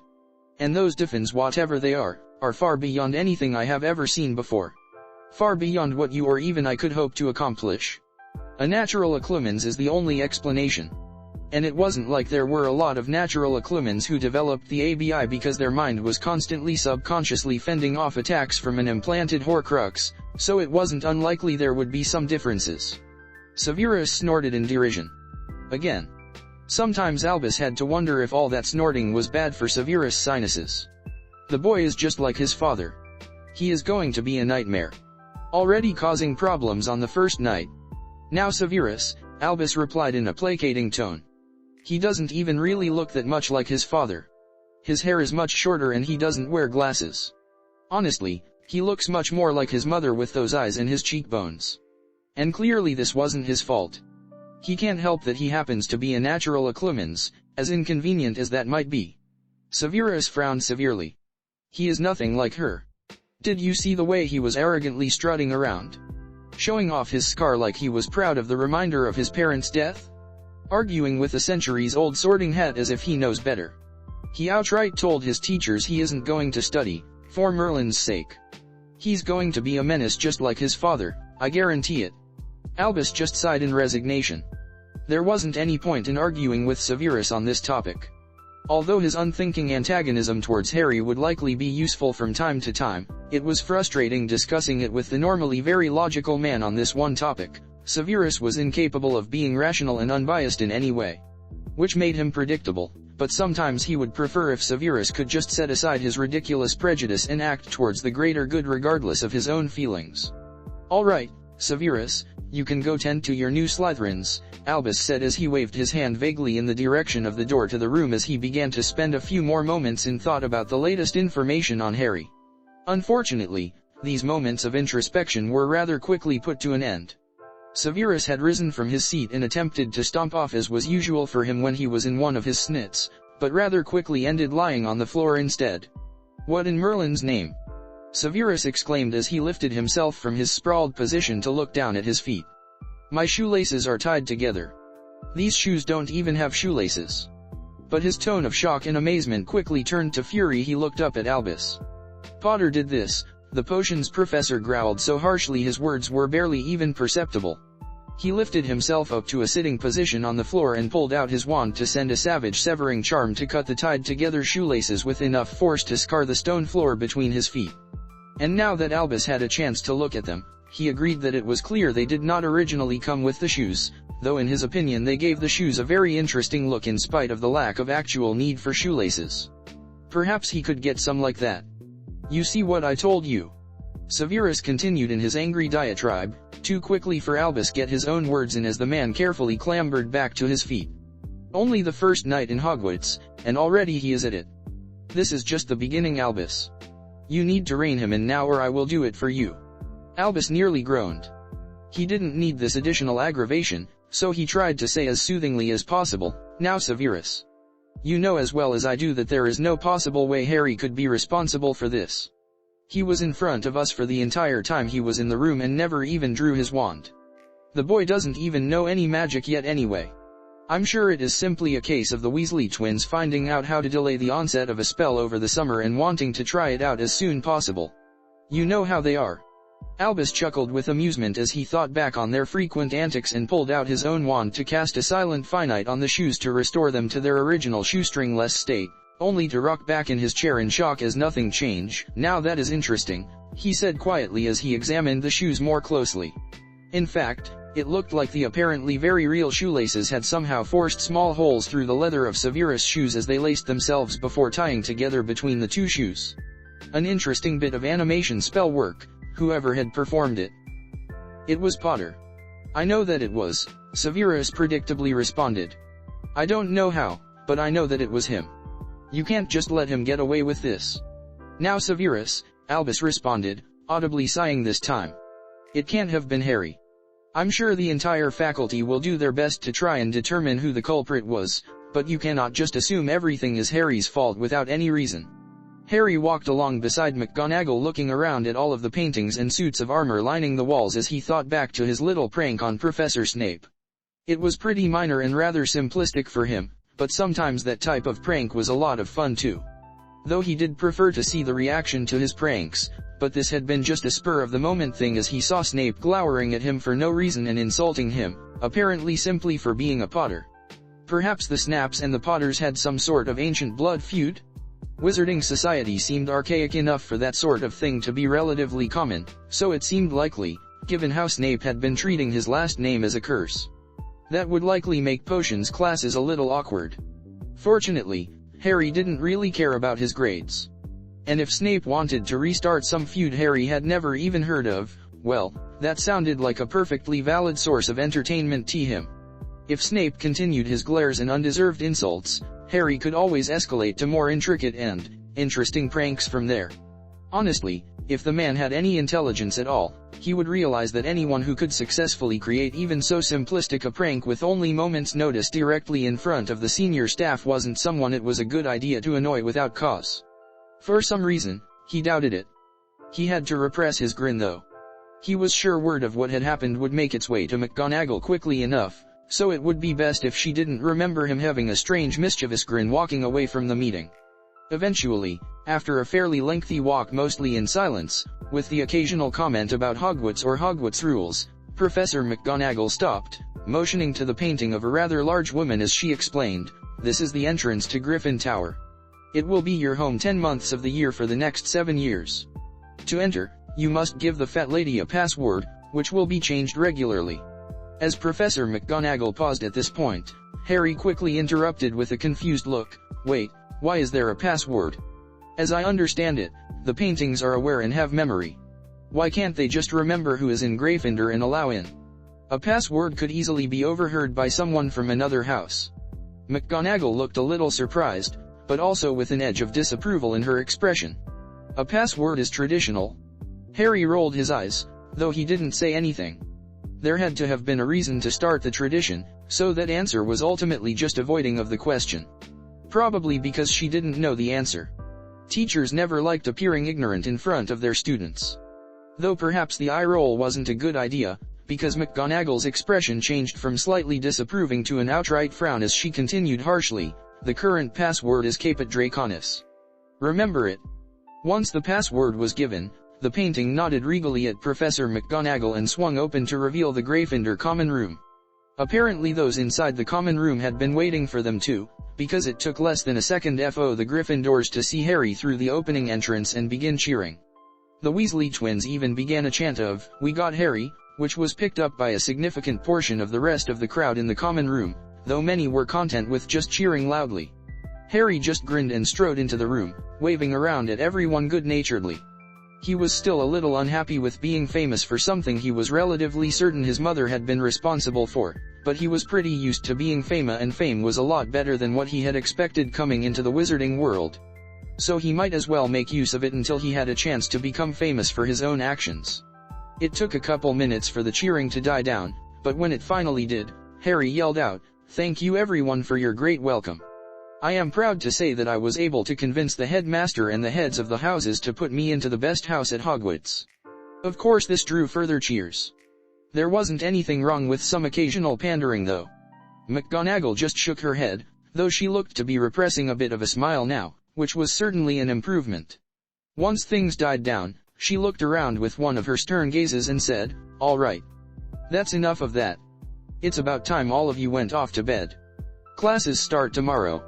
She turned to Harry as she continued, "I'm sure someone can show you to your dorm, Mr. Potter.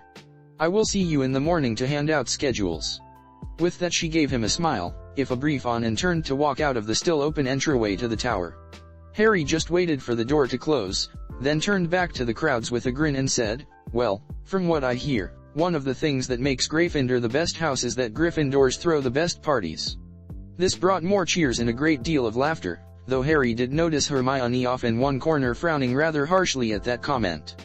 But eventually one of the Weasley twins came forward and slapped Harry on the back while the other dragged out a keg of what the other twin explained was butterbeer. It looked to be the beginning of a very long night. McGonagall was probably not going to be pleased, come morning. Fred Weasley glanced around the Gryffindor common room with amusement. Most of the students had slowly wandered off for their beds over the course of the "Welcome back to Hogwarts / Harry Potter is in Gryffindor" party. But there were a few the older students who apparently preferred drinking themselves into a stupor and passing out wherever they lay at the time. It had been a little concerning at first. This was the first year that Fred and his brother had been able to sneak various alcoholic drinks and other necessary party treats into the castle. And although them being the ones supplying most of the party supplies provided all kinds of opportunities for pranks, it also worked through their supplies with alarming rate. However, just as they began to worry at just how much some of the 6th and 7th years were drinking and how totally they were willing to ignore the minor prank effects that came with it, Harry Potter himself had come to the rescue. Everyone knew that the Potters had plenty of money, but it had been very nice of him to offer to provide whatever money was needed for future party supplies as long as they would be the ones to actually obtain them. For that matter, Harry seemed a nice bloke all around. Of course he had the supreme self-confidence in his movements and words one would expect from the savior of the wizarding world, but he didn't seem arrogant about it like Fred had feared. He hadn't looked down on any of them as lesser beings or expected them to serve him or anything like that. He had only known Harry for a few hours so far, so he might not have the full picture, but so far the kid had seemed a pretty down-to-earth friend person, and he certainly enjoyed a good laugh. In a couple years, Fred might see if George wanted to try and induct young Harry into the noble art of pranking. He clearly already had a decent sense of humor, and had even helped defuse a few situations from those who didn't appreciate having their hair or skin change colors or being forced to dance a jig. It wasn't like they had pulled out any of the really serious stuff. Those sorts of pranks were strictly reserved for Slytherins. But some people just couldn't take a joke. Potter didn't have a problem with that though. He had actually seemed to have a way of convincing the victims of a prank to laugh along with others, rather than get upset about being laughed at. A much better result all around. Harry did seem to have an uncanny ability to avoid himself being the target of their pranks though, which was a good sign in a budding prankster. Someone who could recognize a prank coming was someone who could plan one himself. The first time had been when he had avoided a prank pastry they had sent his way. It might have just been coincidence, or him not liking that kind of pastry if that was the only incident of its kind. At the time, they hadn't thought anything of it. Then he had casually dodged a jinx sent at his back and given a playful wink at them for the attempt. That had been impressive, but really nothing that shouldn't have been expected of the boy who lived. But the third, that one was the one that confused Fred. They had seen him drink a cup they knew was potioned, with absolutely no effect. And the kid had just laughed at them when they gave up trying to figure out how he did it and asked him. Yes, the boy definitely had potential. But for now Fred nudged George awake. The last conscious person in the common room had finally dozed off, or passed out, depending on how polite you were being about it. The two of them had tried a little fire whiskey, but had mostly stuck with butterbeer. Being sober enough to successfully complete pranks was far more interesting than drinking until they fell over. Besides, it was the perfect time to do an initial investigation of that third-floor corridor. They could be the first to see what Dumbledore was hiding. And the party made a pretty good alibi too. If they were asked about it later, there were a dozen people who could attest that they were passed out in the common room. After all, Fred had learned long ago that a lie that made the liar look bad was far more likely to be believed. That was true for everyone, but it was especially true when concerning the Weasley twins, given the fact that every adult who knew them would keep digging until they came up with some sort of wrongdoing. Start with the drinking, and people wouldn't look any further. "Come on, George," Fred whispered to his brother as he headed towards the exit from the Gryffindor common room. As he walked, he carefully slipped out of a pocket in his robes what looked like a blank piece of parchment until he whispered the word, "I solemnly swear that I am up to no good," as he tapped it with his wand. The Marauder's map, as the parchment was revealed to be, was truly a marvel, for it revealed a detailed map of the entire Hogwarts castle as well as the movements of everyone who resided there. Fred and George still had no idea how it worked, but were determined to figure it out by the time they graduated. A quick glance at the map revealed no movement in the hallways, so Fred gave a small nod to his brother as George approached and slipped out of the now open doorway with him, putting the map away once more at the same time. The hallways of Hogwarts were deserted, but that was to be expected after 2 o'clock in the morning. From prior years' experience, Fred knew that Filch would occasionally patrol this late, but all the prefects and other teachers would be long asleep by their beds.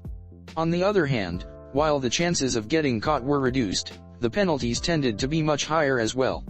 Being out less than an hour after curfew tended to result in a detention and a few points lost.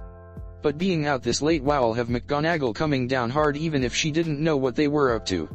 Which was why the two brothers remained silent as they crept through the hallways towards the forbidden third-floor corridor. Though why the third floor, Fred would never know. There were entire wings of Hogwarts that were almost never used, but the third floor corridor which Dumbledore had so temptingly forbidden this year was the standard location for the defense against the dark arts classroom. Every student from second year up knew their way around that corridor quite well. As they approached the entrance to the third floor, Fred whispered to his brother, "Stop for a minute. Let me check the map to make sure no one is up." He then pulled out the map again, activated it, and glanced at it briefly. He didn't expect anyone late, and was just scanning the hallways nearby for any movement, so he almost missed it. But just as he was about to clear and close the map, he noticed another name where there should have just been two. In a clump in the middle of an abandoned hall just short of the door leading to the third floor corridor were three names. It took a few seconds for that to really process as he just stared at the extra name which according to the map was less than a dozen feet from him and his brother. But finally what that name meant worked its way through the impossibility of it being there in his mind, and he spun around and called out, "Harry Potter," to the shock of his brother. But his brother was even more shocked when a rather sheepish-looking Harry Potter stepped out from behind a set of armor the twins had walked past less than 30 seconds before. Hey guys. How are you doing tonight?" Harry asked with what might have been a charming grin to anyone else. But Fred had attempted that exact grin too many times to fall for it himself. "Hi Harry," Fred began, and George picked up. "Just out for a walk. How about you?" Fred finished. Many people thought that either they planned out these conversations or had some kind of magical twin mental link or something ridiculous like that. Neither was true. Really it was just a combination of knowing each other really well and being very good at improvisation. They knew each other well enough to generally guess the basic direction of the other's thoughts and ideas. And when one of them guessed wrong about where the other was going with something, which did happen occasionally, they were good enough to just roll with the change and continue the conversation as if it was always planned to go that way. "Oh," Harry responded with a surprised expression on his face. "I was going to go look at the third floor corridor Dumbledore told us to stay away from. It sounded interesting. I assumed you guys were going there too when you left the common room." The cheeky little bugger then gave a casual shrug and started towards the doorway they were standing in front of as he said, "Oh well. Have a nice walk, guess I will see you in the morning." "Wait," Fred said, finding himself shocked once again. "You followed us all the way from the common room? I thought you were just hiding there," he said with a vague hand motion towards the suit of armor the first year had been behind when Fred noticed him on the map. That would have been at least vaguely possible. Fred thought he would have noticed Harry as they passed the set of armor, but it was possible they might have missed him. But surely they would have noticed him if he was following them all the way through the common room? But Harry just shrugged non-committally before asking, "So how did you know where I was? Something about a map? You clearly didn't see me until whatever that is told you I was there." "Oh that." Fred glanced over at George with a concerned look. "That's, well." He trailed off and George finished somewhat lamely, "A secret." Normally they were so careful to keep the map hidden from anyone else, only checking it when they were certain no one was watching or listening to them. That hadn't worked out so well for them this time though. Caught by a first year, on the very first night of school. Fred was sure he would die of shame. Or possibly that was just gas. Maybe George could tell him which it was later. Harry quirked an eyebrow questioningly, but he also shrugged and replied, "Okay, I guess. Anyway, we were going to see what made Dumbledore forbid this corridor, right?" Fred glanced over to his twin once again and found him wearing a matching wide grin as they both looked back at Harry. "So, Ickle Harrikins wants to go exploring with us," George continued, shifting back into territory more comfortable for the twins. They then advanced on the little first year with wide grins any of the older Hogwarts students would have found quite ominous as they continued shifting back and forth in who spoke. Discover secrets. Find danger. Unravel mysteries. Evade capture. Be a distraction. Act as bait. George finished the steadily increasingly menacing questions, now having advanced close enough to loom over the younger boy. It did not have the intended effect, as Harry simply grinned back at the two and replied in a voice that simply could not be any more bright and chipper, "Sure. That sounds like fun." Fred just looked over at his twin with a slightly confused raised eyebrow, meeting George's identical expression before they simultaneously fell in on both sides of Harry and dropped their arms around the shorter boy's shoulders. "Very well then, my good chum," George began. "Onwards we go, into the unknown. And may you still be alive on the morrow. Or at least not implicate us in your demise," Fred ended in a tone almost as cheerful as the one Harry used moments before. But Harry just continued to grin back at both of them, clearly not intimidated in the slightest. Which made for what would have been a rather odd sight if anyone had been there to witness it, as three widely grinning children hurried into the dark and abandoned third-floor corridor late at night with arms wrapped around each other's shoulders. Having arrived at their destination, none spoke, and they simply looked around for whatever secrets Dumbledore might be hiding here.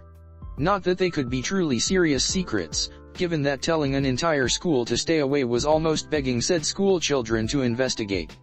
But the corridor seemed simply abandoned. Fred knew it well from going to defense against the dark arts for 2 years, so he assumed he would have noticed anything significantly out of place. But all he saw was an empty hallway and a few dusty rooms. Or that is all he saw until they reached the closed doorway at the end of the corridor. Both Fred and George paused at this point to examine the doorway, carefully looking around for any signs of traps or any sort of monitoring. But before they could make more than the most cursory examination, Harry slipped out of the grasp and darted up to the doorway to yank on the handle, totally ignoring their simultaneously harshly whispered, "No, wait." But fortunately the door didn't budge. Not that this changed Fred's annoyance. There was a certain way in which these things were done. The twins had plenty of experience from similar explorations in the past. There was a reason Dumbledore looked at 2/3 years when he explained about the Forbidden Forest being forbidden. And jumping forward to yank open closed doors in forbidden areas wasn't the way to do it. After all, there was also a reason they were still alive after taking so many trips into the Forbidden Forest as first and second years that even Dumbledore was aware of it. And caution was especially important when Dumbledore said that certain death awaited those who ventured here. Not even the Forbidden Forest got such a strong advertisement, and there were all kinds of ways to get yourself killed very quickly there you were not careful. This was clearly something Harry had no understanding of, because by the time the twins had taken slow sighs of relief at Harry's failure to open the door, the boy had pulled out his wand from somewhere.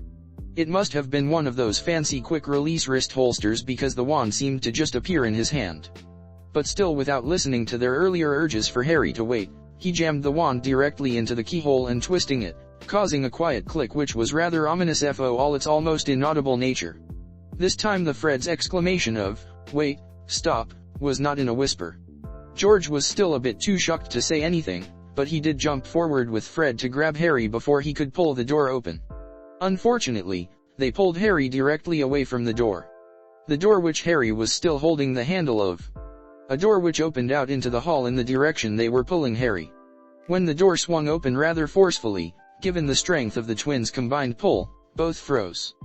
This was a very different situation than their normal careful and guarded exploration of the unknown. But while they were staring into pitch black of the room beyond the now open doorway, Harry took advantage of their shock to slip away from their loosened grasp and hurry through the doorway. They both probably would have found the desperately quiet screams for Harry to come back quite humorous in other circumstances. But in these circumstances they were far more concerned with the fact that the floating blue ball of light Harry had produced somehow showed a massive three-headed dog very much awake and aware of their presence, and not pleased with it, if its low growling meant anything. But as much as their own senses of terror had already spiked in this new and unexpected situation, they quickly found that things could still get worse when Harry's response to this new sight consisted of an exclamation of "Cool. Look at that," and take a step forward. And then the growling, which had been growing steadily louder as Harry moved towards the great beast, abruptly cut off with startling suddenness, replaced with a soft whimper. All either of the twins could see was that Harry was just looking at the Gia dog, so this unexpected change was just as strange to them as Harry's apparent insanity. But even that shock was beaten when Harry finally reached the Cerberus and stretched up to scratch it behind the ear of its middle head. More importantly, this meant that the dog's giant muzzle, large enough to literally bite an 11-year-old in half, was pressed against his chest, and the right head was looking directly at his unprotected back. And yet it didn't attack. As Harry continued to scratch, he murmured, "Ah, you're a good boy, aren't you?" "Yes you are. Such a good doggy," in the exact tone generally reserved for 6-inch tall puppies, rather than 8-foot-tall monsters. But instead of doing what would make sense in a rational world and immediately killing and eating Harry, its tail started wagging quite vigorously as its body loomed over the comparatively tiny Harry Potter. This was finally enough to shake the twins out of the state of astonished horror which had virtually consumed them for the past minute. So Fred turned to George and quietly whispered, "Am I dreaming, George?" Well, I don't think you are dreaming, he responded just as quietly. But I might be. What do you think? Fred shrugged in reply. I don't think you are dreaming either if I'm not. This is weird though, right? I haven't suddenly gone insane or anything. Well. George hesitated. No more insane than normal, I suppose. Do you think it is just tame? Maybe just looks scary, but is actually very friendly. It's a Cerberus. I remember hearing about those from Charlie. They are not supposed to really be tameable. They make good guard dogs in that they will tear anyone who comes close apart, but no one really uses them because that anyone includes the person who put the Cerberus there. They are only supposed to respect and leave alone things bigger and stronger than them. So, dragons and the like, I suppose. Fred cocked his head to the side and squinted, trying to remember everything Charlie H mentioned about them. But maybe someone figured out how to control them. Think we should check it out. After a short hesitation, George said, Sure, oh brother of mine. You first. Oh, I couldn't possibly. I'm the pretty one. No, that was me, remember? Ah, right you are. But still Fred hesitated, not quite willing to take those steps which would put him within range of those massive, flesh-rending jaws, regardless of how docile it seemed. But his hesitation was interrupted as Harry turned back at him, not stopping his scratching as he did so, and called out, Are you guys putting on that show for me, or are you really like that when by yourselves? He sounded honestly curious, and not at all concerned by the fact that he was now not looking at any of the three massive heads which could decide to tear him to pieces at a moment's notice. This was enough to reassure Fred, so he took a deep breath and started walking forward as he said, I have no idea what you are talking about, Harrykins. That's a scary thought, Harry replied dryly. George just snorted. That's the thing you find scary. Harry blinked in surprise and frowned in a confused manner. What else would I be scared of? After a short pause, the Cerberus butted his head into Harry's chest, knocking him back a couple steps, apparently wanting him to move his scratching to a different area. This did seem to remind Harry that a veritable machine of death was literally rubbing against him at this particular moment though. So his eyes widened as he continued, Oh, you mean him? Nah, he's a good doggy. At this, he turned back to the beast and started scratching more enthusiastically once again. The change came very quickly. At least as fast as when the Cerberus had originally switched from growling threateningly to whimpering subserviently. One moment the middle head was panting in satisfaction at the thorough ear rub he was receiving, and the other two heads were just looking on with mild curiosity and ignoring the two red-headed twins. The next moment, the left head apparently decided to make a meal out of Fred and lunged forward with shocking speed. It was so fast, in fact, that Fre couldn't even do anything other than freeze in terror. Harry though moved with what had to be at least equal speed. Fred wasn't actually watching him at that particular moment though, given that a gaping maw was rushing towards him, and that took most of his attention.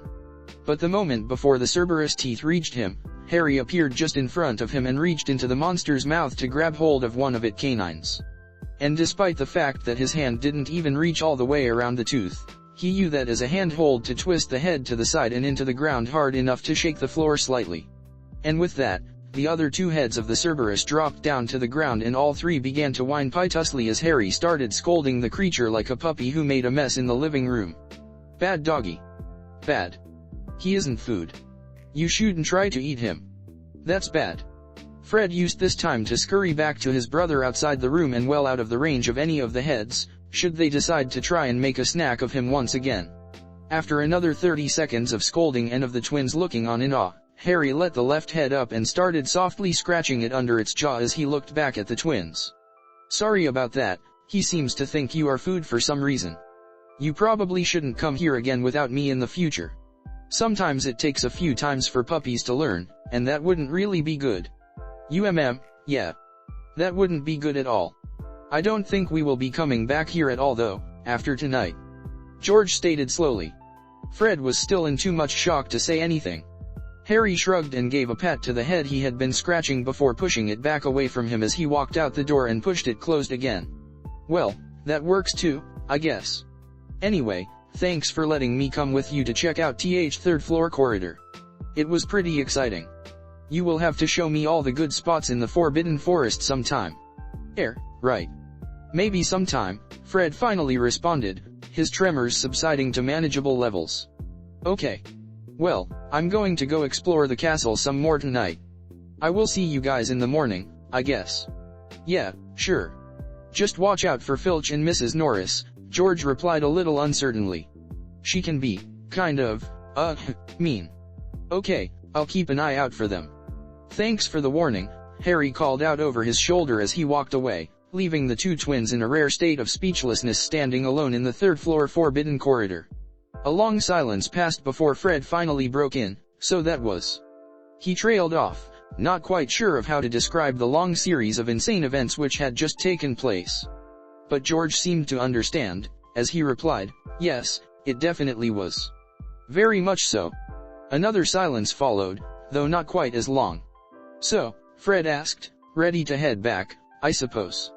He quickly pulled out the Marauder's map while he asked the question to glance around for any movement, finding none except for the mark that indicated Harry Potter had already made it up to the 5th floor. A few minutes later, as they walked through the darkened but familiar hallways of Hogwarts, George slowly asked, so, do you suppose that all those ridiculous Harry Potter stories might be true after all? You mean the ones in which Harry kills a rampaging werewolf at 4, slays an entire coven of vampires at 6, and tames a wild dragon to serve as his mount at 7? Fred took a moment to consider it. That does seem a little too close to what happened tonight for comfort. Dad said they weren't real though, but I guess it's possible he was wrong. Another moment passed in silent contemplation before George started snickering. What? Asked Fred. Ginny is going to be so mad that we got to be part of a Harry Potter adventure, and she didn't. Fred started snickering at this thought too. So what do you think the best way to gloat would be? Should we start sending letters now, or should we wait until we are in person at Christmas to let her know what she missed? Oh, that's just mean, Fred. George cocked his head to the side in thought. But we should definitely start hinting at it in letters now. Let the anticipation of the full story build up over the months. I think that would have the biggest impact. She'll go mental. And Mum might end up a little barmy too, having to put up with her complaints over not being here. So 2 for the price of 1, huh? Fred laughed again, the world returning to normal as he bantered and plotted with his brother. Or perhaps the sense of normalcy had more to do with the fact that Harry Potter wasn't around anymore. Eventually the laughter died down and Fred said, should be a fun few months. And there is always next year if she is really determined to be part of her own Harry Potter adventure. Assuming she can ever work up the courage to speak to him anyway. The morning seemed to come especially early for Harry. It was possible that might have been at least partially because he didn't go to bed until after 4 in the morning. But Harry could operate on 3 hours of sleep for quite a while before it really started to negatively impact him. For that matter, he could go about a week with no sleep at all without any significant loss of focus, though it started getting pretty annoying after a while. Still, chakra really was a wonderful thing, especially when you ate it in truly enormous quantities. And anyone who said that the ability to breath fire or move at superhuman speeds were the best part of being able to use chakra never had a chance to laugh at their barely conscious roommates as they stumbled into doors after only receiving those few hours of sleep without the benefits of chakra. Ron in particular didn't seem very appreciative of his amusement though. But Harry didn't let that bother him, so he just waved over his shoulder and called out, "I'll see you guys in the Great Hall," as he hurried down the stairs into the common room. The Gryffindor common room was still pretty messy from the prior night, but most of the current occupants were ignoring that. The majority of them were older students he had met in passing during the party, and they were generally gathering in SMA groups before heading out of the common room, presumably for breakfast. The only exception was also the only other first year already down in the common room. Hermione Granger seemed to be spending her morning alternating between reading the rather thick tome on her lap and looking around with obvious disapproval at the signs of the previous night's excesses, which she had gone to bed far too early to have been a part of. "Hey Hermione," Harry said with a smile and a small wave as he headed in her direction. Of course this just focused her obvious ire on him, rather than the mess that had been left in the common room. "Harry," she exclaimed. "You really shouldn't have encouraged them to throw a party like that. According to Hogwarts, a history, it was against all kinds of school rules, and I think a few laws too. And if that wasn't bad enough, it was the night before first day of class. Now people are going to have to go to their first classes of the year exhausted or even hungover," she whispered harshly with an accompanying glare at one student a few years older than them who was clearly wincing at the light in the common room. Not that the boy paid any attention to the glare, or even noticed it for that matter. He clearly had other things to concern himself with. And if he had been paying attention, he probably would have, like Harry, focused more on Hermione's feat of giving that entire tirade without taking a breath rather than any ineffectual scolding. Hermione just continued with her little rant though. We should have been reading through the first few chapters of our books again, or at least sleeping to make sure we are well rested for class. Not staying up unreasonably late and partying. She said the word with an impressive amount of scorn for an 11-year-old. So much so that Harry was barely able to catch himself from bursting into laughter. That probably wouldn't have gone over well. Instead, he just shook his head and waved for Hermione to follow him. Come on Hermione, let's go to breakfast. We can talk on the way. Oh. Her eyes widened and she seemed frozen in surprise at the invitation for a moment before she pulled herself together and flushed slightly as she quickly stuffed her book into her bag and stood. Okay Harry, she answered in a softer tone. They were silent for the few moments it took to walk out of the common room through the portrait entrance. And it wasn't one of those comfortable silences either. Actually it was pretty awkward. Harry just ignored that and started talking once they were walking through the hallways. Hermione, first of all, as I understand it, there is a potion to cure any hangover anyone might have.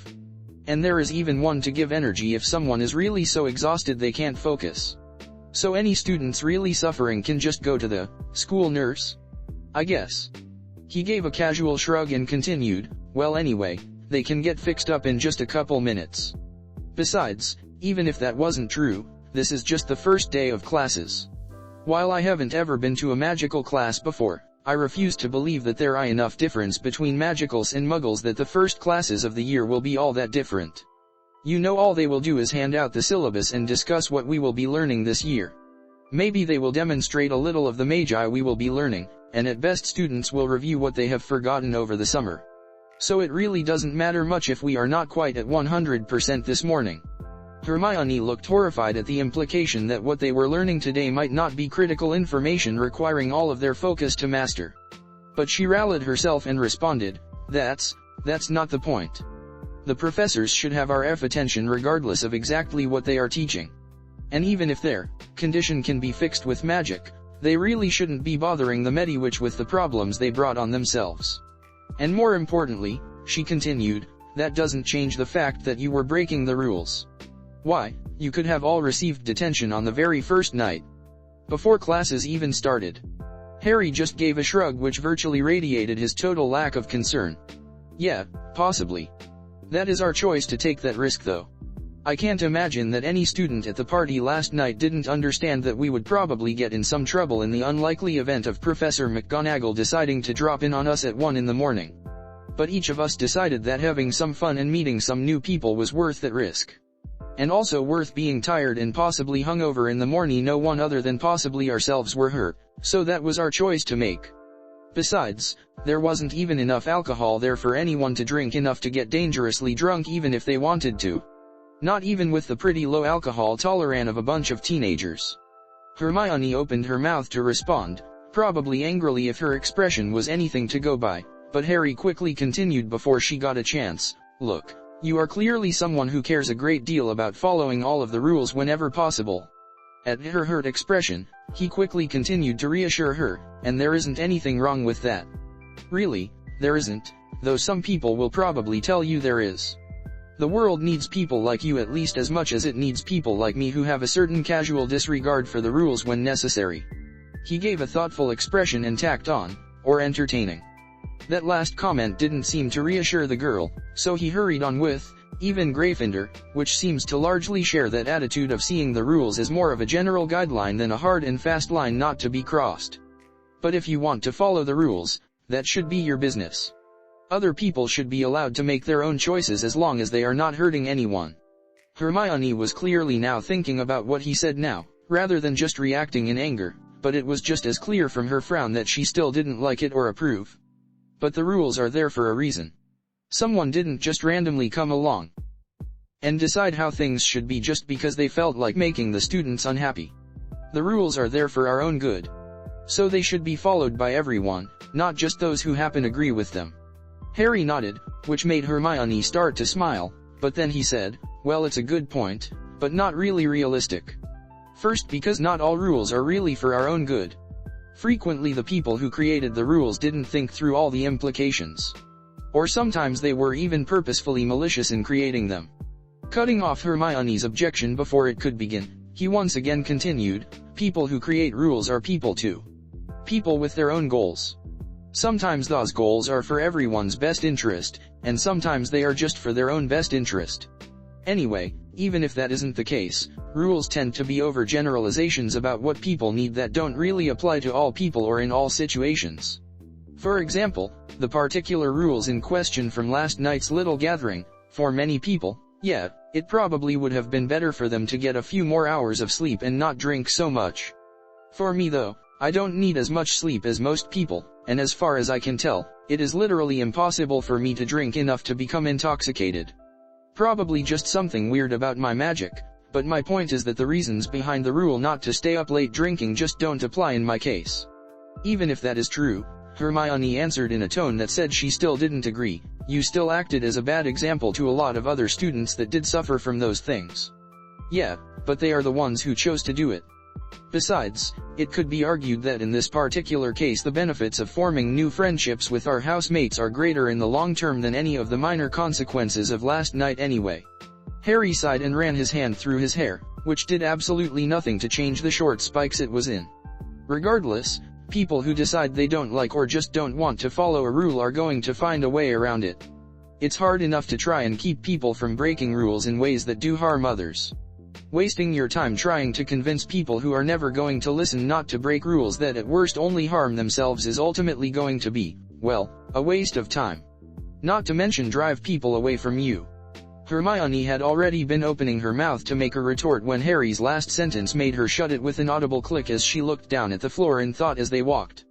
Harry was content to give her time to think through his words, so they continued through the incredibly confusing hallways of Hogwarts vaguely in the direction of the Great Hall for another minute in silence. Finally Hermione looked up at him and asked quietly, "Do I drive people away like that?" Harry sighed before answering, "I've known you for less than 24 hours, so you probably know the answer to that question better than I do. But a lot of people who place high importance on following the rules tend to, well, no offense, but they tend to harp on about them to everyone around them who they see breaking rules. It's okay to explain your reasoning about why someone shouldn't do something, but if someone is going to do it anyway, going on and on about it doesn't do anything other than annoy them most of the time. If you want to follow the rules, more power to you. You should do it for your own good though. If others want to break the rules, as long as they are not hurting anyone, you need to be willing to let it go. You don't have to join them if you don't want to, but you have to let others make up their own minds, and maybe learn their own lessons from the consequences of taking those actions, if it comes to that. And even allow them to learn from their own mistakes sometimes. Or yes, you will drive them away." He then gave her a comforting smile and continued, "Which I hope you don't do, because you seem like a very interesting and intelligent person. If you are willing to let people make up their own minds rather than force your own views on them, I think a lot of people will want to be friends with you." Hermione's smile was a little tentative, and it was clear that she was still considering the implications of the conversation. But Harry was fairly certain that she would take it the right way once she worked everything out in her head. The girl who reminded him so much of Sakura clearly had poor social skills and a skewed view of human interactions. But that was something he could help her with, and if she was willing to work with him, he looked forward to getting to know her. Breakfast had been a fairly quiet affair, at least initially. Hermione was still clearly working through her issues, so while they did speak about small things in an effort to get to know one another better, there were also long gaps in the conversation. And Harry left her to it. They could discuss it more in the future, but for now, he gave Hermione her space. Eventually most of the rest of Gryffindor joined them, and things livened up quite a bit. This was especially true once the Weasley twins showed up and started carrying on as appeared to be usual for them. Though apart from the occasional long considering glance in Harry's direction, they seemed to be ignoring the events of the previous night. They probably hadn't realized that most of the night's adventure had been a prank on them at Harry's hands. Not that he expected them to realize that any time soon, but that didn't make it any less funny. He did hope he could be there for their expressions when they did finally realize the degree to which a first year had screwed with their heads before classes even started. That should be almost as entertaining as their reactions last night had been. But eventually Professor McGonagall came around and passed out the schedules for the year, so Harry quickly gathered Hermione, Ron, and Neville together to grab their books from the Gryffindor Tower and start their search for the Transfiguration classroom, which it turned out was first on Monday mornings. The castle continued to be a little frustrating with its unwillingness to conform to basic three-dimensional space, making finding the right way to get to a given location a little difficult. But fortunately the four of them left half an hour before class started and so managed to arrive almost 10 minutes early as the first people in the classroom. Well, the first except for the cat sitting on the teacher's desk in the front. Though he wasn't sure it was actually a cat. Apart from the Cerberus of the prior night, it was the most magical animal he had seen yet. The magic was far too complicated for him to have any idea what the cat could do with it at this early stage in his magical training, but it was definitely too much magic for it to just be a normal cat. Perhaps one of those Neasels that he had seen mentioned in his books. But he disregarded that as unimportant for now and physically dragged Hermione to the back of the classroom with Ron and Neville, in spite of her obvious struggles to escape and sit in the front. But she didn't end up saying anything, so Harry just manhandled her into the seat next to his, giving her a bright grin in response to her annoyed glare at the treatment. But she quickly seemed to forget her anger as the four got into a conversation about what sorts of things they might learn to use Transfiguration for this year as other students slowly trickled in. Eventually the last couple students hurried into the room several minutes before 8:30, when the class was scheduled to begin. Once the last student had taken his seat, everyone began looking around for Professor McGonagall. Like Harry, the others in the class really didn't think that McGonagall was the sort to be late to her own class, but as the minutes ticked by, it seemed more and more likely. Then, rather suddenly, and without warning at the exact scheduled beginning of the class, the cat which had long been sitting quietly on the desk leaped off, rapidly transforming into Professor McGonagall before her feet even touched the ground. Without pausing for any questions or even allowing the murmurs of amazement which began to sweep through the room, the stern professor began her speech. "Welcome to my class. I am Professor McGonagall, and this is Transfiguration, which is the of changing the form of things. Transfiguration is an incredibly useful and versatile art which will serve you well throughout your lives should you put the necessary time and effort into learning it. But Transfiguration is also some of the most complex and dangerous magic you will learn at Hogwarts," she continued with a threatening tone. "Anyone messing around in my class will leave and not come back. You have been warned."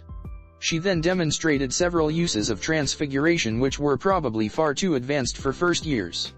They were interesting though. Apparently not only could objects be changed into different objects, but even into living organisms, which was demonstrated by turning a desk into a pig and back. This was rather fascinating to Harry, because although he could create objects, animals, or whatever else he wanted from nothing with the extremely advanced chakra technique, the creation of all things, he could not change the form of something which already existed. So the idea of being able to do so with magic, especially when it was simple enough to be taught to 11-year-olds, greatly interested him. Unfortunately, after that initial demonstration, most of the rest of the class was fairly boring.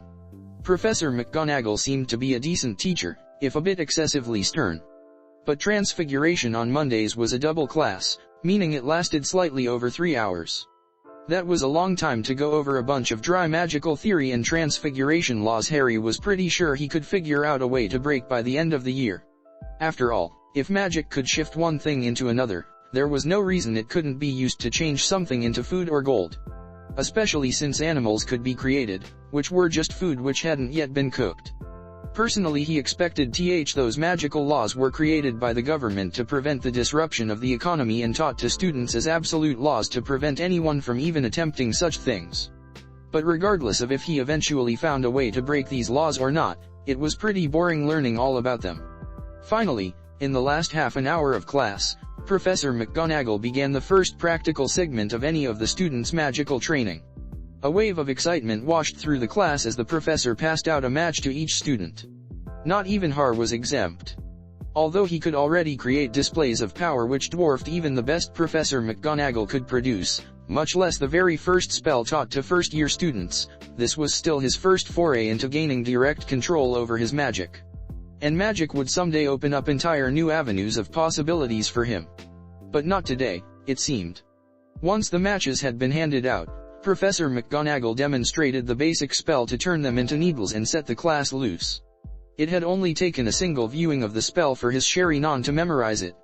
But as he very quickly found out, simply being able to make the wand motions for the spell exactly perfectly and getting his pronunciation just as the professor had demonstrated were not enough to use the spell. Even knowing the exact flow of magic needed to make the spell war didn't help when he couldn't control his magic enough to make it do what he had witnessed. So instead of ending up with a small needle, he ended up with a rather large explosion, given the size of the match he started the exercise with. Fortunately, after the results of his wand testing a month ago, this outcome was not totally unexpected, so he had already fortified himself with chakra before the explosion, preventing any injury. His desk was not so fortunate. Or the 3 pieces his desk was now in were not so fortunate, to be more precise. At least they had not been blown very far. One piece had just fallen into his lap, if, blasted with enough force to break the ribs of an ordinary child, could be described as fallen. The second slid across the floor for a dozen feet, and the last was still connected to the desk's legs, if barely. But right now the more important factor was probably that everyone in the room had stopped what they were doing and were staring at him. Well, Professor McGonagall was staring at him and marching over in his direction as fast as her legs could carry her short of breaking out into an undignified jog. "Mr. Potter," she exclaimed in what had to be her sternest voice. "What did you do?"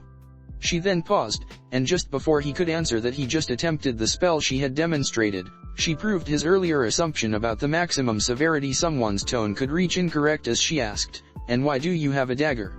This caused Harry, along with the rest of the class, to look down at his wand. It was only then that it really dawned on him that none of the teachers had seen his wand before. He normally kept it within one of the concealed storage seals tattooed onto right palm, which allowed him to release or reseal it with barely more than a thought, just like the rest of his weaponry. And because he was so used to carrying around all kinds of various sharp metallic objects, one more hadn't really seemed unusual to him. He had known that most wands were wooden from his experience with Ollivander, but he hadn't really considered that the professors might object to him doing magic with a piece of metal sharpened to a needle-sharp point. Wands were weapons already, so what was the difference? I think the technical term is stiletto. He held up his wand to allow a more careful examination. See? No actual blade, just the point, so it isn't really a dagger. He gave a shrug while very carefully concealing his own amusement at Professor McGonagall's expression of shocked outrage. "Anyway," he continued, "this is my wand. Or at least it's what Mr. Ollivander gave me to use. And for the point, he said that would improve its quality as a wand or something. Something about how the shape impacts its ability to channel magic, but you would have to ask him about exactly how that works." And all of that was technically true. The fact that he had specifically asked for the point and that making it into a higher quality wand was exactly the opposite of what someone with unnaturally massive stores of magic, and virtually no control over that magic should get was irrelevant. Well, maybe not irrelevant, but certainly those facts wouldn't be appreciated by Professor McGonagall, and Harry wouldn't want to burden her with knowledge that might make her even more annoyed than she already was. It was really for her own peace of mind that she not know. Finally, Professor McGonagall reached up and adjusted her glasses as she gave Harry a disapproving glare. "And what happened to your desk?" "No idea," Harry responded with a grin he didn't bother to hide. "I tried the spell just like you showed us, and the matchstick, well, it blew up. A lot." With a very put-upon sigh, Professor McGonagall waved her wand, making the desk reassemble itself, before placing another of the matchsticks in front of Harry. "Very well then. Please attempt to not cause any more explosions today, Mr. Potter." To Professor McGonagall's great dismay, that wasn't even the largest of the many explosions which would follow. Harry was grinning as he left the Transfiguration classroom to head back towards the Great Hall for lunch. In spite of some mild disappointment that he hadn't managed to gain any measurable control over his magic, it wasn't particularly surprising at the early point in his magical training, given his immense magical reserves. "So, that was interesting," Neville hesitantly stated as the group walked through the hallways of Hogwarts. "Yeah, I don't think Professor McGonagall likes me much," Harry replied as he scratched the back of his head abashedly. "I'm not sure why. I didn't fall asleep in class or anything. Not even when the lecture got really boring." Hermione had been fuming since well before they walked out of class, and she could clearly hold it in no longer. "You disrupted the entire class." No one else was able to focus on getting the spell to work because you were too busy blowing up your desk and the floor that one time too. Don't blame me, Harry replied defensively. She told me to try again. She also told you not to cause any more explosions, Hermione ground out through clenched teeth. Ron, with what was starting to appear to be a normal lack of foresight for him, decided to break into the conversation at this point. With a friendly pat to Harry's shoulder, he exclaimed, "I thought it was amazing, mate. Especially that time you got the entire top of the desk to go flying almost all the way across the room. You even almost hit Professor McGonagall with that one. She really did not take that well, did she?"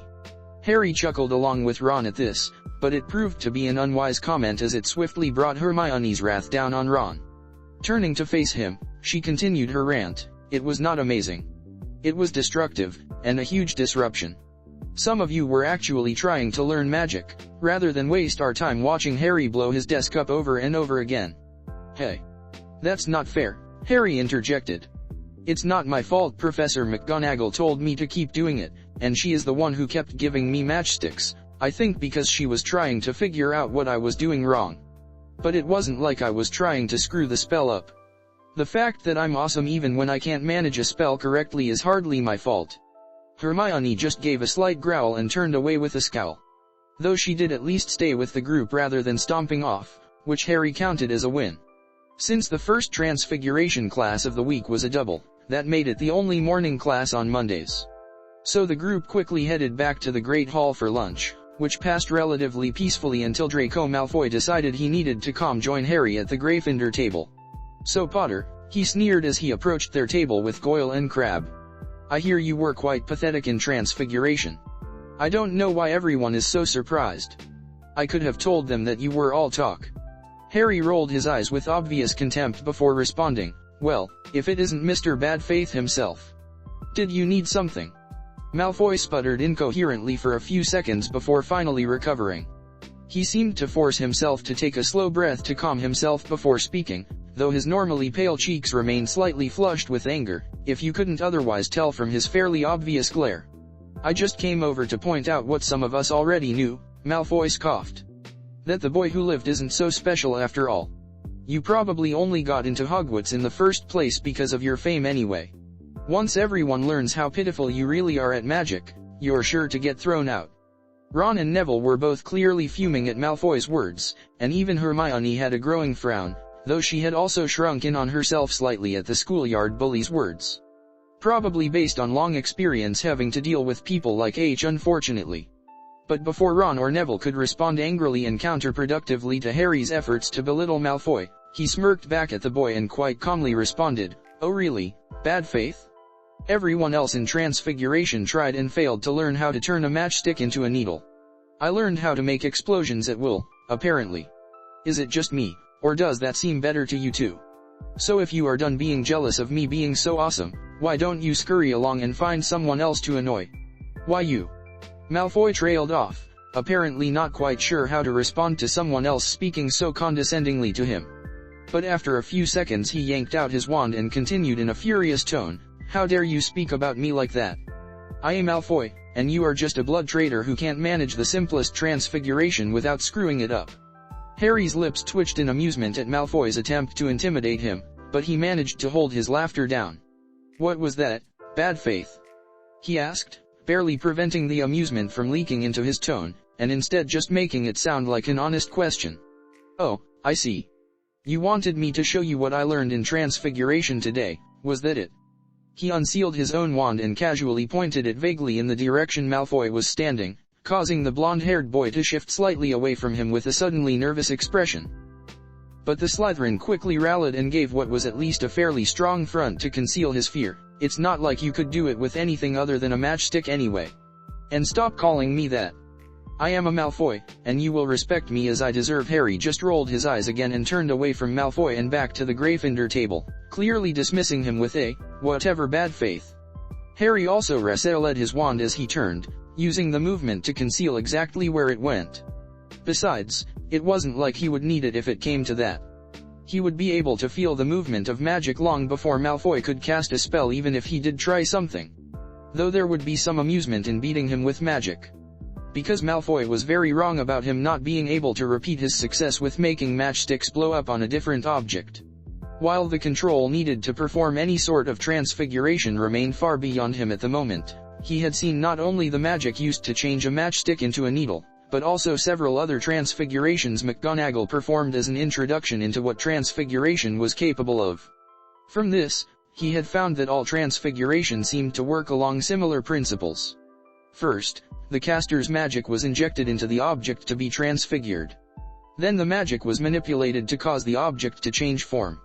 The second step did appear to differ a little in the specifics of how the change happened for each type of object. But his spells were not even getting to that point. What was causing the matchstick to explode was simply sending both far too much magic into the matchstick and the massive fluctuations in his magic as he inserted it. Which meant that his matchstick to needle spell could be applied to pretty much anything and it would make it explode. Normally once the spell got to the second part, if the manipulation of the magic wasn't right to change the object correctly, nothing would happen, but when the injection of the magic itself was causing the explosion that didn't really matter. But, fortunately for Malfoy it didn't come up, since regardless of how infuriated the little prat was, he apparently wasn't quite prepared to cast a spell at the back of the boy who lived in front of dozens of witnesses.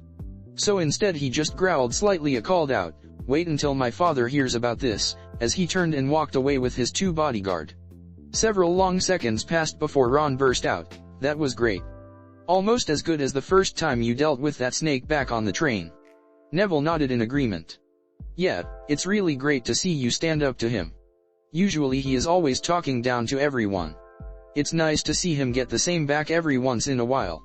Harry just grinned and slapped Neville on the back, clearly taking him off guard as the pudgy boy flinched away, but then gave a tentative smile back to Harry as he listened. "Hey, you can do it too. Bad Faith over there is just a bunch of hot air. He has been told his whole life how great he is, but he doesn't actually have anything to back it up." The 2 other boys and several of the surrounding Gryffindors who had been eagerly listening and laughed and nodded along. Though if they would ever have the courage to stand up to the bully themselves remained to be seen. Once the laughter died down, Hermione hesitantly added, "Well, I guess so, but you really shouldn't have threatened him like that. What if a teacher had heard you? You could have gotten in a lot of trouble." In response Harry shrugged before giving an expression of such intense innocence that no one would ever possibly believe it was real. "Threaten him? When did I do that? I just offered to show him what I learned in Transfiguration today. I thought he might have wanted some tips." Unable to hold the expression any longer, he broke down laughing before continuing, "Besides, no harm done, right? You need to learn to relax a little and have some fun, Hermione." If her huff of annoyance meant anything, Hermione wasn't convinced, but Harry did note the small, almost invisible smile she couldn't quite conceal. The next several days seemed to pass rather quickly. Like the other students, it took a little while for Harry to get a feel for his various teachers, and it was really too soon to make any final judgments. But so far, Harry was enjoying the Hogwarts experience a great deal. Transfiguration remained by far the worst class, and even that was extremely entertaining. It was the only class in which the professor kept asking him to blow things up, at least. Well, she hadn't used those exact words, but given that blowing things was the result of every transfiguration spell he attempted and she kept asking him to do it again, he wasn't sure how else you could describe it, regardless of Hermione's many frustrated attempts. For that matter, keeping himself from bursting out laughing at Professor McGonagall's mounting frustration with his attempts was becoming more difficult. She seemed mildly obsessed with figuring out why his perfect wand movements and spell pronunciations were having such abysmal results.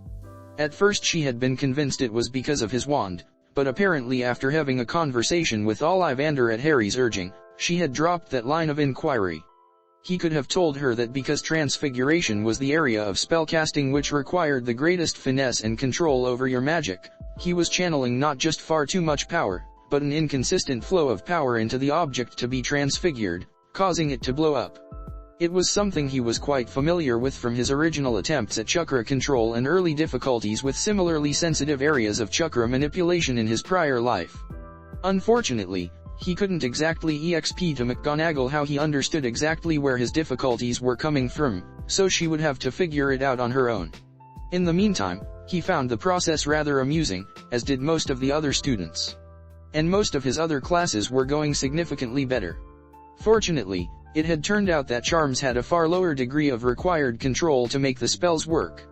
He did tend to massively overcharge the spells, but unlike transfiguration, this generally didn't make the spells outright fail, but instead just made them a lot more powerful. Unfortunately so in some cases. For example, the Lumos spell they had learned in the first class had produced a light so bright it had temporarily damaged the sight of about half the class to the extent they required a TR to the hospital wing. Still, at least the magic worked, and he was perfectly willing to put in the time and effort learning to tone down such spells to a more reasonable level. And unlike McGonagall, who continued to become more and more frustrated and almost angry with H. Flitwick, seemed quite excited by the whole spectacle. Of course, from then on his first attempts at a spell were performed in a shielded area Flitwick created, but that wasn't really a problem. Herbology was a lot of fun too. He had always enjoyed gardening, and having actively aggressive plants made the whole process a lot more interesting. And the occasional subtle use of the Mokuton bloodline effectively gave him a green thumb of absurd proportions. While technically the Mokuton was a wood control bloodline, over the centuries of his use of the ability, Harry had learned to use it to control any sort of plants. Even magical ones, it turned out, though they were marginally more difficult to manipulate. And the possibilities of all of the different things various magical plants were capable of, or would be capable of when combined with the use of the Mokuton, kept Harry very interested in the subject. And his other three classes, astronomy, defense against the dark arts, and history, were all effectively free periods, which he enjoyed. While they were told that the knowledge of astronomy was required in planning of most advanced rituals, and even some high-end potions brewing, nothing he learned in that class was really necessary to him personally. With the Sherry Non, he could the entire night sky in moments, recalling anything that could be found in it instantly and with greater clarity than all but the best modern telescopes, much less the pathetic medieval ones Hogwarts had them using. He could find any sort of required celestial alignments already if it ever came up, so spending years memorizing various constellations and star movements was really unnecessary. At least Professor Sinistra seemed fine with him leaving early after the couple minutes it took for him to find out that night's star chart. Well, she let him go as soon as she got over her amazement that he had completed an assignment meant to take an hour without even using his telescope. Defense against the dark arts was the area of magic that Harry was by far the least interested in. He already knew how to kill people more effectively than any school would ever teach. Adding magical methods seemed relatively unnecessary. He was more interested in the other things magic could do than in the ability to throw some pointless curses around. Apart from possible pranking applications, he really couldn't see much point in most of it. And even those potential pranking applications were for the most part rather childish, though he would still plan on learning them eventually.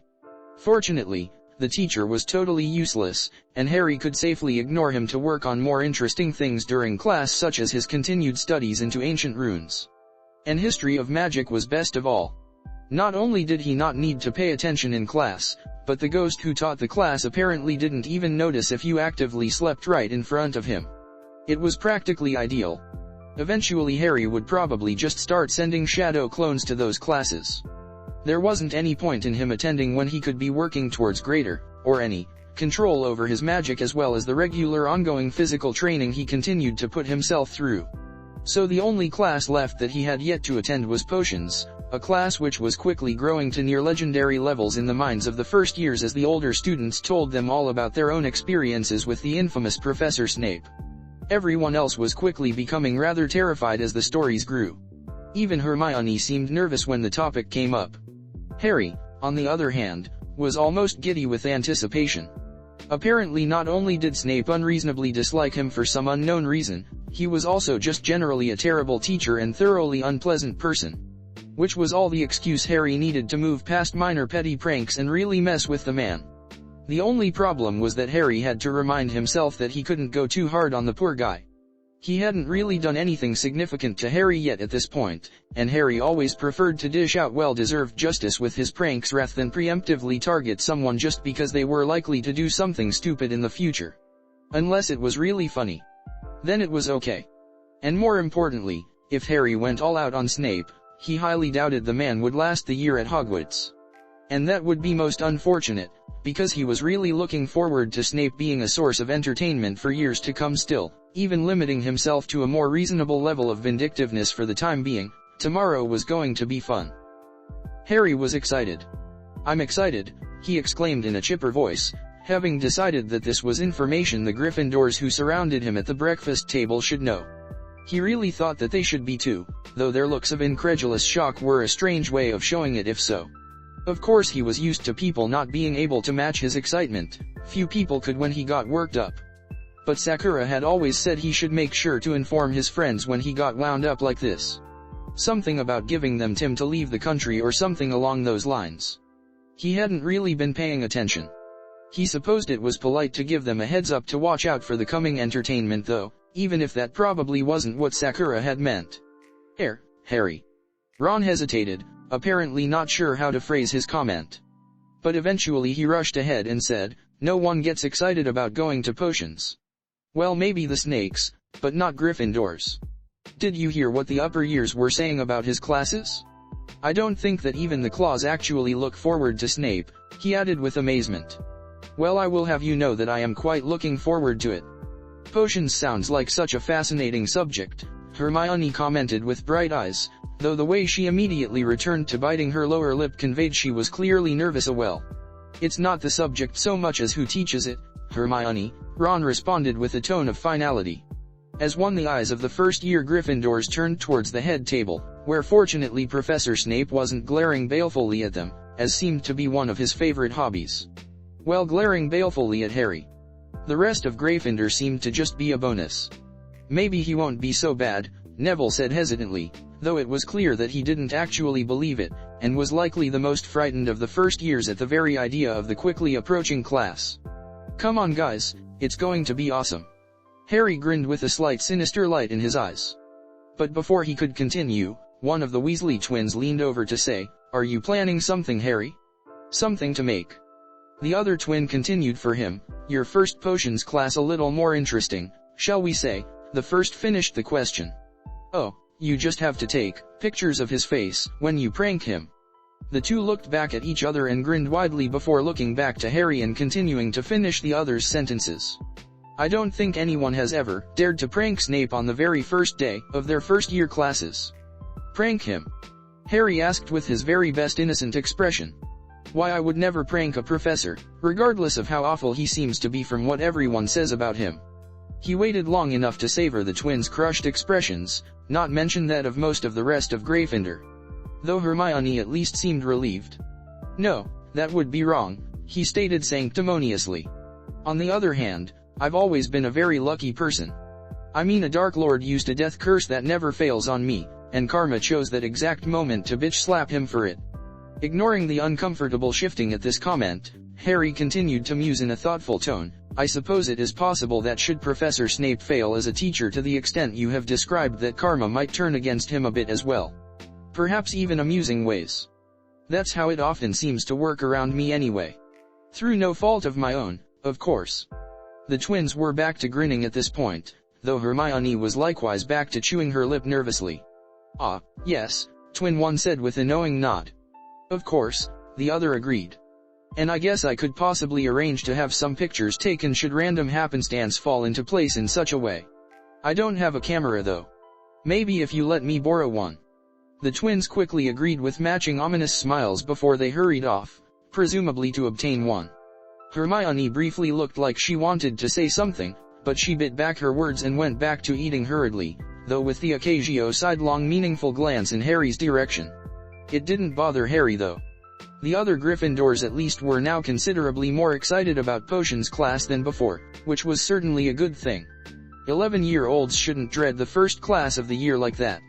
If Snape had to soof a bit to relieve that fear for the students, well, he shouldn't have been such a bastard to cause that kind of fear in the first place. Be a decent teacher or even just human being, and you don't experience pain and humiliation. Any animal could be learn lesson like that, so he didn't see why the same couldn't work for Snape.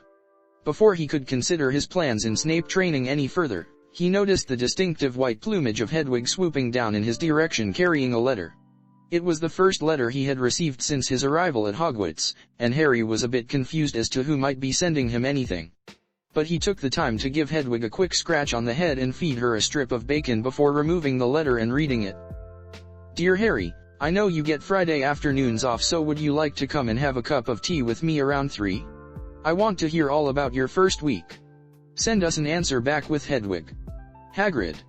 Looking up from the letter, he glanced around at his friends as he asked, "Hey guys, Hagrid just invited me over this afternoon. Do any of you want to come along?" Ron gave a grunt that could be interpreted as anything, his mouth too full for any actual words to be understood. Neville shrugged indifferently, but he agreed to come. Obviously he didn't particularly care other than it just being a reason to spend time with friends, something it appeared he still wasn't quite used to, but was eager to embrace. Hermione though quickly got rather excited. "Oh. He was the one you said knew so much about rare magical creatures? I wonder if he can answer some questions I have. Some of the books I was reading were not very detailed. Of course I'm sure there are better ones in the library, but I just haven't had a chance to read very much about magical creatures. Such a fascinating subject, you know." Before she could continue her somewhat rambling exposition, Harry laughed and interrupted her. She had to have been running out of breath anyway, so it was only the polite thing to do. "Calm down, Hermione. I'm sure he will answer whatever question you have, and maybe he can point you in the right direction for some of the more interesting books too." If anything, Hermione became even more excited at this, though Ron gave her a look of disgust as she began waxing on about what she might be able to learn. Harry just laughed again as he quickly wrote that they would come for tea that afternoon on the back of the letter and sent Hedwig back to Hagrid. Maybe some people could become as excited as he did, even if they chose strange things to base their excitement around. Potions took place down in the dungeons, which rumor had it was fairly close to the Slytherin common room. It made Harry pity the Slytherins at least a little bit. He would give it an 8 for atmosphere, if the target atmosphere was ominous and sly creepy, though that was probably in part due to the various animal body parts in the jars which lined the shelves along one wall. He wasn't sure why ominous and creepy was the target atmosphere for a classroom, but there was no way this could be an accident. He had seen plenty of magical smokeless torches around the castle, so it wouldn't have been difficult to provide a reasonably cheery and bright room for the students.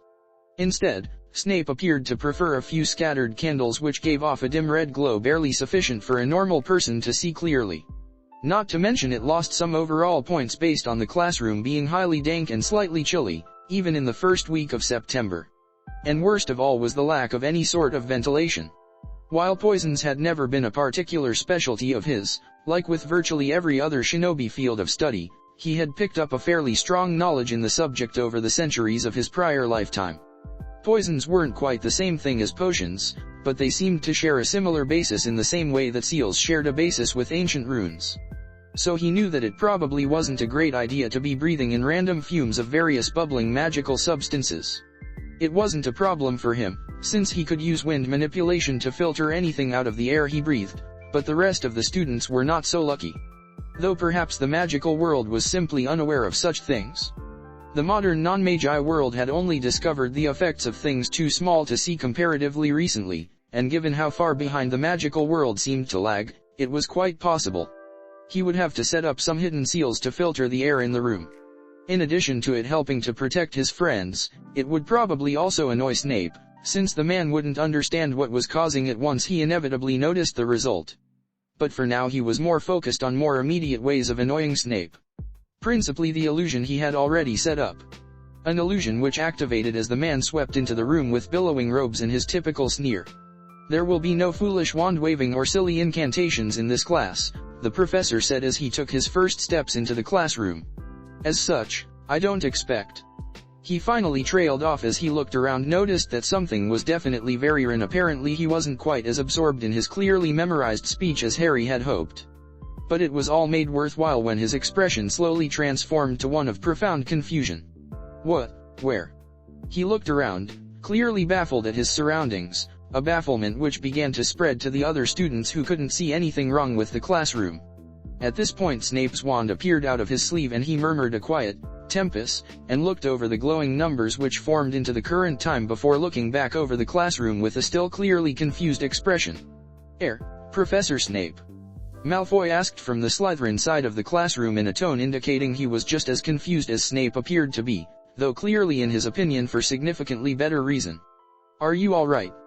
But Snape just ignored the young Slytherin as he continued to examine his surroundings before finally turning and slowly walking back towards the exit to the classroom.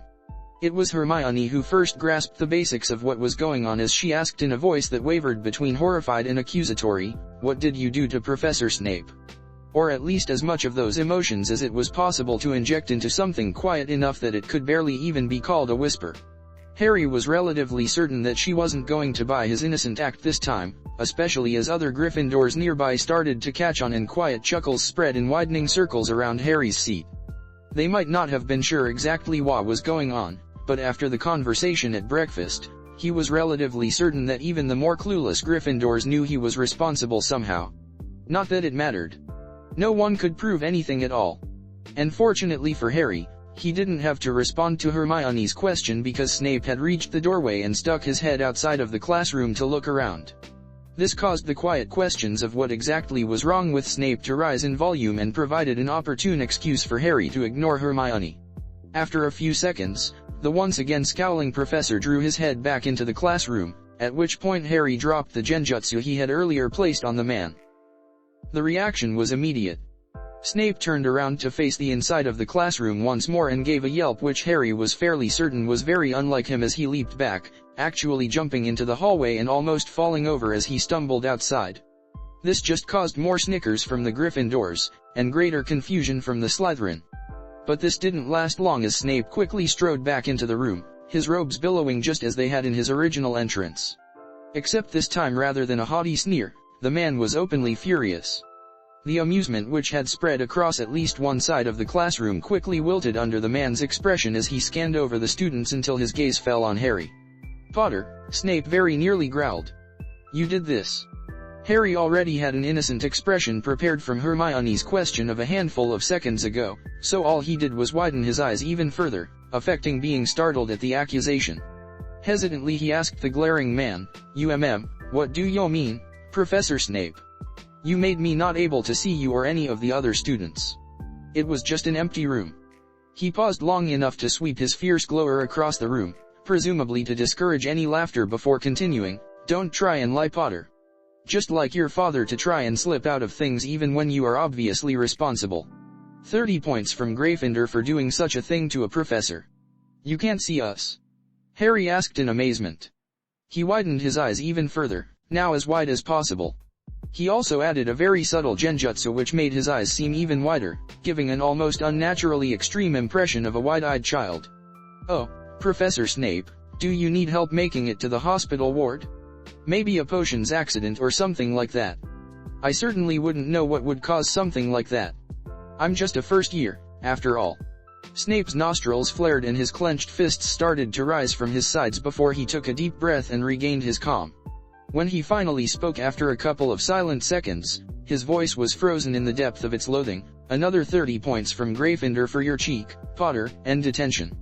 For a week, I think." He then whirled around and walked away, finally reaching the front of the class for the first time that morning. "We will see if you can learn a little respect in cleaning floors with Filch. Not that I have high hopes for it." It was only when Snape had turned away from him that Harry allowed his mouth to twitch up in amusement. Humiliation came in a lot of different flavors.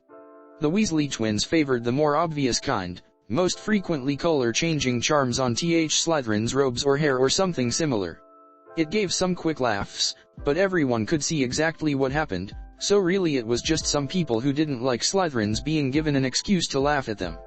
But to make it appear that a man was going insane, make his totally irrational hatred of an 11-year-old readily apparent to the whole school based on something no one else even saw, it might take longer, especially as there were likely many fully willing to accept that Harry had done something, even if they were not sure what. Besides, even if all of the students knew Harry was responsible, that wouldn't be how Snape would see it. A man like that would only see the people laughing at him behind his back. And that was a deeper humiliation that struck at the heart of how Snape believed others saw him. A man like that was well used to people fearing him. But laughing at him, questioning his sanity, and witnessing him being bested by someone decades his junior?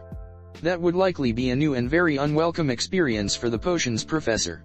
Though it was not so different from the effects of Snape's constant humiliations of the students supposedly under his care, really. Maybe Snape would figure it out eventually. Probably not though. The man was just too petty to ever allow himself to ACC defeat in this sort of thing, much less actually accept responsibility and change his behavior. though he expected that Snape's reaction once he learned that Harry truly didn't care about any punishment he could possibly give would be the most painful. After all, what did points or a house cup mean to him? And detention could always be served by one of his shadow clones. He needed to leave the castle to continue his physical training frequently anyway, so there was a fair amount of time in which a clone would be taking his place. It didn't particularly matter to Harry if the clone was sitting around the common room or cleaning with Filch. In many ways, detention was actually preferable, since he would rather spend time with his friends in person possible. Once Snape reached the front of the class, he whirled back around to face the students and quickly ran through the roll, clenching his teeth hard enough that it had to be painful as he ground out Harry's name. When Harry replied, "Present," quite cheerfully, the grinding of the man's teeth was actually audible in the otherwise silent classroom. After making it through the rest of the roll, Snape suddenly snapped out, "Potter, what would I get if I added powdered root of asphodel to an infusion of wormwood?" "Oh, I have no idea, Professor." "What would you get?" Harry asked with a bright inquisitive smile. "You get a sleeping potion so powerful it is known as the Draught of Living Death," Snape responded with his own twisted smile. As annoyed as Harry's unflappable expression clearly made the man, any chance to bring a little humiliation back to Harry was clearly welcome. "Perhaps if you were not such a dunderhead who relied upon your fame carrying you through life, you would know such a simple question." "Well, maybe even someone as foolish as you might know this one," Snape continued. "Where would you find a bezoar?" "Well, a bezoar is any mass found trapped in the stomach or intestines of an animal. Or human, I suppose." "That's kind of gross though." Harry gave an exaggerated grimace. But Snape just continued sneering with, if possible, even greater disdain. "Don't be a fool. That's the Muggle definition, which was based on stories of real bezoar from before the Statute of Secrecy. A true bezoar is a stone which sometimes forms exclusively in the stomach of goats exposed to significant amounts of magic. It is an antidote to almost all poisons. You would know that if you had bothered to read the first 3 chapters of your book. I don't know why I would have expected someone like you to do that though." "Oh, you really shouldn't have, Professor Snape," Harry responded, back to his earlier carefree voice, which was quite out of place in the dim castle dungeon, and especially out of place before Snape's angry expression. "This is the very first day of potion class. So we haven't had any assigned reading yet. Of course I haven't read the first few chapters. That's alright though. I'm sure I will read all about bezoars this weekend. They sound fascinating." 10 points from Gryffindor for your cheek, Potter," Snape barked out immediately after Harry finished speaking. "And you should have known to read ahead of time. It is called preparing for class. Something I'm sure you know nothing about. But your fame won't get you automatic good grades here." The other students, Gryffindor and Slytherin alike, were staring back and forth from Harry to Professor Snape in something akin to awe by now. The Slytherins might not like Harry Potter, but it seemed even they could recognize how unusual it was for someone to speak to Snape like this. And while the Gryffindors would probably later be annoyed at all the points Harry was losing them, for now they instinctively knew that a confrontation like this didn't happen just every day. Or at least it didn't before Harry's arrival at Hogwarts. Still, they knew they should be grateful for the opportunity to bear witness to something which might come to be a legend of Hogwarts. Or at least gossip for the next few weeks.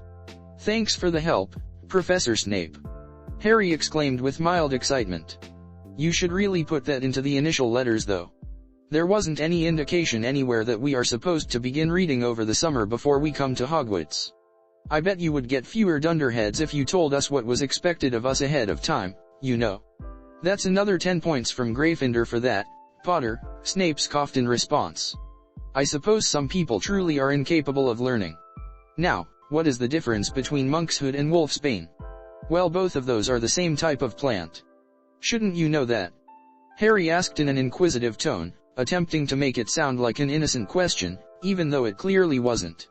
But he didn't give Snape enough time to respond as he continued, "Both are common names given to the aconitum genus of flowering plants. They are also known as aconite, devil's helmet, and blue rocket. It also makes a rather potent poison, which is where it gets most of its names. Shouldn't you be teaching this though? This is the first day of class.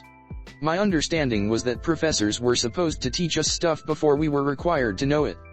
This long and rather detailed answer to his question actually caused Snape to freeze for a few seconds as he blinked back at Harry in shock before he gathered himself and responded angrily, Don't question your professors. That will be another 30 points from Gryffindor. Do you really think that you are too good to learn potions just because you are the boy who lived? Oh, it isn't that I think I am too good for it, Harry replied with a pleased grin. It's just that I am never going to actually need to know it. He held up a hand as if to give him time to continue, as if that would have actually stopped Snape's reaction if T-Man hadn't been too surprised to formulate a response quite yet. Of course, I'm not saying that no one should learn potions. Some people have to make them. It should just be an elective like arithmancy. Most of us can just buy whatever potions we need, so we don't have to actually know how to make them. From what I saw in Diagon Alley, the basic potions don't really cost much more than the cost of the ingredients anyway, which makes sense because they are easy and quick. And the difficult ones are not safe if you don't have a potions master to make them. So learning potions is pretty pointless for anyone who isn't going to become a potions master. I'm sure you agree, Harry stated with a shrug as if it was a foregone conclusion. No, I do not agree, Snape very nearly yelled in an outraged voice. His hands once again clenched around the edges of his desk. Potions is a noble art, and just because you are too incompetent to manage it doesn't mean no one should even try. And that will be another 50 points from Gryffindor. And another week of detention. Snape gave him another glare at this point, though Harry wasn't sure what this was supposed to accomplish, since he had been glaring more or less continuously since CLA began. But what did I do wrong, Professor Snape? Harry asked, returning to his earlier innocent expression. I was just answering the question you asked. Do we get detentions for answering questions incorrectly? I'm sure Professor McGonagall would have mentioned something like that. You lost points and received detention because of your lack of respect and outright insults, Snape snarled. I doubt you are capable of learning respect, Potter, but as your teacher, I shall do my best. Oh, I'm terribly sorry, Professor Snape. I certainly didn't mean anything like that. I deeply apologize for any insult I might have given on accident. Harry then smiled sweetly at the man, which he knew would only infuriate him further. And he was proven correct as the wood of the desk Snape continued to grip creaked audibly. But Snape didn't respond, perhaps aware that even the Slytherins would likely think he was insane if he started yelling at Harry for daring to humbly apologize. The fact that both Harry and Snape clearly knew that the apology was totally insincere wasn't really relevant. So the professor tore his gaze away from Harry with visible difficulty and gestured to the board at the front of the class as he gave instructions to the class of children who seemed to have just as much trouble shifting their attention from the drama, if I could be called that, which had taken place in front of them moments before. The instructions for the Boil Cure potion are on the board. Complete the potion by the end of class. The man then spent the rest of the class returning to an almost continuous glare focused on Harry with laser-like intensity. Harry didn't mind though. It meant that Snape didn't miss all the little things like the fact that Harry prepared a perfect potion. Which wasn't difficult for him, with all of his various advantages. It probably wouldn't help him if he ever wanted to become potions master and actually make original potions, which based on what he had been able to gather seemed to require an exhaustive understanding of potions' ingredient reactions and an innate feel for the potions themselves. But for the comparatively simplistic potions taught at Hogwarts, all that was really required was following very precise instructions. And precision was something he could do extremely well. With the Sherry Non, he could actually see the magic of the ingredients, so when the instructions said to put half of a slug in, he could tell much more precisely how much he actually needed to pu into the potion by comparing how much magic was in the various slugs to work out an average and include only the correct amount to make the potion perfect. He also had hand-eye coordination, which would probably be considered supernatural, so dicing ingredients into exact eighths, or stirring exactly 13.5 rotations were all easily accomplished. Snape clearly didn't like the fact that he was apparently very talented at potions. Especially in light of his earlier dismissal of the subject as something not worthy of his interest. Of course, the man didn't seem to like anything Harry did by now.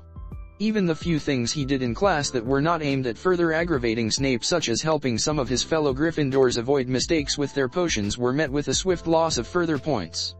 Apparently that was disruptive. Harry made sure to place another genjutsu on him so that Snape, and only Snape, would hear a cheerful humming coming from Harry for that one. It lost yet more points that Harry didn't care about and made Snape look like a lunatic yet again when H insisted that Harry stop. So a solid win in Harry's view. Best of all, it would probably take until one of the Slytherins pointed it out for Snape to begin to understand what happened. It was nice to know he could infuriate the man even when Harry wasn't nearby. But for the most part, he let the rest of the class pass in relative peace. He didn't want to push Snape too far after all, though with Snape's near-continuous absurd level of abuse for a teacher towards a student, Harry found it hard to hold back. But for now, he was happy with keeping things at a low simmer with his obnoxiously high degree of skill at brewing. Unfortunately, eventually the exceedingly entertaining class came to an end, though as Snape called out, "Everyone bottle and label a sample of your potion to be graded and clean out your cauldrons. Class is over." The resulting rush of students seemed especially eager to get out at that point. Though Harry didn't really blame them. If he had truly been 11 years old, he probably would have equally quick to get away from the glare which hadn't left Snape's face for more than a handful of seconds for the entire double period. Even if that glare was rarely directed at any of them. And Harry's bright smile in response to that glare seemed to disturb at least the Slytherins to an almost equal degree. So Harry let them rush ahead as he carefully bottled and labeled a sample of his perfect boil cure potion to take to the front of the classroom behind most of the other students. In fact, only Hermione, Ron, and Neville were hanging back at this point, though each of them stayed well back and looked quite nervous even so. So when Harry placed his potion on the front table, not even Hermione seemed particularly shocked when Snape accidentally brushed his robe sleeve across the potion sample to knock it off the table and shatter it on the ground. Apparently not even her general faith in authority figures could quite stand up to the level of mistreatment Snape had exhibited that day, though how long that would last was anyone's guess. Harry just smiled even more widely though. Well, smiled and seamlessly activated a modified replacement technique to switch the falling bottle with another from the desk. "How unfortunate, Potter," Snape sneered with what was the first expression that morning that could really be called a smile as he spoke in a satisfied voice. "It seems you have no potion to be turned in. I suppose I will have to give you a 0. And I think another 20 points from Gryffindor for failing to turn in a potion sample as instructed. You know, I don't actually think Gryffindor has any points to take by this point," Harry mused. He then bent over and picked up the shard of glass from the ground which held the label, which he held out to Snape as he called out, "Besides, this one W.A. Malfoy's." "See? What?" Snape practically screeched. "No, that's impossible," he exclaimed as he grabbed the label which clearly read, "Draco Malfoy." "Yeah, that's pretty unfortunate," Harry replied in a vaguely sympathetic tone. "Too bad he has to get a 0 though. His seemed almost as close to the exact right shade the book describes as mine was. I would think he would get a chance to make a replacement potion, but I guess if that is what your rule is, he will just have to live with it. And I suppose the Slytherins can afford losing that 20 points better than Gryffindor after this morning." Harry gave a casual shrug as he trailed off meaningfully.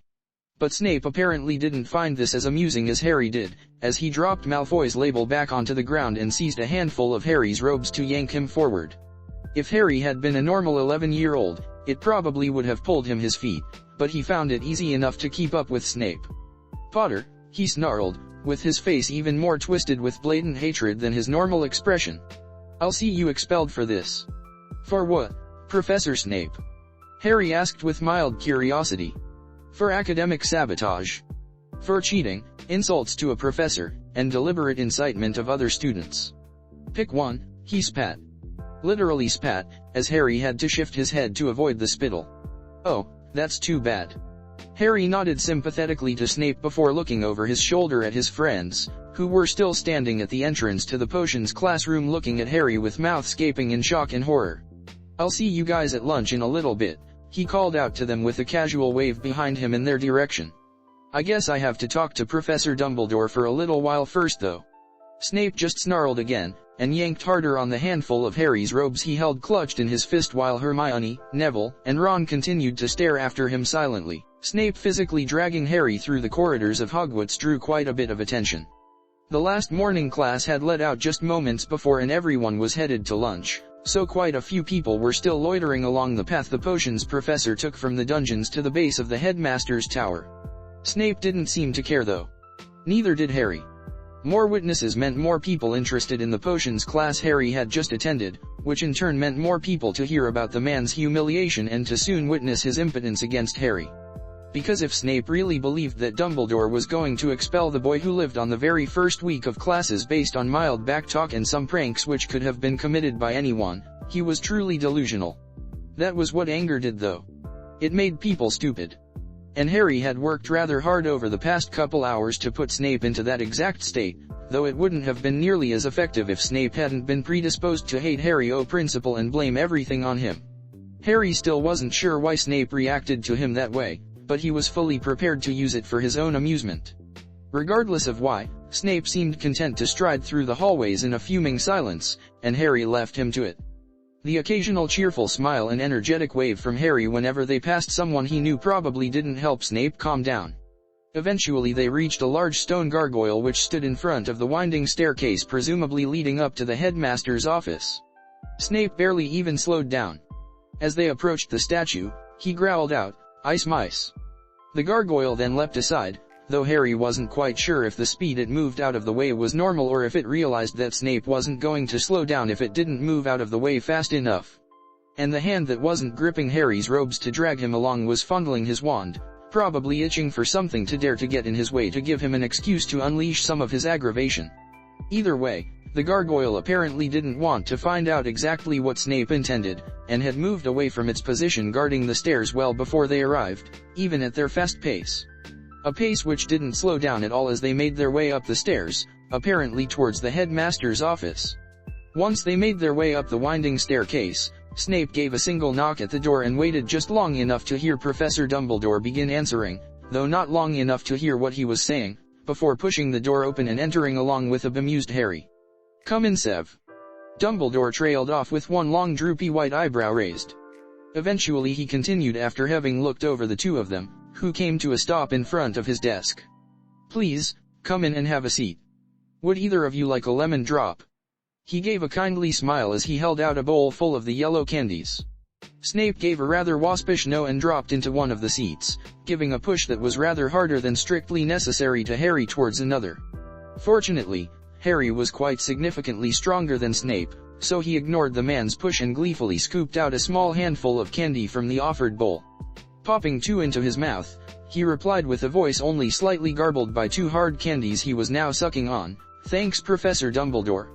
The slight pressure against his mind-walking shields told him that the candies were apparently dosed with some sort of mind-altering potion. Most likely either a mild calming potion or possibly a minor truth potion. Not that Harry could blame the man. He had access to that sort of thing in his previous life, he probably would have dosed all of his visitors too. Though he doubted something this week would do anything against the disciplined mind of a well-trained ninja even without his mind-walking shields, but every little bit helped. "So, what seems to be the problem?" Professor Dumbledore asked with a cheerful twinkle in his eye and a small amused smile as he settled down into his own rather plush chair. "This." Snape growled angrily before trailing off, apparently trying to find a way to describe Harry in a way appropriate for his current mood, and yet polite enough to not get him in trouble with the headmaster. Harry gave the seething man a cheerful smile and slurped rather loudly on his candies. "This boy," Snape eventually continued with a snarl, "pranked me in the middle of the classroom, talked back to me throughout the lesson, and deliberately sabotaged another student's finished potion." The headmaster leaned back behind his desk, with eyes widening to show his surprise as he looked over to Harry from Snape. He then opened his mouth to respond. Probably either to ask for some clarification or perhaps to comment on Harry's continued happy grin in the face of Snape's rather severe accusations. However, he didn't get a chance to say anything as the irate potions professor continued his rant. "I told you this would happen, Albus. I told you he would come here with a swelled head, thinking he could get away with anything just because he's famo. I told you he would be as bad as his father. No, worse than his father. Not even Potter would have dared pranking a teacher on the very first day of his first year. I told you he should never have been here. I told you, but you didn't listen. Well, now you can correct your mistake and throw him out." Professor Dumbledore gave Snape a few moments to make sure he was done before he turned with a far graver expression than he had earlier shown and looked at Harry. At which point the man's eyebrow once again quirked up in surprise and he asked, "You seem quite accepting of this turn of events. Do you understand that you are in quite a bit of trouble, Mr. Potter?" "Sure, I guess so," Harry responded, still smiling. "These candies are just so good. I don't think anyone could eat them and not smile." A pleased smile appeared on Professor Dumbledore's face along with the return of the twinkle in his eye as he reached over and plucked one of the lemon drops from the bowl and popped it into his own mouth. "Ah, I quite agree, Harry. Most people refuse one when I offer, which I haven't ever understood.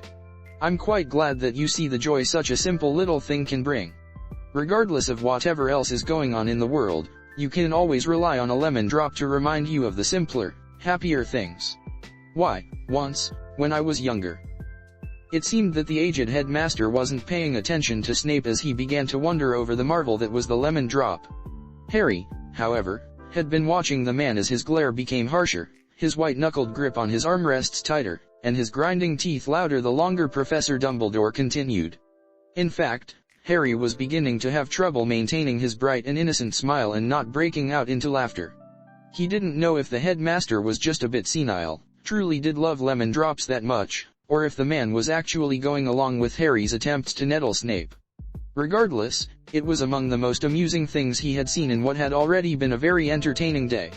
But finally Snape could apparently take no more and burst out, "Enough, Albus.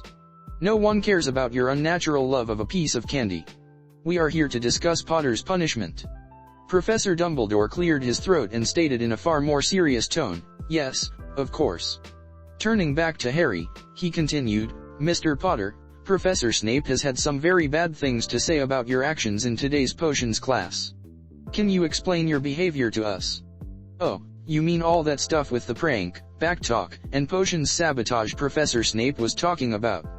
Harry waited for Professor Dumbledore to nod his head before popping another lemon drop into his mouth and continuing, "Yeah, I didn't do any of that." Snape immediately straightened in his chair and turned the full strength of his glare onto Harry, not that it had often left him for the duration of this meeting. "Potter. Why, you lying little." Before Snape could get any further, Professor Dumbledore cut him off with a rather sharp reprimand for the apparently generally easygoing elderly man. "That's enough, Severus." The headmaster then turned to Harry and continued in a gentler tone, "Can you please explain what happened from your perspective, Harry?" "Sure, Professor," Harry answered with a nod. Professor Snape was acting kind of weird when he first walked into the room at the beginning of the class. He looked around with an odd expression, then walked out of the room while ignoring everyone's questions. But he seemed okay after that. No one seemed to really know what happened though. Then I answered some of his questions, explaining my views when he asked, but I certainly didn't do any backtalk, or not on purpose anyway. And I don't even know what he is talking about with sabotaging another student's potion.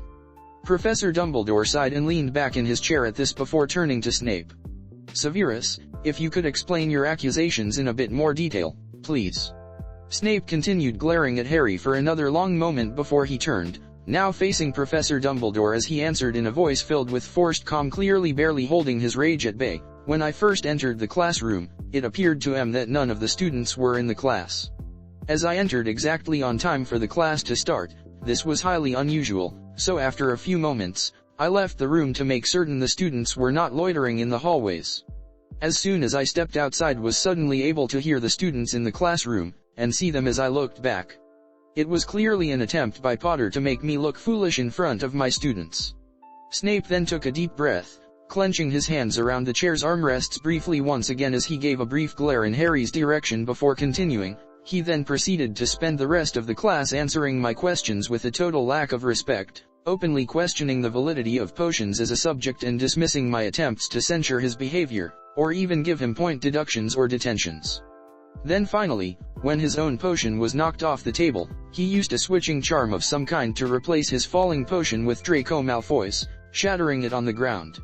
"Do you have any actual evidence I was responsible for that prank?" Harry asked incredulously. This time he didn't wait for the headmaster to prompt his response. "It sounds like some sort of powerful targeted notice me not spell, but I wouldn't have any idea how to actually cast something like that. I'm just a new first year, after all."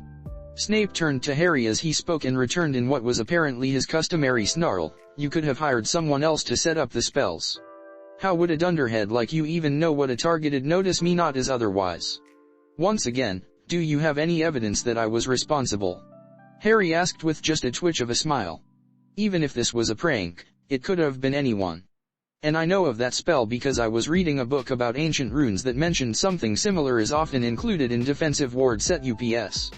It didn't describe how such a thing would actually be performed though. It's just an introductory book, after all."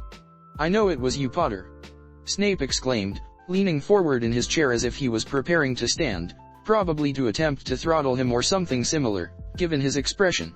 Just like your father, you wanted to humiliate me in front of everyone. Well, it won't work this time. Severus, please calm yourself and remain silent until Harry has had a chance to explain himself, Albus interrupted, pinching the bridge of his nose in annoyance, or perhaps with the onset of a headache. Harry could see how regular dealing with Snape could cause a headache for anyone. The thought set off a surge of pity for the old man, having to put up with someone like Snape and not prank the daylights out of him. Professionalism could be pretty boring. Not that Harry would know from personal experience. It sure seemed boring though.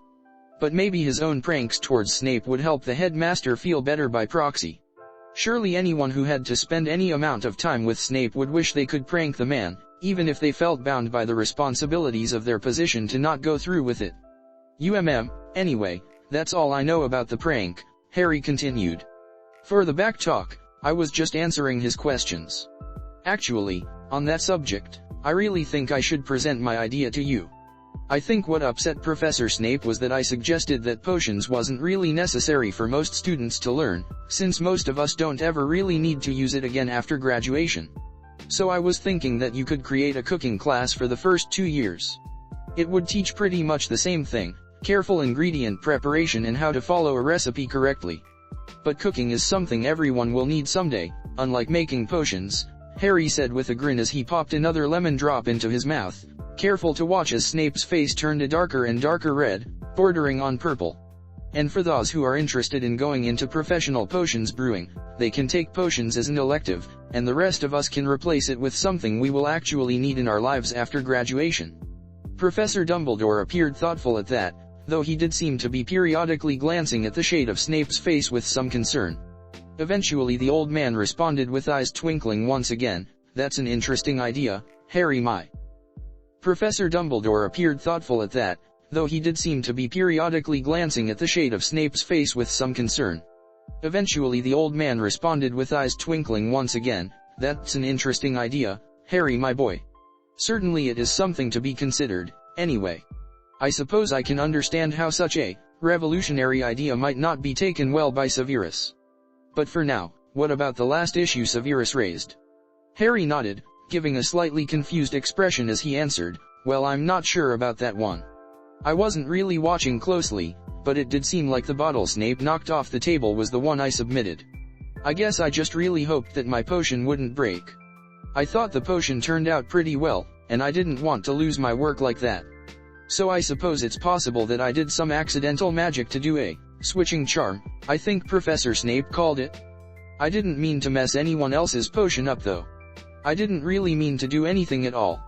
I mean, I didn't have my wand out or anything, so I don't see why anyone would think it was purposeful magic even if I knew how to perform a switching charm. Can we get in trouble for accidental magic even though we didn't mean to do it?" At this point Harry turned on his most innocent expression, eyes wide with just a hint of worry mixed in. Professor Dumbledore probably wouldn't really buy it, but it would further infuriate Snape. And the headmaster had seemed content to go along with Harry's nettling of Snape so far today.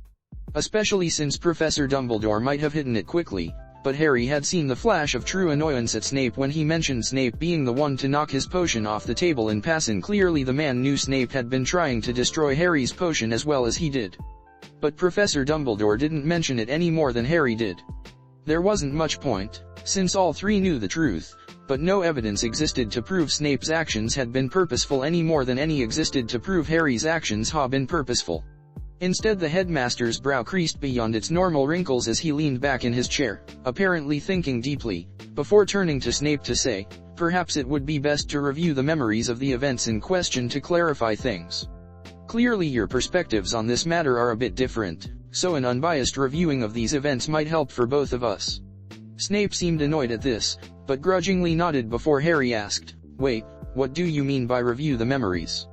You can use magic to show people your memories." "Ah, yes Harry, my boy," Dumbledore answered with a smile and a bright twinkle in his eye as he looked back at Harry.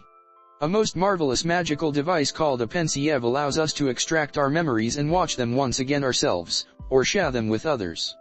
It's most useful in keeping your thoughts organized and reviewing old memories for details which might have been forgotten by the conscious mind.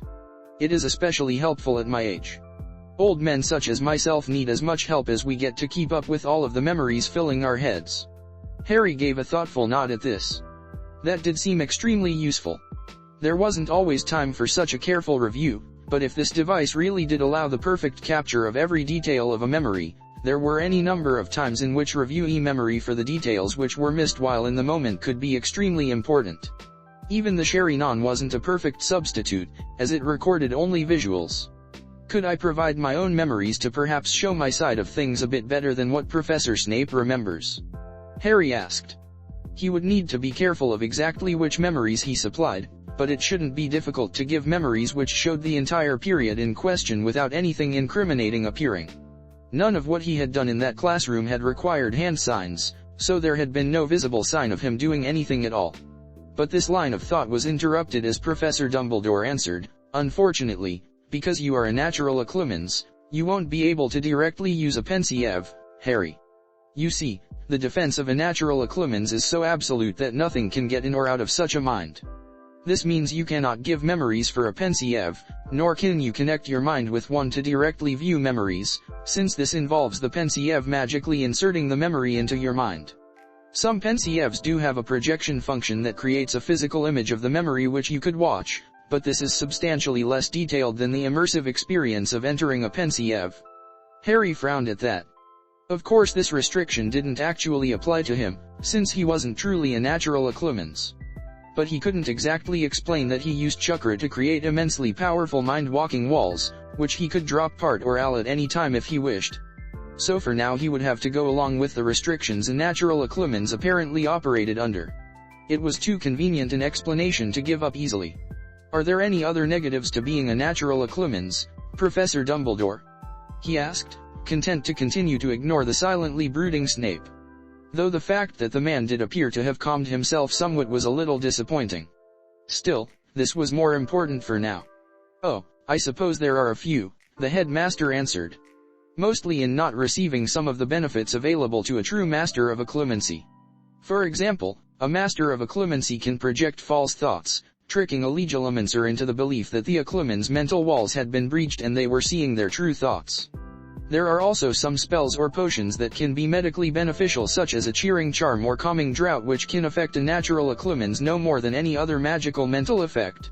Most agree that the benefits far outweigh the negatives though. First, that you have no need to put the time and effort of studying a complex and difficult magical art such as a normal occlumens would. And more importantly, any normal occlumens, no matter how skilled, can potentially have their occlumency barriers eventually breached. A natural occlumens has no such fear, regardless of the power or subtlety of the mental spell or potion." Harry nodded before giving a brief shrug and popping his last lemon drop into his mouth. "Well, nothing I can do about it one way or the other, so there isn't really any point worrying about it, I guess." Professor Dumbledore gave a gentle smile at this and nodded his agreement as he responded, "That's a very mature way of looking at it, my boy. It's never helpful to waste time fretting about what cannot be changed. Better to focus on the things you can do to improve yourself and help others."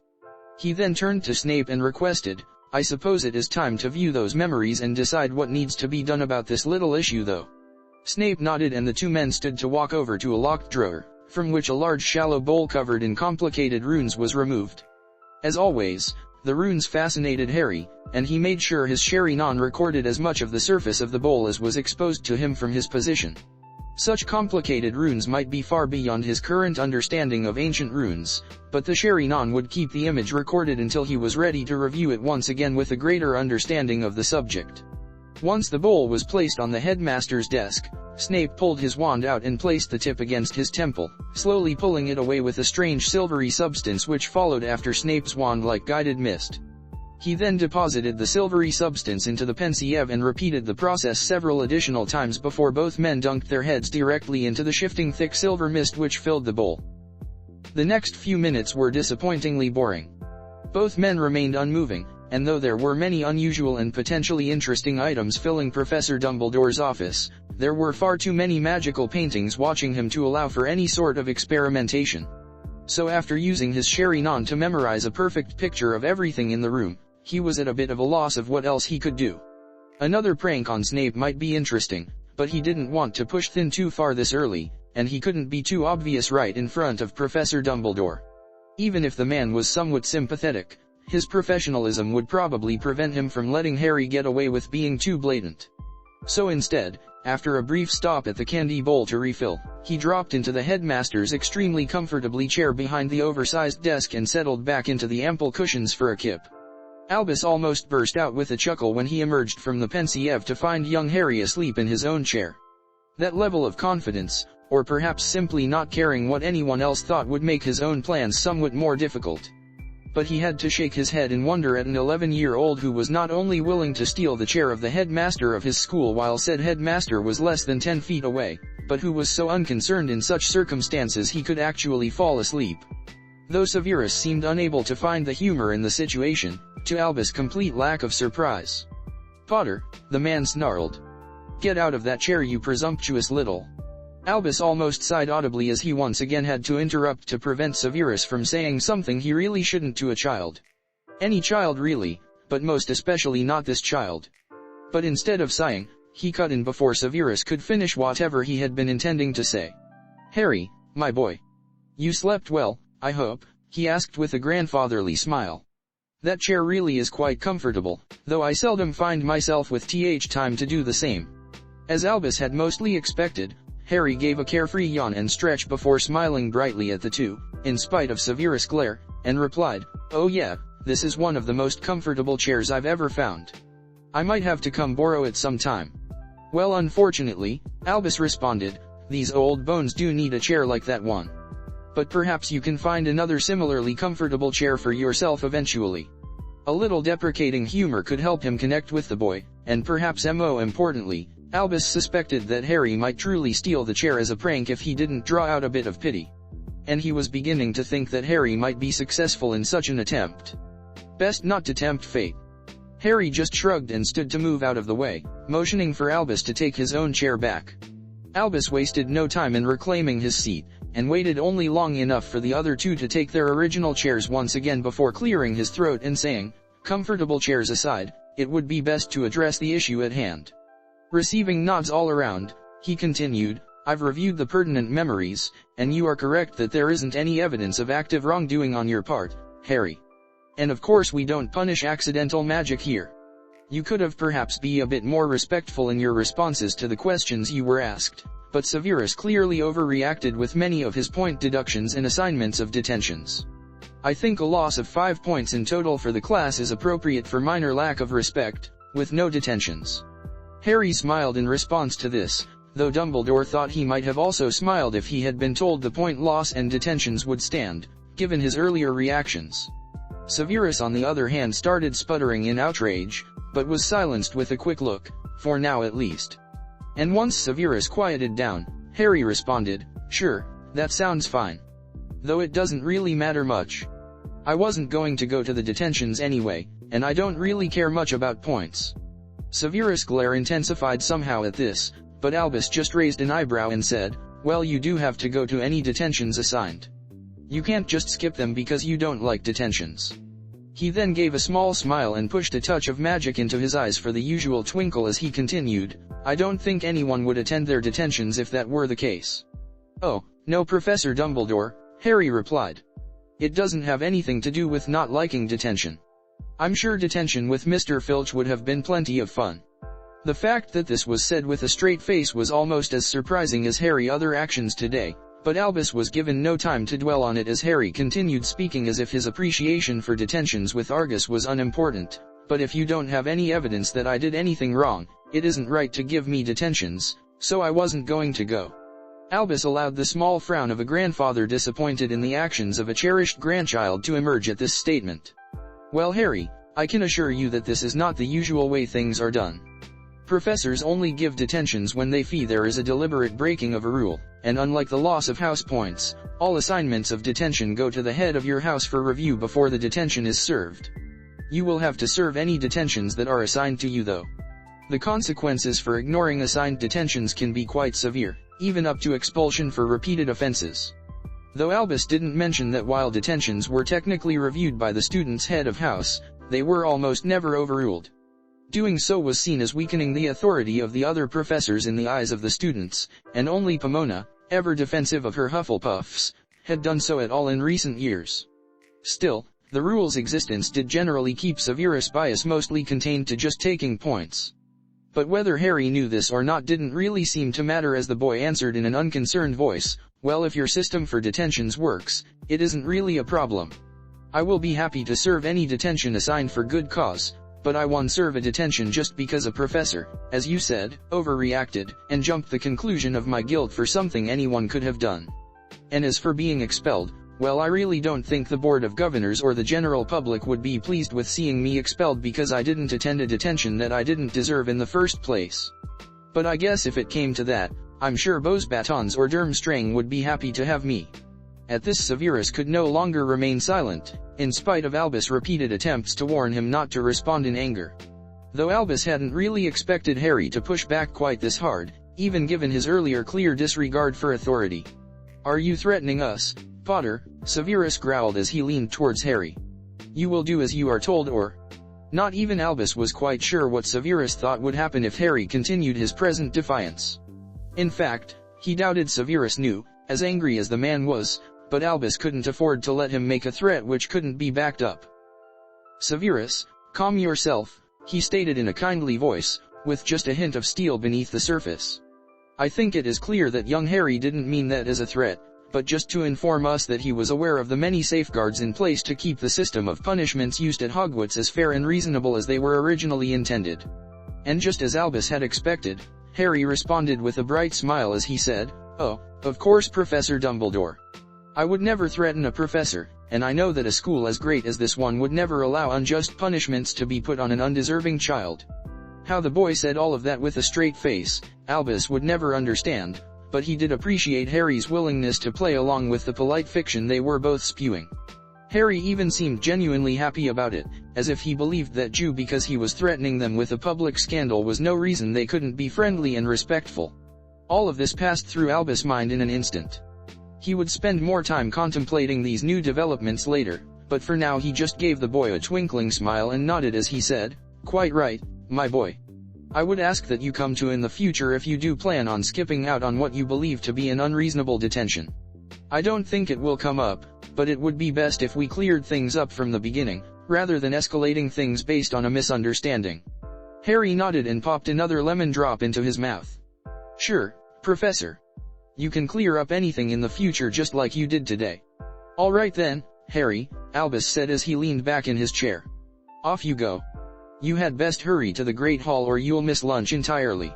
And with that, the boy gave a quick wave and strolled out of his office, seemingly without a care in the world.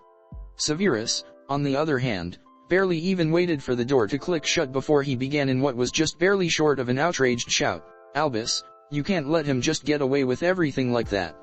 "Severus, be reasonable," Albus asked in a weary voice, momentarily feeling every one of his 109 years. Dealing with one impossible child tearing down so many of his carefully developed plans without even trying was difficult enough. Putting up with Severus when he got into a mood like this and was unwilling to listen to reason pushed an already stressful morning beyond the bounds of anything he particularly wished to deal with. Unfortunately, the world had a way of seldom conforming to his wishes. "Be reasonable, you say?" Severus sneered contemptuously. "So it is reasonable to let a child get away with doing whatever he feels like? Pranking his professor, and mocking me to my face, regardless of how he tried to play it off. And then, not even happy with pushing you back to the mildest of rebukes, he threatens us to our faces, and it's reasonable to just do whatever he wants out of fear of an 11-year-old? Will he be running Hogwarts by next week because you don't want to upset your precious boy who lived? And all of this is somehow the reasonable thing to do?" "No, Severus," Albus responded with a heavy sigh. "Be reasonable because you are treating Harry as if he is simultaneously the mirror of his father, and yet as if he will respond to our actions as the boy I expected to come to Hogwarts. Uneducated in ways of the wizarding world. Uncomfortable in his fame. But that is not what we have gotten." At this point Albus abruptly stood from his chair and began pacing agitatedly as he continued, "I say be reasonable because the threat you seem to believe I should have ignored is very real. This is no bluff. He is right that if he were thrown out of Hogwarts, which we cannot afford to do because we need to keep him close regardless, by the way. But if he were indeed thrown out of Hogwarts for refusing to attend a detention assigned to him with no evidence supporting his guilt, the public outrage would be immense. I couldn't protect you because I would be too busy desperately holding onto my own position. You cannot ignore the fact that he not only holds real power over us in many ways, and more importantly, he knows it and is perfectly willing to use that power if we push him to it. But he is guilty. Severus cried out in frustration. Of course he's guilty, Severus, Albus answered in an annoyed tone as he dropped back into his seat. We both know that. There was no true surprise when young Draco's potion was the one which ended up on the floor.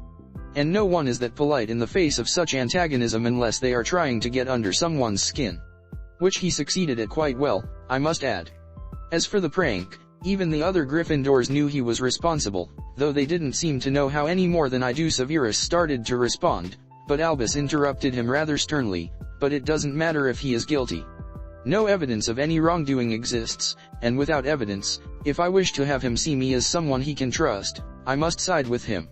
Enrig, now, you know as well as I do that very little matters more than having that boy grow to trust and believe in me. He must accept my guidance to stay within the light. Especially given his currently lack of respect for authority. That sort of thing could too easily evolve into something very dangerous as he gets older without proper guidance. I wish you would learn to move past your own issues with Harry and separate your view of him from anything his father did to you almost 2 decades ago. Albus paused at this point and shook his head in annoyance as he continued, destroying an 11-year-old's potion, Severus? Really? You are not a teenager anymore. Try not to get into petty prank wars with children. It does not reflect well upon you. Severus didn't even try and deny it now that it was just the two of them, not that Albus expected any differently. Severus did have his good qualities, but he could be an incredibly petty man, and they both knew it and accepted it. Which meant there wasn't really any reason to dwell on it further. So Albus continued in a more thoughtful tone, but if you truly cannot move past that, I suppose learning to deal with some minor antagonism now might help him be just a little more ready for the future. But while he might grow to dislike you without any true problems, he must learn to trust me, or all might well be lost. So target him if you feel you must, but know that unless you come to me with absolute proof of wrongdoing, I will continue to side with Harry. Regardless of what we both know of guilt. Severus scowled even deeper and whirled around, his robes billowing as he moved towards the exit to the office. But just as he put his hand on the doorknob, he paused and harshly called out without turning around, "Trust is all very well, but you are also teaching him that he can walk over not just the rules, but even his professors and get away with it. Not just get away with it, but be supported in it, as long as he doesn't get caught. Keep teaching him that, and this is just the beginning. He will get worse and worse until you have a monster on your hands who cannot be controlled. You'll wish you had listened to me then. Do you really want to repeat history? To allow Hogwarts to produce another overpowered, entitled monster who thinks anything he is clever enough to get away with is acceptable?" The door closed with a slam behind Severus and Albus leaned back in his comfortable chair with a sigh as he worked through his many contingencies, trying desperately to think of a way to truly salvage this whole situation before it spiraled even further out of his control. He would remain there for quite some time.